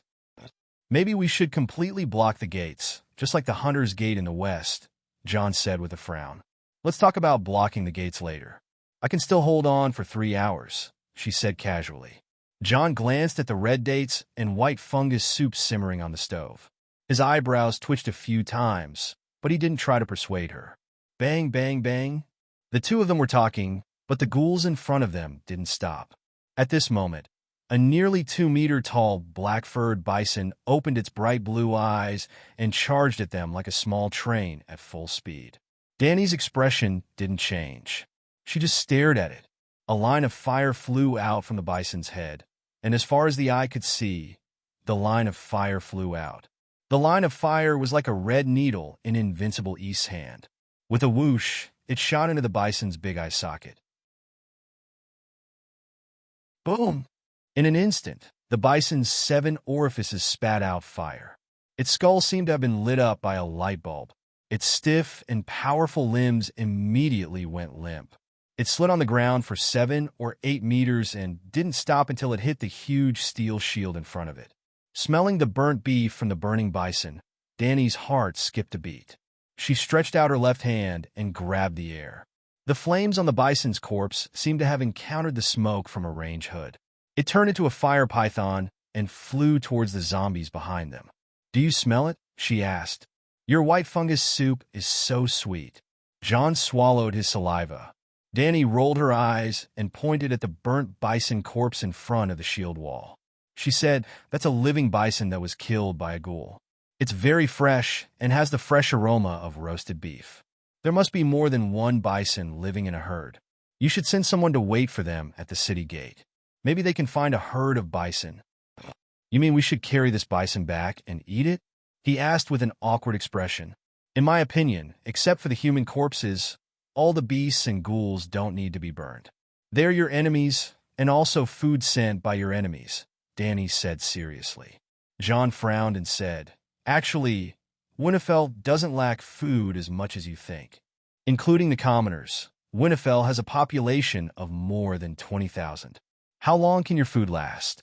I used the taxes of the entire northern region as collateral and borrowed millions of gold royals from the Iron Treasury to exchange for food. More than 300,000 tons is enough to feed the people of Winterfell for decades, Jon said with a proud smile. More than 30 tons have been transported to Winterfell? Dany asked. No, 250,000 tons are stored at White Harbor, and 100,000 tons are in Braavos.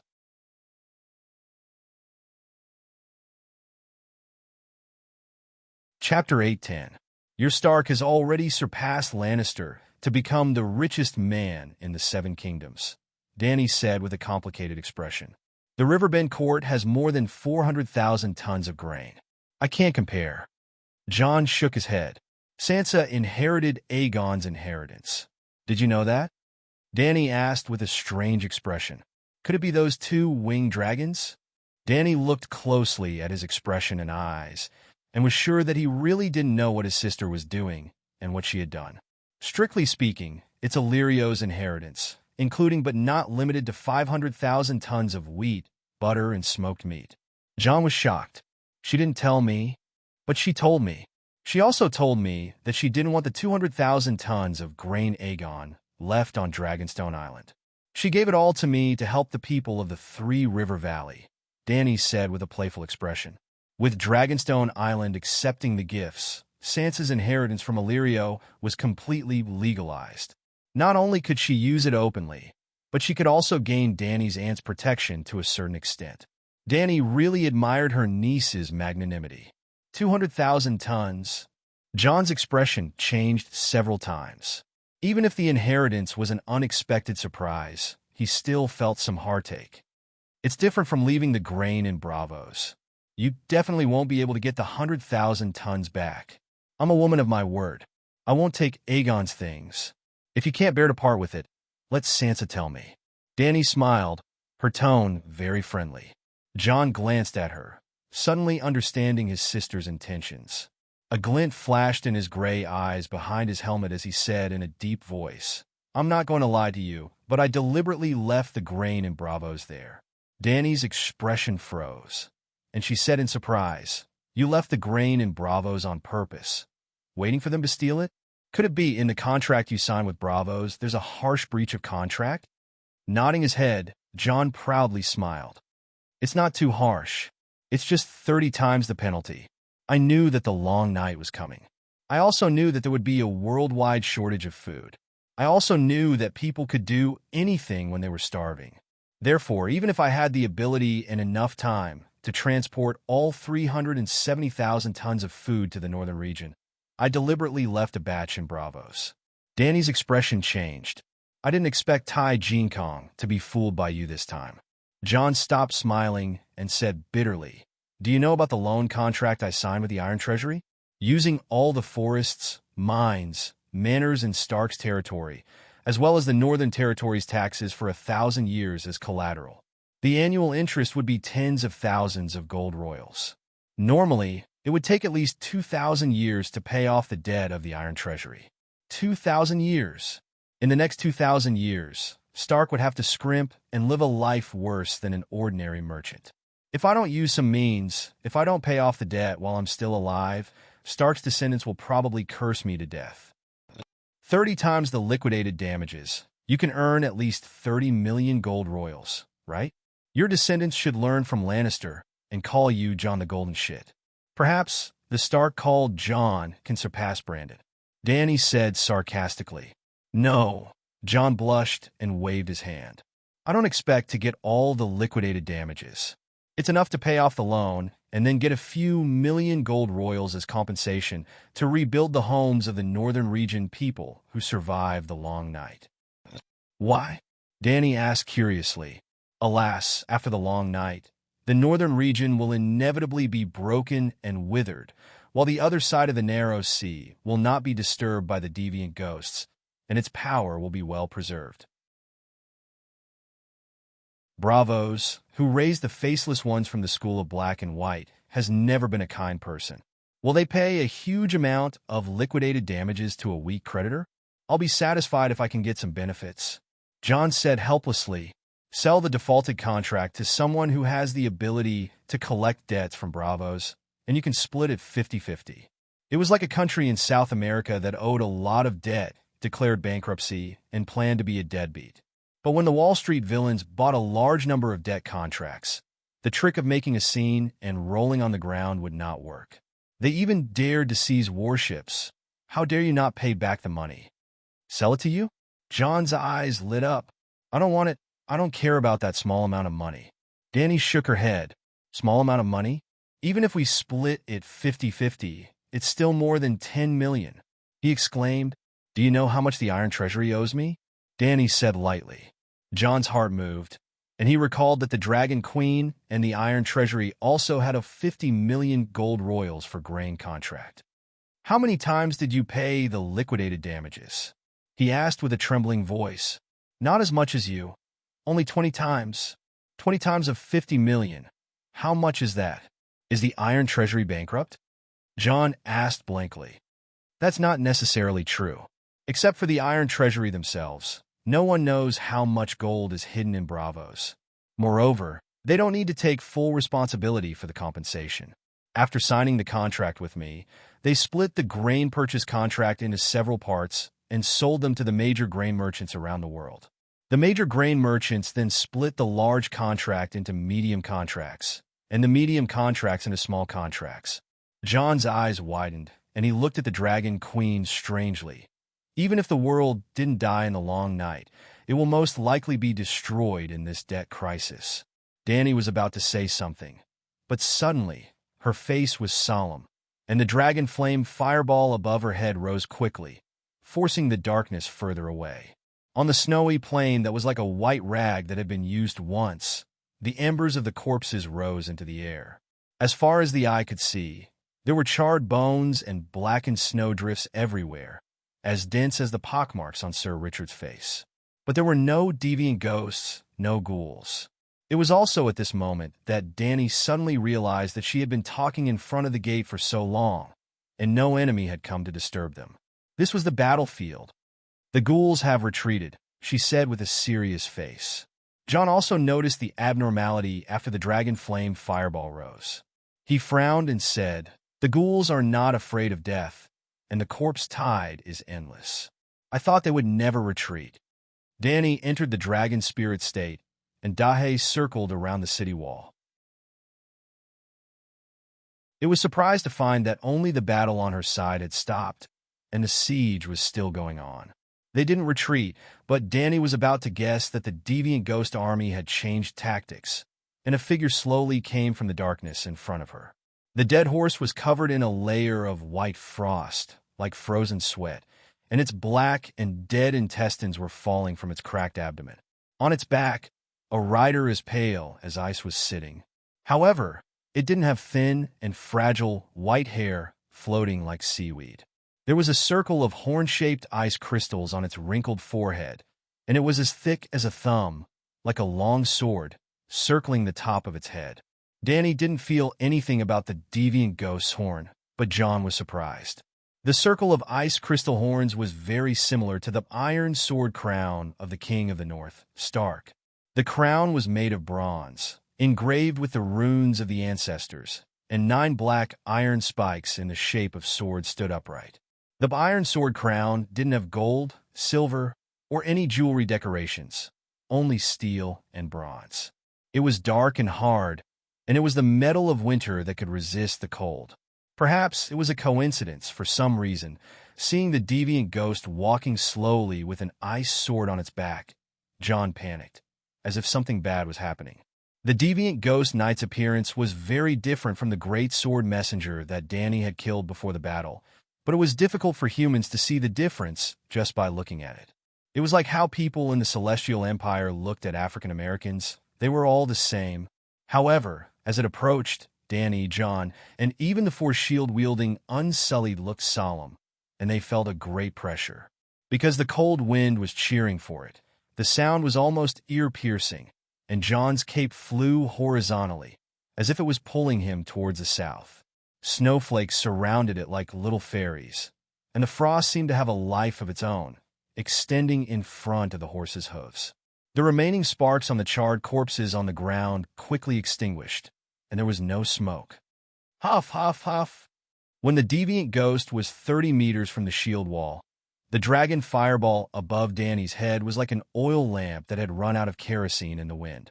The flame shook violently, and then it dimmed bit by bit. Why did the torches go out? The wind is too strong, and the firewood in the braziers can't burn.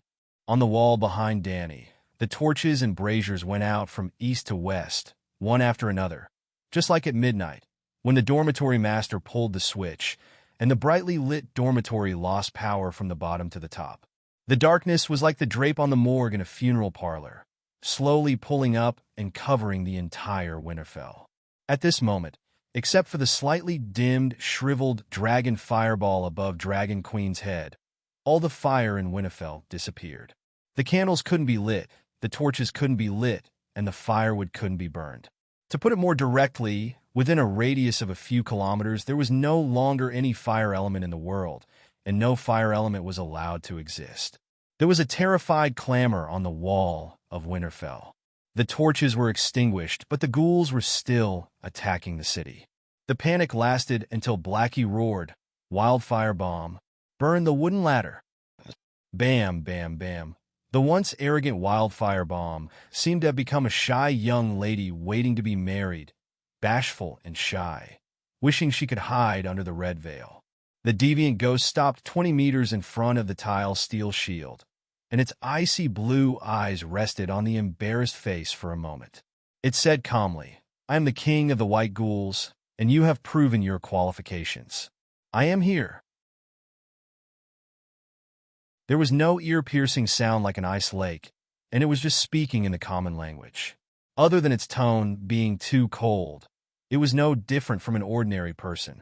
Oh, that's not right.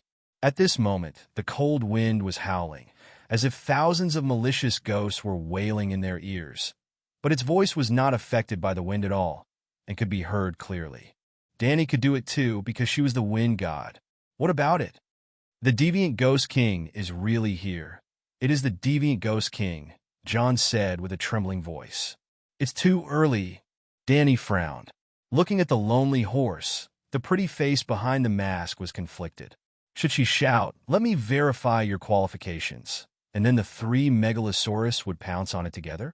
Or should she shout, "Nice to meet you, nice to meet you," and then invite the other party to enter the city for a discussion, and then close the city gate and have 5,000 axemen wait on it? Or should she call the tile steel guards at the city gate to welcome the Deviant Ghost King, and then surround it while it was unprepared and crush it with 40 tile steel shields? Or should she say to it, "Wait for a while, I will enter the city to call for the challenger," and then sneak out from the back door and go behind it? Previously, everyone thought that the Deviant Ghost King would be surrounded by hundreds of Deviant Ghost minions and an army of hundreds of thousands of ghouls.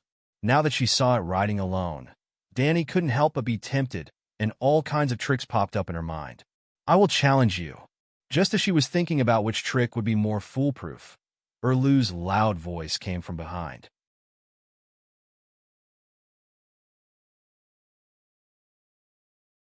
Chapter 8:11. It was a great opportunity for the king of strange ghosts to come alone. At this moment, the Dragon Queen's mind was filled with thousands of schemes and schemes. Her little brain was filled with them. She wandered in the sea of intrigue, hoping to find the most vicious, most efficient, and most secure way to deal with it. "I'll challenge you." A loud voice came from behind. Danny turned around and saw Erlu, who was excited and nervous, and the red-robed woman, who had a serious expression.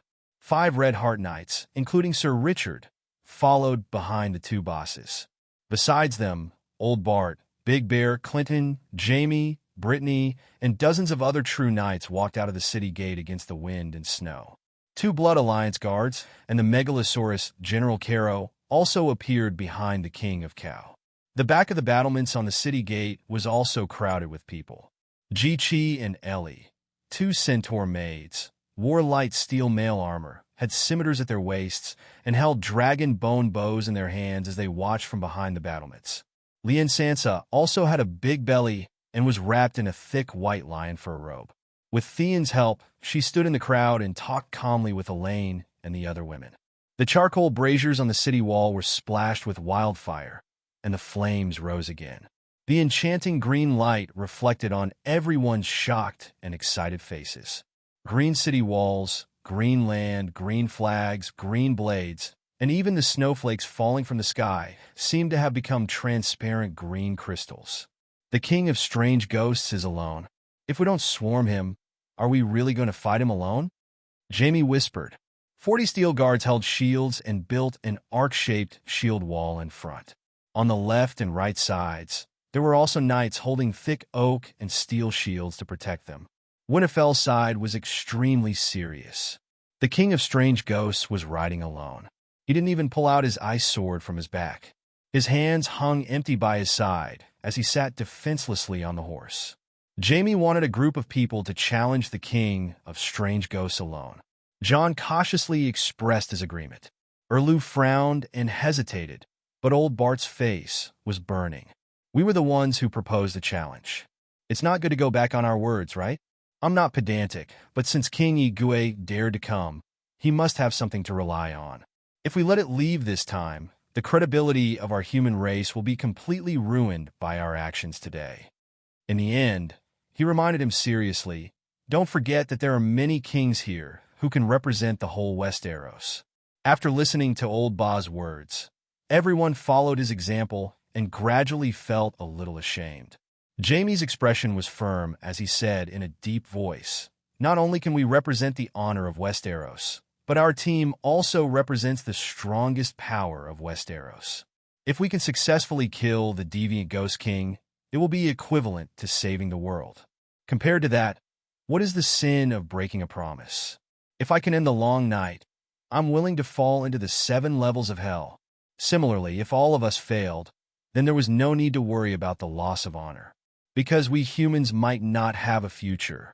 In other words, in the future, humans will not be able to defeat the deviant Ghost King with honor. That made a lot of sense. Everyone followed his example again, and their faces showed signs of eagerness. Old Ba's face was conflicted. He cared about honor and regarded it as more important than life, but he was not pedantic. If he could save the world, he was willing to pay the price of no longer serving the king in the future. Your Majesty, what do you think? He looked at the Dragon Queen. The Dragon Queen did not answer. In fact, she had been using Blackie's eyes to observe the deviant Ghost King on the opposite side. She was not in the mood to participate in the discussion of Old Ba and the others. Your Majesty? Old Ba called again. It can hear your conversation. Dany turned around and said helplessly. What? Old Ba said uncertainly. You're saying that it heard our previous conversation? But our voices were very low. Melisandre glanced at the Dragon Queen and said, the wind brought our voices to the deviant Ghost King's ears. Magic? Jaime frowned. Erlu let out a long breath, pulled down his helmet, held the hilt of his sword tightly, and said, no need to discuss any more. I will duel with it. Are you sure? Big Bear was worried. Who knows if we don't fight? But I'm not afraid of death. This is my advantage. If I fight to the death, I can at least severely injure it. When Erlu said this, his expression was very strange, as if there was a deeper meaning. Dany noticed it, but did not know why. And the red-robed woman's red eyes flashed with sadness very quickly. Everyone was in awe, bowed their heads in a knight's salute, and made way for him. Erlu walked out of the shield wall with his head held high, paused, and turned to the Dragon Queen. Remember our agreement. Remember, you must seize the opportunities. Dany nodded in a daze. Agreement. If Erlu showed signs of weakness during the battle with the deviant Ghost King, the Dragon Queen and the Three-Eyed Crow would attack with all their strength, together with the Megalosaurus. If Erlu died in battle, the Dragon Queen would pick up his sword and continue the battle. Before that, he would really go all out and fight to the death. We need to pray to the Light King one last time. The red-robed woman looked at everyone and said, what do you want to do? Jon frowned and asked, you wait. Professor Paris Dan, who was wrapped into a ball in a thick sheepskin coat, suddenly reminded them. You forgot one thing, the deviant Ghost King's identity. It was a human before with a name and a surname. If we know its identity, we might be able to find its flaws. For example, its fighting skills and habits. That's right. Jamie's eyes lit up. I almost forgot about that. Seeing its ghostly appearance, I subconsciously forgot that it was a normal person before. The Dark Star rolled his eyes and said in annoyance, How stupid do you think it is? It can hear us. Who are you? They were still discussing, but the Dragon Queen asked directly. Everyone was surprised to find that even though the wind was howling, her clear voice sounded like it was right beside their ears. The deviant Ghost King didn't answer, and even its eyes and expression didn't change. All right, from the moment it appeared until now, the deviant Ghost King seemed to have only one expression and one gaze. Cold and indifferent. Danny said loudly, before the battle, Shouldn't you announce your name and origin first? Speaking of which, there has to be a purpose for the battle between two armies, right? You are the deviant Ghost King, and you were once a human, so you should know what a declaration is. Why don't you say your ideals in front of everyone? Hypocrite, arrogant, the deviant Ghost King said slowly. Fallen humans are like the trash of the world. Why do I need a declaration and reason to clean you all up? It was good that it was willing to talk. This meant that they could still communicate with it. The deviant Ghost King's words were cold and didn't leave any room for negotiation, but everyone was excited. Danny continued, Have you forgotten the memories of your past as a human? Or are your memories so painful, ashamed, and regretful that you don't even want to be a human anymore? The deviant Ghost King's indifferent eyes flickered slightly. Almost no one noticed this almost undetectable change. It couldn't be helped. The wind was too strong, and the dragon fireball and wildfire were flickering. The light wasn't stable, so no one could see the change in the other's eyes. Seeing that the deviant Ghost King didn't answer, Danny had a thought and asked, There are many people here now. Are there any of your family, friends, acquaintances, or enemies? The deviant Ghost King was silent. As long as you are a human, you must have interacted with this world. The frontier is the closest to the north, so you are either a noble of the north or a night watcher from the south. Why don't you tell me about your past? It's so embarrassing. Danny's words were meant to provoke the deviant Ghost King, but John seemed to have been reminded of something important. His eyes widened in horror, and he stumbled over the shield wall, even walking step by step towards the deviant Ghost King. What are you doing? Everyone was bewildered. Baristan even reached out to grab him, but he was stopped by the quick-witted Dragon Queen. Seeing the emblem on the horse's head and saddle, the deviant Ghost King's pupils contracted, and then he knelt on the ground, holding his head and howling, No, impossible. This is impossible. Ta-da-da. The corpse ghost warhorse moved. Frost spread on the ground in front of the horse, and the horse's hooves made crisp sounds on the ice, and it arrived in front of the deviant Ghost King in a few steps. The knight on the dead horse didn't move, looking down at the deviant Ghost King, blue light flashing in his eyes. This time, they were too close, and everyone noticed the change in his mood. The seven hells? Pereston's pupils contracted, and he exclaimed in shock, That's the Night Watcher's warhorse. It has the emblem of a ranger. It is Bunyan Stark. It is Bunyan Stark. He is Bunyan Stark. What? Everyone was shocked. Bunyan Stark? Danny was shocked, but at the same time, felt that it was natural. It wasn't that she knew what Bunyan did, but other than the King of the North, Stark, the main character of Wandering Power, Stark, and Stark, who was qualified to be the deviant Ghost King. No, my uncle is dead. He's dead. A shrill voice rang out in the crowd. The hound was shocked, and when he saw Arya, he loosened his grip on his sword and shouted, Where did you come from? When they left the city, they didn't see her, and when they were talking, she didn't come over either. Why did she suddenly seem to have come out from a crack in the ground? The others were also shocked by the little princess of the House of Stark, and then turned their attention to the deviant Ghost King. The red-nosed old doctor smiled bitterly. Bunyan Stark is not dead. He was the commander of the Rangers, and he went missing during a patrol mission 6 years ago. I don't know him, but since Duke Stark reacted like this, he must have seen something. Uncle Bunyan, what What happened to you? Why did you become the deviant Ghost King? John calmed down and got up.